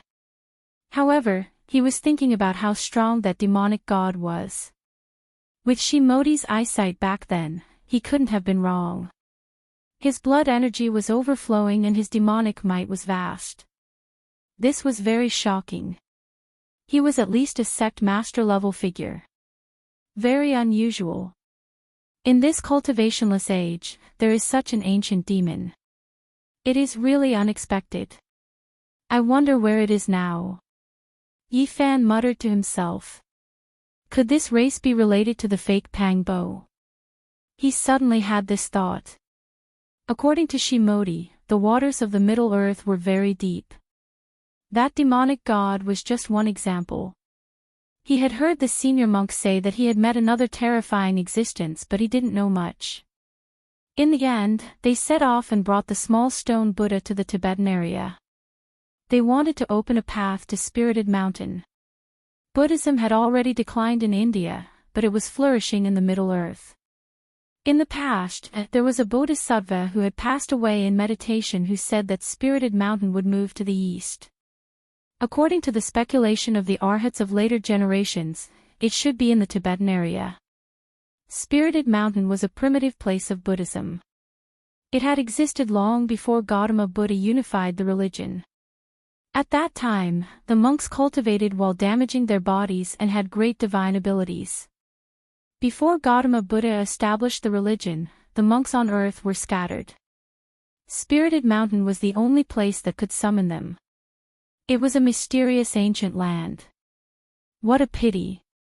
After the last bodhisattva and ancient Buddha passed away, no one could open a path to Spirited Mountain from the outside. Shimodi said that this small stone Buddha might be a key sacred object. It might be able to solve the ancient mystery and discover that primitive place. There might be living beings inside. Yifan didn't bring Komatsu with him. He only took the small stone Buddha for the time being. Spirited Mountain was not inferior to Mount Meru, so there might be terrible dangers. He didn't want the innocent little fellow to take risks with him. The group walked in the uninhabited area. It was tranquil. The sky was dark blue with the occasional white and flawless clouds. Both the air and the scenery were very pure. Perhaps this was the only pure land. Nowadays, there were human footprints everywhere. Tall buildings stood in great numbers and concrete covered the fragrance of flowers and plants. It was a lack of primitive and natural scenery. Yifan held the small stone Buddha in his hand and supported it with his great magic power, causing it to burst forth with boundless light. In the end, several ancient characters appeared in its body while his own golden blood chi soared into the sky. These people were all trembling with incomparable reverence. This kind of great divinity almost never appeared in the world again, but today they had seen it with their own eyes. Shimodi and the other two old monks spoke a few Buddhist secret words, telling Yifan that it was left behind by an old elder. Perhaps he could use it to find the spiritual mountain. Yifan walked forward and silently chanted an incantation according to what they said. The small stone Buddha became more and more resplendent, and the divine halo behind its head completely materialized. King-shang sounds rang out as the pair of Buddha's eyes seemed like they were about to open. The heaven and earth are a bit different. Look, a few great mountains suddenly appeared in front of us. A master was astonished. This was an extremely strange scene. Quite a few great mountains appeared on the horizon. They were extremely tall and towered into the clouds. The pressure they gave off made it hard for people to breathe. It was a majestic sight. However, every single one of them was extremely indistinct and couldn't be seen clearly. They carried a type of faintness as they stood majestically at the end of the world. There is a path that has appeared, but it is disjointed. Another master was moved and pointed ahead. This was an ancient path that had never been seen before. Now, it suddenly appeared and led to the distant depths of the great peaks. This is the path to the spiritual mountain. Shimodi's entire body was trembling. It didn't match his appearance as a senior monk because he was too excited. Yifan supported the small stone Buddha with great magical force while chanting those incantations. A boundless Buddhist force surged over from the distance. That kind of fluctuation made people want to bow down and worship it. It surpassed everything else. It really is the spiritual mountain. Yifan's eyes shone brilliantly. This was exactly the same feeling he had when he entered Tibet not long ago. However, this time, it was incomparably long-lasting. An ancient path meandered over. Their group stepped onto this path and advanced step by step. This was extremely mysterious. There were many historical sites on the side of the road, and it didn't seem like the real world at all. The great mountain in the distance was too majestic. It was unknown which region it was hidden in the real world. Last time when Yifan crossed the Tibetan region, he didn't even discover it. Now, it gave off such an oppressive feeling. Ah, there's a corpse up ahead. A master quickly walked over. This path was very ancient, as if no one had walked it since ancient times. The rocks were engraved with the wind and frost of time. An old monk was all skin and bones. His entire body was yellow as he laid in front of them. What they saw wasn't an illusion. This was a real corpse. It was cold to the touch and the monk's robes were very old. A light touch would turn it into ashes. He's been dead for at least a few hundred years, a master said. There was a row of ancient words carved on the rock in front of him. It seemed like the last words. The brush was hastily put down and it was written in ancient Sanskrit. Shimodi read it carefully and said the gist of it. This was a senior monk who wholeheartedly followed the Buddha, yet he couldn't see the spiritual mountain. Before he passed away, wisdom appeared in his heart. He walked a bitter path to find this place and saw the ancient path. However, his lifespan also dried up.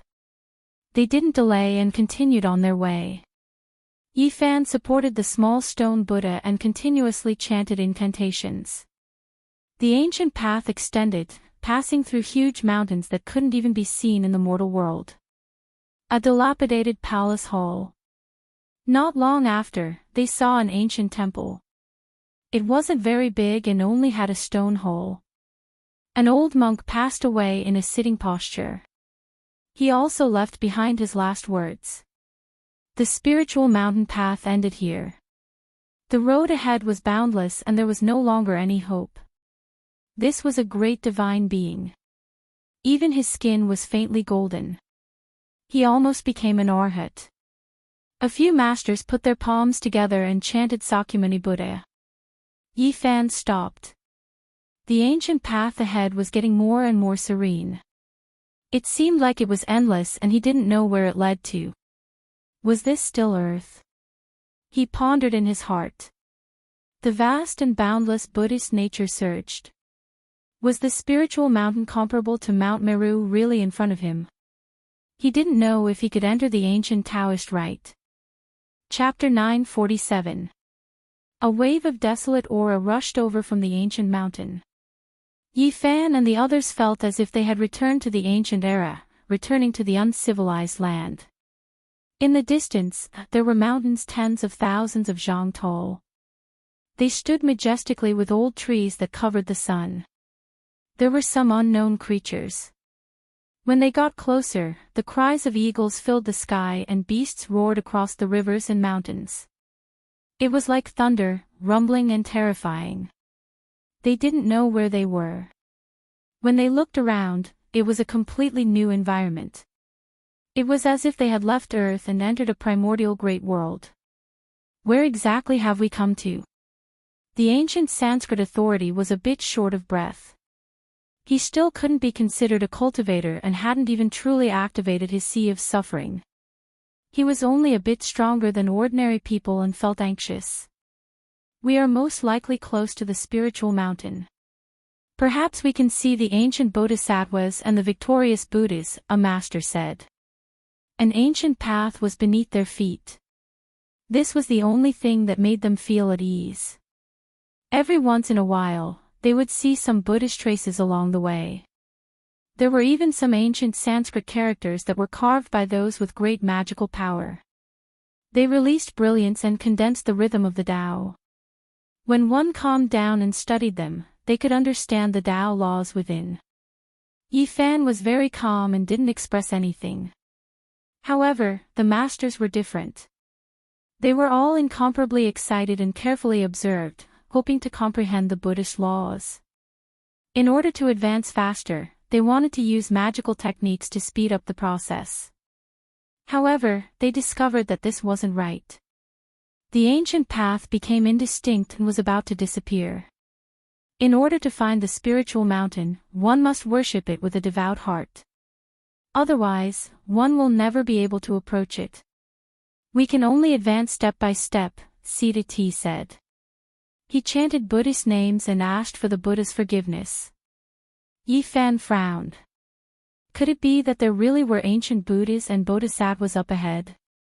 Once they advanced on foot, the ancient path appeared on its own. It was extremely strange. This is the work of a great technique. It is vast and unfathomable. The spiritual mountain really is an extraordinary place. In the end, after walking for a long time, he discovered some clues. There were mysterious Tao patterns and laws circulating. After advancing for over 100 li, a dilapidated land appeared in front of them. Beside the ancient path was an expanse of ruins. Waves of crying and wailing could be heard, giving people goosebumps. It was extremely terrifying. The temple had become a desolate place with broken walls and overgrown weeds. The Buddha nature of this place had been completely lost, and there were only waves of yin qi blowing over. His cries didn't stop, and he rapidly approached like a bolt of lightning. In the blink of an eye, he pounced over like a malicious spirit demanding his life. However, the small stone Buddha in Yi Fan's hand was emitting Buddha's light, so the evil shadow didn't dare to get too close. It flashed left and right, appearing and disappearing in the wilderness at an incredible speed. The expressions of Siddhartha, the 2 old monks, and the 4 gurus changed. This speed was much faster than theirs and was not something they could fight against. Fortunately, they saw that Yi Fan's expression did not change and was calm. Only then did they feel relieved. Wow! A loud cry that sounded like a baby's cry exploded in their ears. A gray figure finally appeared. It was an old monk wearing a gray monk robe. His body was tall and sturdy and was surrounded by black gas. His face was fierce and his eyes were scarlet red. Moreover, there were some fine scales on his face that were as red as blood. They spread to his neck, arms, and other parts of his body. He was somewhat fierce and did not look like a human. Master, why are you in such an evil state? The authority of ancient Sanskrit asked. He had not truly stepped into the world of cultivation and could not see the depth of this person. This person's Buddha nature has disappeared and he has long lost his true self. Now, only an evil thought is supporting his body, or perhaps he is already dead, an old monk said. What a pity. This person's realm is far higher than ours. Why is he lost here? A guru was bewildered. Are you also looking for Spirited Mountain? I hate. The old monk with scarlet-red eyes was awe-inspiring. Black gas curled around him, making him look like a malicious spirit. He said in a mournful voice, "You wholeheartedly seek Buddhism, but you can't see Spirited Mountain. You have searched for it 9 times out of 10, but in the end, there is no result. What is the point of worshipping Buddha?" Everyone immediately understood. He carried endless resentment, which was why he had such a demonic body. It was pitiful and lamentable. He had already abandoned Buddhism. Even Buddha is dead. What are you all still searching for? It's an illusory spirited mountain. So what if you go up? I will enlighten you all. The gray-clothed old monk was dripping tears of blood. He shouted loudly as he rushed over. Everyone sighed inwardly. This person worshipped Buddha his entire life, yet in the end, it was all for naught. He died on the path of seeking Buddha, and only then did he turn into endless resentment. When he raised his hand, an alms bowl appeared. It was as if a purple gold dome of heaven was pressing down, illuminating everyone below. Astral radiance burst forth, and apart from the ancient path beneath their feet, the great earth in all directions quickly collapsed. Chilly winds roared angrily, and great trees were uprooted. The expressions of several gurus changed. This type of power far surpassed theirs, and they could not block it at all. If Yi Fan was not here, they believed that this attack would definitely turn everyone into ashes. Ding! Yi Fan raised his hand and pointed out. A golden finger stopped the alms bowl, easily penetrating it and shattering it. An expanse of fragmented light appeared in the sky. This demonized old monk cried out loudly as he flew out, smashing into an ancient temple. Ah! A mournful cry sounded. This old monk's face was sinister, fangs grew out of his mouth, and blood dripped from his eyes. He roared loudly as he rushed over again. Yi Fan raised his hand and pressed forward. It was as if a large golden millstone was pressing down, pressing him onto the ground and making him unable to move. This was the embodiment of a great divine ability. On the side, the gurus' faces were all filled with shock. In their eyes, this was a demonic figure that was difficult to enlighten, yet it was so easily suppressed. Yi Fan lightly sighed. He didn't crush him into pieces. From a certain perspective, this was a pitiful person. He believed in his entire life, yet in the end, it was all for naught. His body died, and his Tao disappeared. Only a mouthful of resentment remained. Please allow us to send him off. Shimodi couldn't bear it anymore. He walked forward and clasped his hands together in greeting. Yi Fan nodded and didn't say anything else. The gurus walked forward and all of them sat cross-legged beside the demonic monk. They chanted scriptures, wanting to dispel all the resentment and send him to the afterlife. Namo Amitabhaya, Dota Jia Duoyi, Duo Di Ta, Amitabhapai. Not long after, the old monk who was pressed down by Yi Fan's large golden palm was completely dispelled. The blood-colored scales on his body also disappeared, and the expression on his face gradually became peaceful. Finally, Yi Fan raised his hand. This old monk turned into a ray of holy light and sat up. He chanted Namo Amitabha, turned into a rain of light, and disappeared, dispersing all the resentment.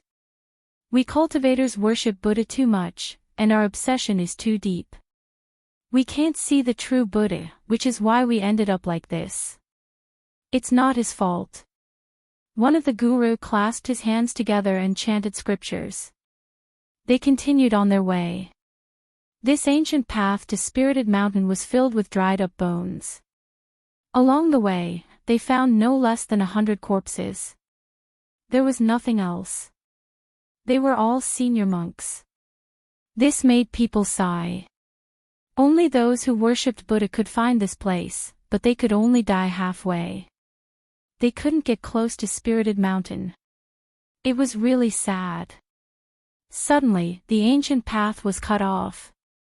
A pitch-black abyss lay in front of them, blocking their way. The path to Spirited Mountain was still faintly visible on the other side. Is this a test? Yi Fan asked. No, this is because the secret words we received from our ancestors weren't complete. That's why the path was cut off. Now, it seems like we can only rely on ourselves to cross over and connect the broken path, an old monk said. During this process, Yi Fan kept chanting incantations and used his own mana to support the small stone Buddha. Only then could the ancient path not extend forward. At this moment, it was finally blocked. Alright, let's cross over. Yi Fan wanted to enter the Spirited Mountain to take a look. Since the fluctuations were not inferior to Mount Meru, there must be a shocking ancient Spirited Mountain. Oh! Suddenly, a mournful cry rang out. This abyss was filled with black mist. There were ghosts crying, and there were all kinds of demons and ghosts struggling inside, wanting to rush out. This is the Chaos Demon Abyss. Before Buddha achieved the Tao, he suppressed and killed all kinds of demons. Many of them filled this abyss, Siddhartha said in surprise. This abyss couldn't be flown over. It was condensed with the killing intent of countless demons, turning it into a killing field. One could only rely on one's own body to cross over step by step. Is that so? I also want to see what the demons Buddha killed were like. Yi Fan said. His body released golden light, enveloping the few of them. He walked above the abyss, stepping on the evil spirits that rushed up one after another. Demons were dancing in disorder. Countless great demons and demons were formed from resentment. They rushed up into the sky. Although they no longer had the mana they had when they were alive, they were still incomparably terrifying. They rushed over while crying. Hong long long. Thunder and lightning rumbled outside Yi Fan's body. His gold saint domain spread out, and he was like a god traversing hell. He walked above, and in the process, he really saw a few powerful characters. Bang! A sect master-level demon was turned into black light by his finger and turned into nothingness, frightening away a group of evil spirits. Then, when a huge white skeleton appeared, the entire Chaos Demon Abyss was thrown into chaos. A demon with a skeleton. Yi Fan's eyes lit up. This was too rare. He was extremely powerful, and the skeleton didn't shatter after taking a blow from him. He fought a great battle with him. He was as fast as lightning, leaping like a dragon, jumping like a tiger, leaping like a monkey and striking like a snake. He struck out a total of 18 times, and with a boom, that snow-white skeleton was shattered. At the side, a few Indian monks were all alarmed. After a long time, one of them said, "If I'm not wrong, this skeleton belongs to a guardian Vajra of our Buddhist sect. He fell into the demonic path, and his bones are immortal. How could he be shattered like this?" They couldn't understand. The guardian Vajra of Buddhism had an indestructible body, and even death couldn't injure it. Just how powerful was this young man in front of them? His corporeal body surpassed Buddha's. The Chaos Demon Abyss was really a dangerous place. Demons, devils, and ghosts would rush out from time to time. They were bound here and wanted to drag the living down with them. It was difficult for ordinary people to pass through. The few masters all knew that no matter how many people came, they would die. It was impossible to pass through. The evil spirits inside were all formed after the death of ancient divine beings. However, Yi Fan's battle strength was astonishing. Although he encountered a few fierce battles, he won all of them and killed his way through. The strength he displayed was close to that of a god in the eyes of these people. He kept suppressing all kinds of demons and was invincible. Not a single person could stop him. In the end, Yi Fan killed his way through the Chaos Demon Abyss and smoothly stepped onto the broken road. Boom! Waves surged into the sky, hitting high into the sky. It was a vast expanse. This was a vast and boundless ocean, blocking their way. The sound of waves was deafening, making people feel like they were in a dream. They didn't know how many miles they had walked, but they actually came to such a place. The ancient road was blocked, and in front of them was a boundless ocean. How is this possible? Have we walked out of the Tibetan area? The ancient Sanskrit monk was stunned. This is the Sea of Bitterness. If we want to get close to the spiritual mountain, we have to cross it. This might be the real earth. What we see on a daily basis might only be a part of it, an old monk said. The Sea of Bitterness is boundless. Turn back to the shore before it's too late. Do we still want to cross it? Another old monk said. We won't turn back until we see the spiritual mountain, Yi Fan said softly. The few of them had seen his great divine ability. Hearing him speak like this, it naturally represented their unanimous decision to continue forward. Yi Fan stretched out his hand and pointed. A purple copper warship appeared in the void, allowing them to board it. It slowly rowed across the boundless Sea of Bitterness, advancing towards the shore. Boom! Raging waves beat against the shore and raging waves washed the sky. That black ocean was terrifying. Every time it surged, it seemed like the world was going to be turned upside down. There were actually living creatures in the sea, whistling over. They were shocked. After traveling for hundreds of miles, densely packed white bone claws stretched out from the sea. There were even terrifying demons rushing up to attack the warship in the sky. It was much more terrifying than the chaotic demonic abyss. There were unfathomable evil spirits inside, emitting a monstrous aura. Yi Fan took out a copper lamp. He had a human body and a ghost face as he hung on the bow of the ship. In an instant, the wind and waves calmed down. All the demons and ghosts disappeared, no longer stirring up trouble. This was the copper lamp he picked from the ancient Mars. It was left behind by the Gautama Buddha in order to suppress the vengeful spirits with great divine physiques. It was a strange secret treasure that burned the oil of ancient saints. Everyone was shocked. This Sea of Bitterness was definitely incomparably terrifying. If they traveled normally, perhaps even the golden Arhat would fall. They never thought that because of the existence of a copper lamp, everything would be smooth sailing.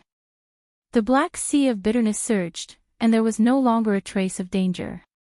However, they could feel that there were extremely terrifying demons swimming under the sea. They would peep above from time to time, but they didn't dare to approach. This copper lamp emitted a long green light, and its shape was vivid and lifelike. It had a human body close to the Tao, a sinister ghost face, and a tongue as the wick. The flame danced, and it actually burned out ancient talismans that surrounded the entire copper ship. Moreover, a skinny little old man appeared. He squatted at the bow of the ship and smiled strangely at them. It was indescribably evil, causing the Indian gurus to feel a burst of fear. This wasn't the first time Yi Fan saw him, so his expression didn't change. It had to be said that this copper lamp possessed divine might that could suppress all evil spirits. An entire 9 days passed, and not a single demon jumped out along the way. Even the entire Sea of Bitterness had calmed down, intimidated by it. 9 days later, they reached the other shore. When they looked forward again, a great mountain that was tens of thousands of zhang tall towered into the clouds. It was incomparably majestic. Spiritual mountain, we're about to reach the ancient spiritual mountain Tao, right? The old monks were all incomparably excited. Yi Fan didn't say anything. He felt a boundless, undulating fluctuation of Buddhist nature. He knew that they were truly approaching the legendary spiritual mountain. That's, a day later, they passed through one great mountain after another. Specks of light appeared in front of them, and the radiance of divinity pervaded the air. Yi Fan was also shocked. He cultivated the heavenly eye, so he could naturally see even further. He had long seen the miraculous scene on the horizon. Divine light danced in the air, turning into a sparkling and brilliant rain of light. And there was an ancient Bodhi tree. Its branches were like horned dragons, extending in all directions. Its leaves were verdant and glistening, and there were fluctuations of the great Tao. Under the ancient tree, there was a middle-aged man in his 30s sitting cross-legged. He was untainted by even a speck of dust, and his body was imprinted in the void, merging with the great Tao. It was as if he was sitting in 3 different spaces. Sakyamuni Buddha. After Samodhi and the others saw clearly, their heads immediately swelled and they almost exploded. They all knelt down at the first moment. Yi Fan was also shocked. This person's appearance was truly special. It was exactly the same as the Sakyamuni Buddha statue in the temple, and at this moment, it merged with the great Tao. Chapter 948. Sakyamuni at the end of the road. This was beyond everyone's expectations. Even Yi Fan was stunned. The old monks kowtowed with great sincerity. They chanted the name of Buddha and touched their heads to the ground. Sparkling flowers floated down one after another, producing rustling sounds. However, this only served to make the world even more tranquil. An ancient Bodhi tree was rooted there. An otherworldly man sat cross-legged under it, merging with all living things and coexisting with the great Tao. His eyes were closed as the sparkling flowers fell on his body. It was as if he hadn't moved for thousands of years. He was peaceful and transcendent. If a person was exactly the same as the Buddha in the temple, it would undoubtedly be an abnormal sign that would make people respect and fear him. Siddhartha and the others kowtowed with each step. They were extremely excited to see Sakyamuni. Even if he died immediately, they would have no other regrets. This was their life's greatest wish. They only wanted to see the true Buddha and kowtow to the Tathagata. On the ancient road to Spirited Mountain, their wish came true. They saw the Buddha with their own eyes. Quasi-Emperor Sakyamuni. Yi Fan's heart trembled. This was a character that only appeared in legends. Now that he had actually seen him, it was beyond his expectations. Sakyamuni was an ancient person from 2,500 years ago. He possessed great wisdom. He studied the Vedas and the teachings of the Brahmins. In the end, he unified Spirited Mountain and created Buddhism. He left behind an illustrious name in history and was famous throughout the world. The guru from India kowtowed with each step. He moved forward amidst the falling flowers while mumbling. He gradually arrived near the ancient Bodhi tree. Yi Fan also moved forward.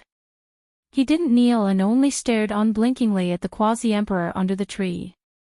His extraordinary temperament made people follow him, as if he could transcend all the worries of the world.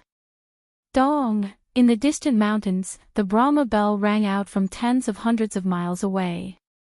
It was so deafening that it made people feel like they were being baptized and enlightened. Deep in the mountains, the ancient temple bell, the Buddha under the Bodhi tree. All of this was like a dream. There wasn't a speck of dust here. Sakyamuni didn't move and didn't speak, but his dharma spread throughout the world. You came too late. Spirited Mountain has already closed. Only when the seas dry up can it reappear in this world. A wave passed over. The figure under the Bodhi tree with his eyes closed spoke softly as if he was talking to them across time and space. Buddha! Siddhartha and the others cheered loudly, continuously kowtowing. They heard the true Buddha talking to them and were extremely excited. Why are we late? We came here with the sacred object to open the ancient path of Spirited Mountain. Yi Fan stood not far from the Bodhi tree and asked for guidance. Spirited Mountain has already withered, it is difficult for it to appear in the mortal world. Although there is a sacred object, there is no secret language, so we cannot open a path. Shakyamuni didn't move. It was as if he was sitting cross-legged in ancient times, but it was also as if he was preaching the Tao from the future. Strands of great Tao's sacred ripples seeped out, forming a divine will that made him seem extraordinary. Yi Fan was endlessly bewildered. Was this really the Sakyamuni? Didn't he already cross the heavens and enter the depths of the starry sky? How could he possibly see him here? Back then, he had seen the back of great Emperor Wuxia in the Purple Mountain. At first, he thought it was real, but then he realized that it was just a shadow that had been imprinted tens of thousands of years ago. Could it be that what he saw was the same?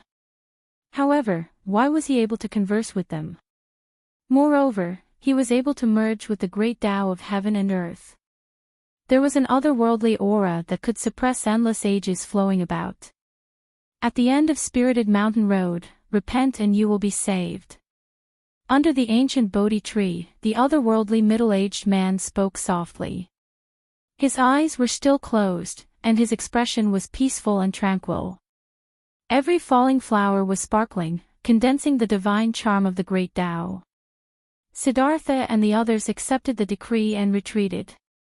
However, Yifan didn't move because he saw the verdant ancient Bodhi tree petrified at this time.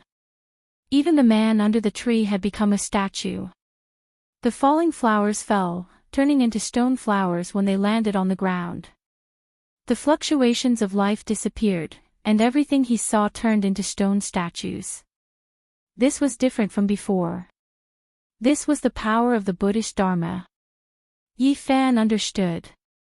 The Sakyamuni had walked down the ancient starry sky path, so it was impossible for him to still be on earth. All of this was formed by the great magical power of the past. Moreover, if it was truly a quasi-emperor, they might not be able to get so close to his physical body. The great Tao and all things merged together. What they saw was only the Dharma of the past, not the body of the present. This is. The old monks from India were all trembling. They thought of a legend. The Buddha had 10 great disciples. Before his true body left, the 10 worked together to create the Sakyamuni Buddha's body, which stood on Spirit Mountain Road. This was the work of the 10 great disciples of the Buddha. This incarnation of the Sakyamuni Buddha could display part of his divine abilities. What they saw just now couldn't be considered false. From this, they could also infer that the Spirit Mountain was close and not far ahead. However, Siddhartha and the others all stopped and were unwilling to take another step forward. They solemnly followed the Sakyamuni's decree and didn't dare to disobey it. The Spirit Mountain is in sight.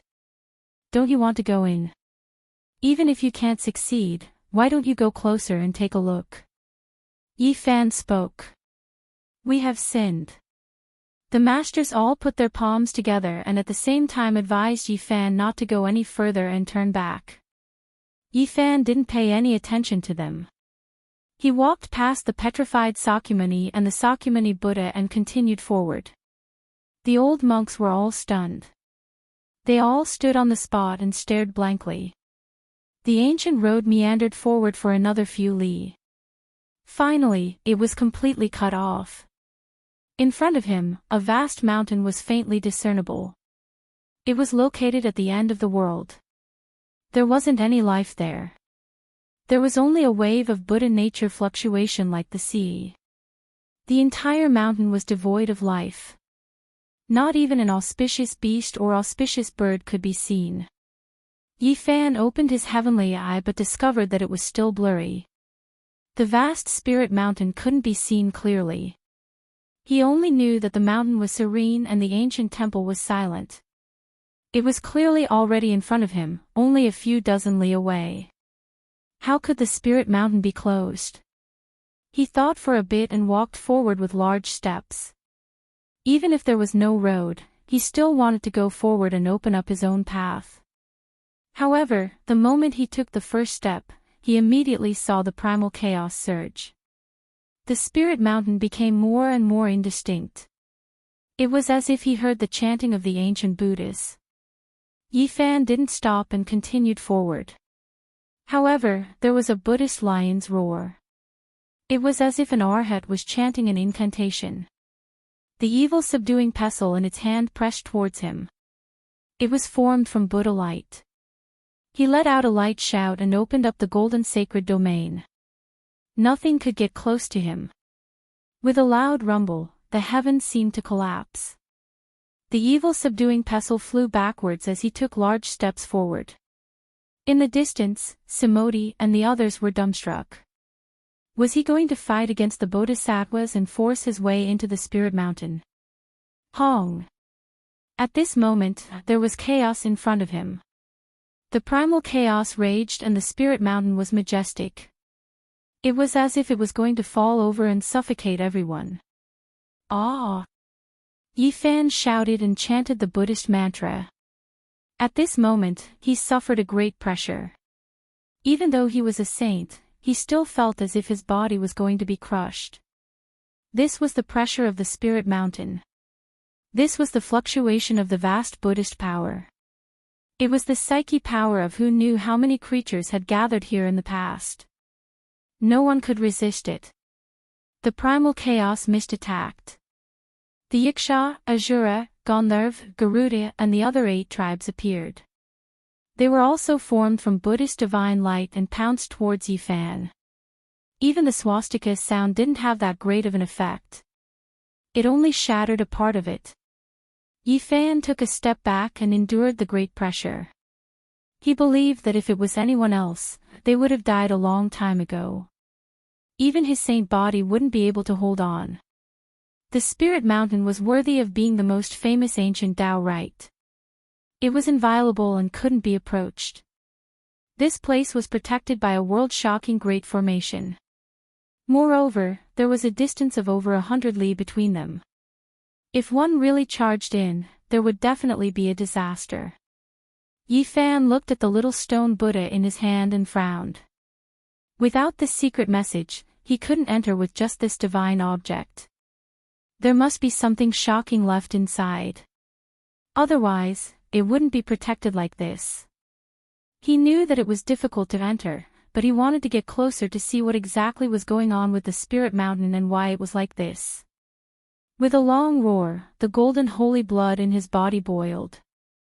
It was like a great river, rushing into every meridian and releasing waves of thunderous sounds. It shook the 9 heavens and resonated with the great Tao. Yifan's entire body shone. He used the travel formula and activated all kinds of phenomena. He directly killed his way over and finally got a bit closer. He vaguely glanced at the old monk sitting on the cliff and beside the Buddha platform. It was deathly quiet. There wasn't a single blade of grass or tree. Everything was withered. The spirit spring and pond were all dried up. There wasn't the slightest bit of vitality. It was as if no one had stepped here since the ancient times. A withered spirit mountain. This was the truth. Ancient temples stood tall and there were many temples everywhere. However, there wasn't a single person, not a single bodhisattva, not a single ancient Buddha. No living creatures could be seen. It was completely silent. One could see Buddhist treasures and great artifacts covered in dust. There was no one alive. It was deathly quiet. The power of the mountain was boundless and immeasurable. It was even more terrifying than a true ancient star. Yifan couldn't get close and was forced back by the boundless fluctuations. A strand of golden blood flowed out from the corner of his mouth.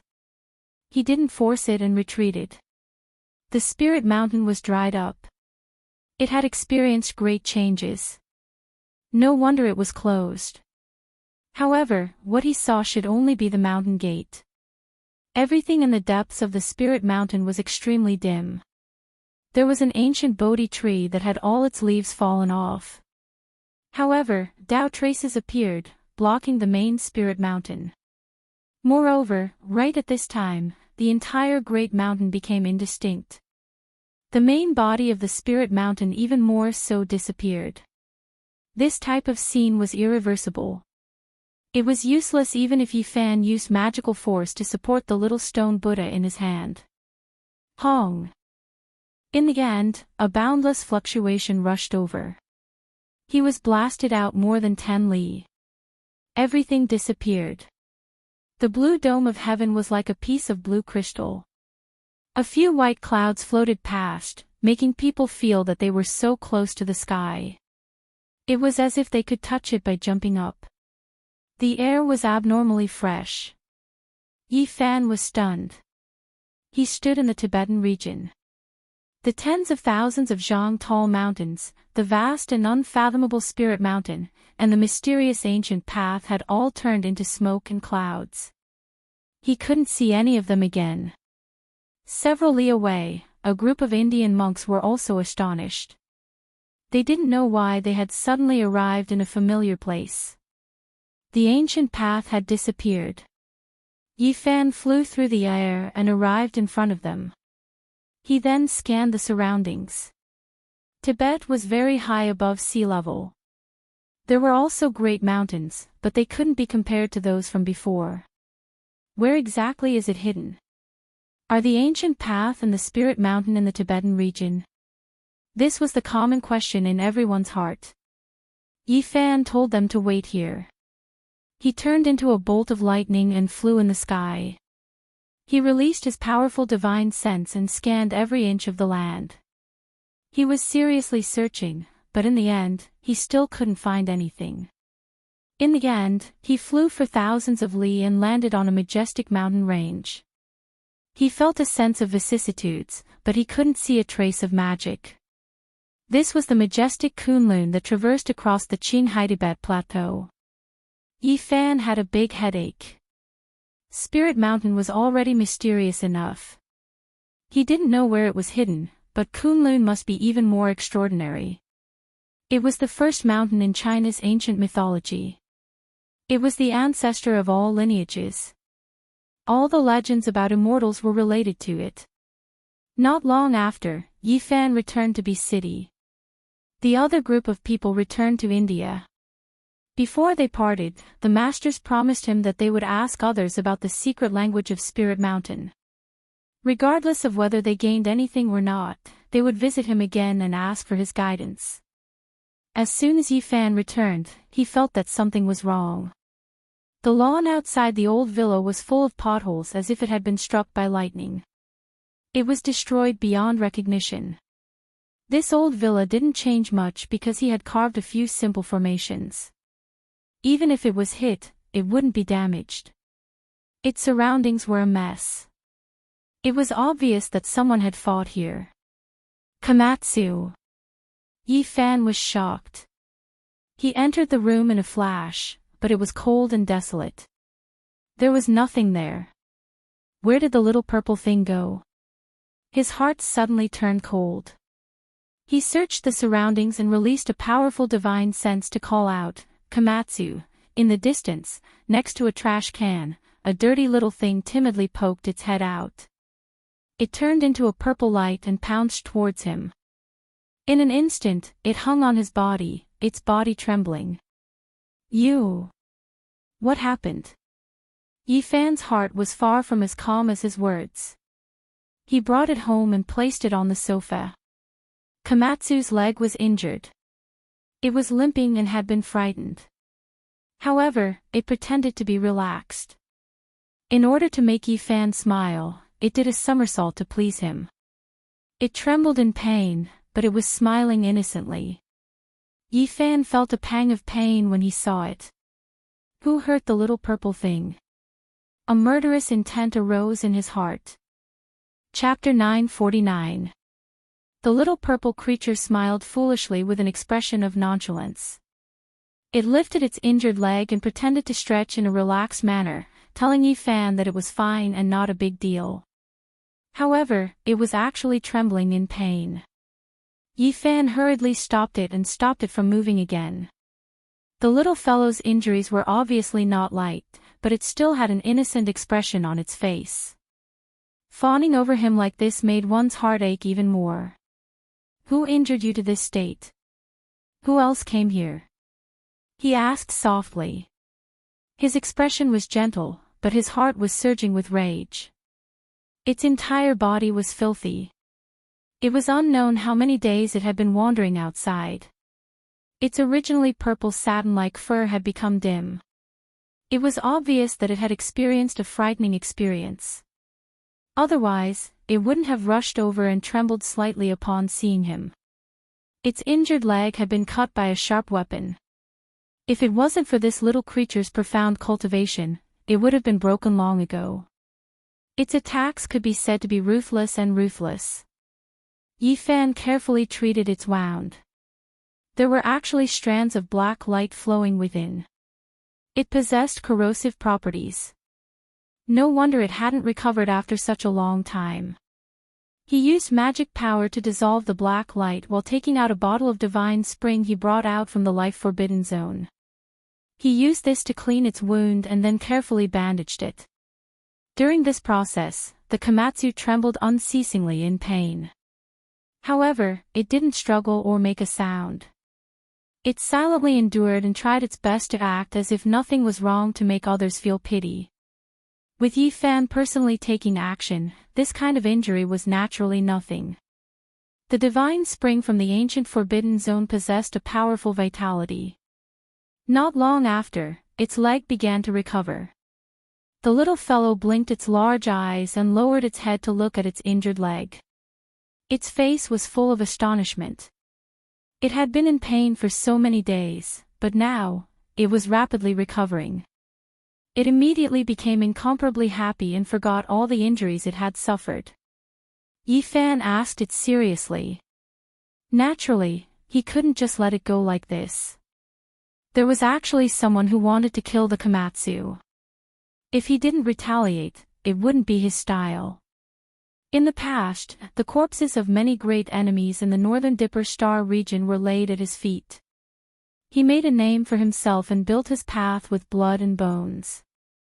Now that he had returned to the age of chaos, how could he endure being bullied and humiliated? The Komatsu was very weak and kind as it recounted the events of that day. Yifan had been gone for half a month. During this time, someone had found this place. The little purple thing was very afraid of strangers. It hid in the room and did not go out. This was also what Yifan had told it before he left, telling it not to run around. The person who came was a demonic youth with cultivation. He seemed to be injured and spat out a mouthful of blood. Komatsu was very pure and kind. It bit out a small piece of the scarlet moon fruit that Yifan gave it and brought it to that person. It didn't think that it would almost be killed. That person spat out a divine all and injured the little purple fellow's leg. Then, lightning struck down and blocked its way back into the room. Komatsu's fear of thunder and lightning was almost innate. In the past, its mother had been injured to protect it, and when she died, it happened to be struck by lightning and thunder. Once, it was almost struck to death on a stone mountain. Therefore, when it was ambushed by the strange young man, it almost suffered a great calamity. In its panic, it didn't know which way to go and left this place. It waited for many days, hiding beside the underground sewers and trash cans in fear, until Yifan returned. After learning of all this, Yifan did not say much. He gently rubbed its head.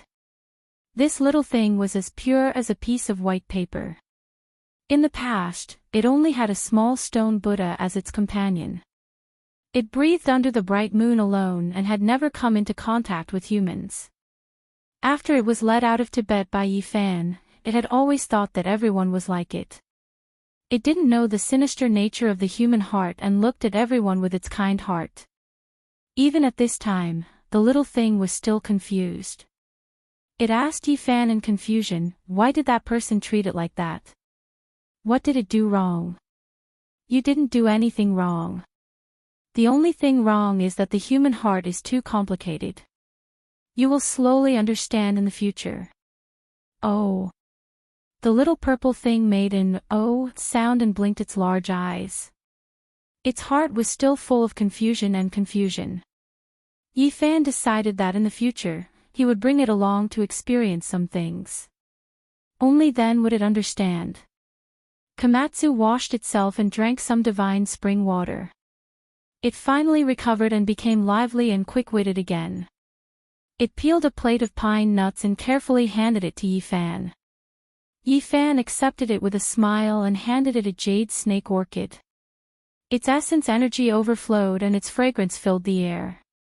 That day, when he and Pang Bo left, they spent a great deal of origin energy to purchase many spirit medicines. The little purple thing's large eyes lit up. It was incomparably happy to be held in his arms. All of a sudden, it forgot all the pain it had suffered and laughed without a care in the world. It was very easily satisfied. Yifan didn't need to think to guess that it was most likely related to the holy jade bottle in the auction. Only it could attract a cultivator. As expected, there was soon a clue. It was a strange young man who had won 3 auctions in the past.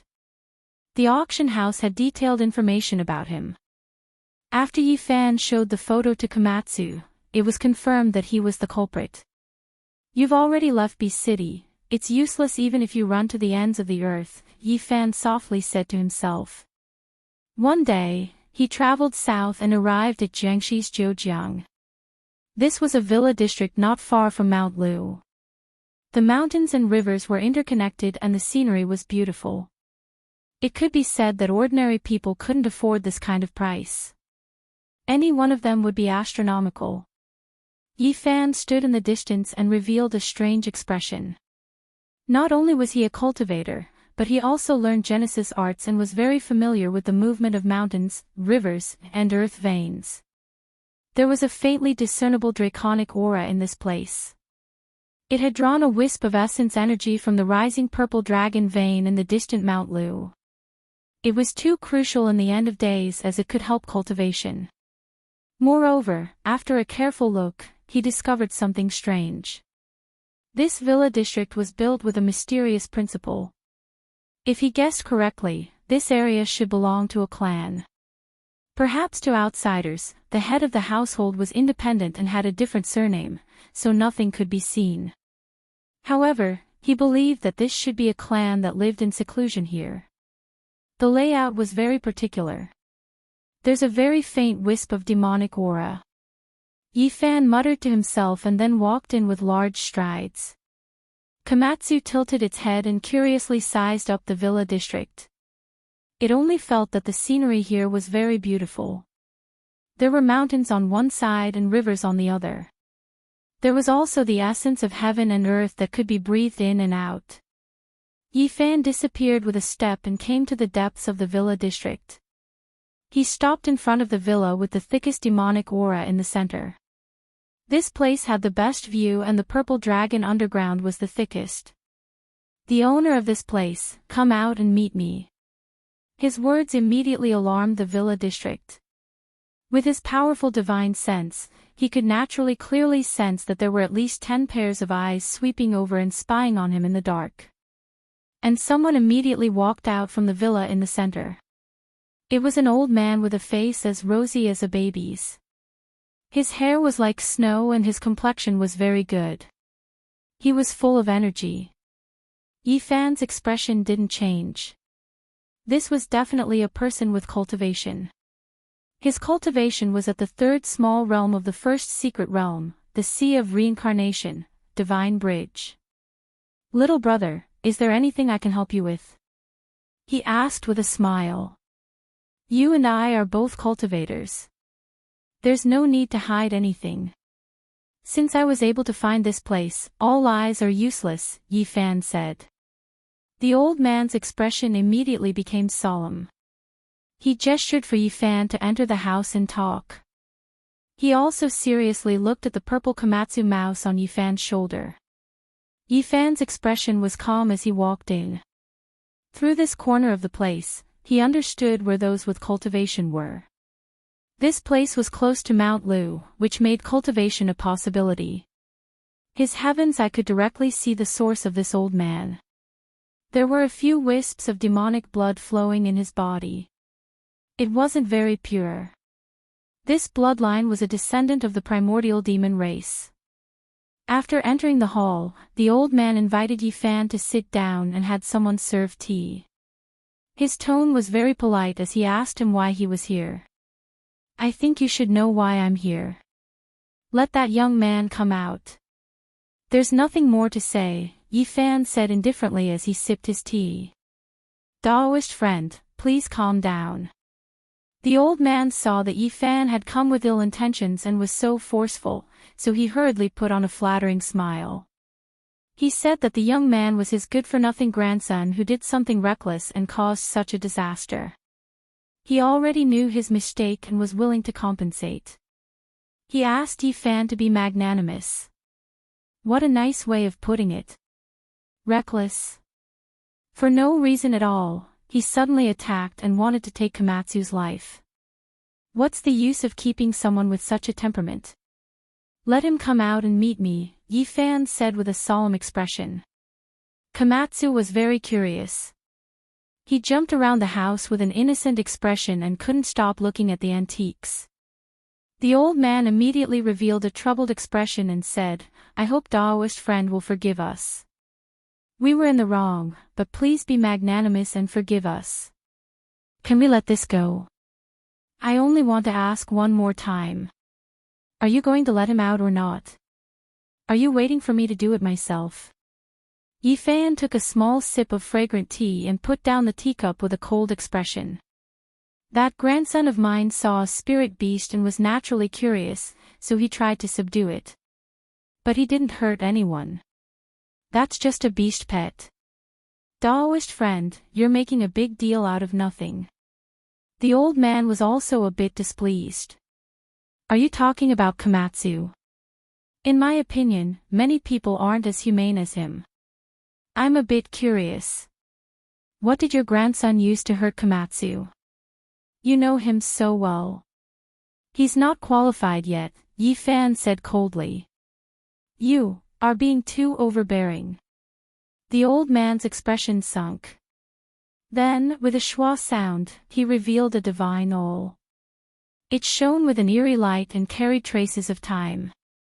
A sect master-level magical treasure. Yi Fan was astonished. It was truly rare to see such a powerful weapon in this cultivationless age. Soon after, he understood that during the ancient times, there were many sects on Earth and experts were as common as clouds. Naturally, there were many powerful beings, so it wasn't a big deal to have weapons left behind by them. This is the weapon, said the old man. It was clear that he didn't display this weapon without the intention of intimidating others. After Komatsu saw this flickering divine awl, its body immediately trembled. It clearly remembered its encounter that day. Yi Fan gently rubbed its head and said, I'll refine it into a small knife for you to trim your nails in the future. The old man's expression immediately changed. He said, Young man, you don't know the immensity of heaven and earth. You're too presumptuous. At the same time, the door was pushed open and another old man walked out. It was a cultivator from the Holy Palace's secret realm. He said coldly, You should know that in this world, there are some people you can't afford to offend. My clan has existed since the ancient times and has never fallen. Who dares to be presumptuous here? So, you guys are considered immortal inheritances from ancient times. Yi Fan laughed. Ah, how many years has it been? No one has dared to come here and cause trouble. Young man, you're too young and too ignorant. Have you not heard of Zhejiang? It's not a place you can provoke. The old man who came out later shook his head. At the same time, a young man walked out. It was the bewitching young man Yi Fan was looking for. He sat down casually to the side. Komatsu's body suddenly trembled. The last time it was injured, it clearly remembered. It was kind enough to take out a spiritual medicine to save someone, but it was almost killed. It still didn't know what it did wrong. Yi Fan pointed with his finger and the young man was immediately fixed to the wall. Yi Fan waved his hand in the air and 5 finger marks appeared on the young man's face. There was a crisp sound. You've gone too far. How dare you behave atrociously in Zhejiang? The two old men's expressions changed. Is that so? I just don't know the immensity of heaven and earth. I just wanted to provoke you. Let's see what you can do. If you anger me, I'll turn Zhejiang upside down. You can't leave today. You'll regret it." The two old men shouted and rushed outside, asking their disciples to invite people. They had obviously realized that Yi Fan was not someone to be trifled with.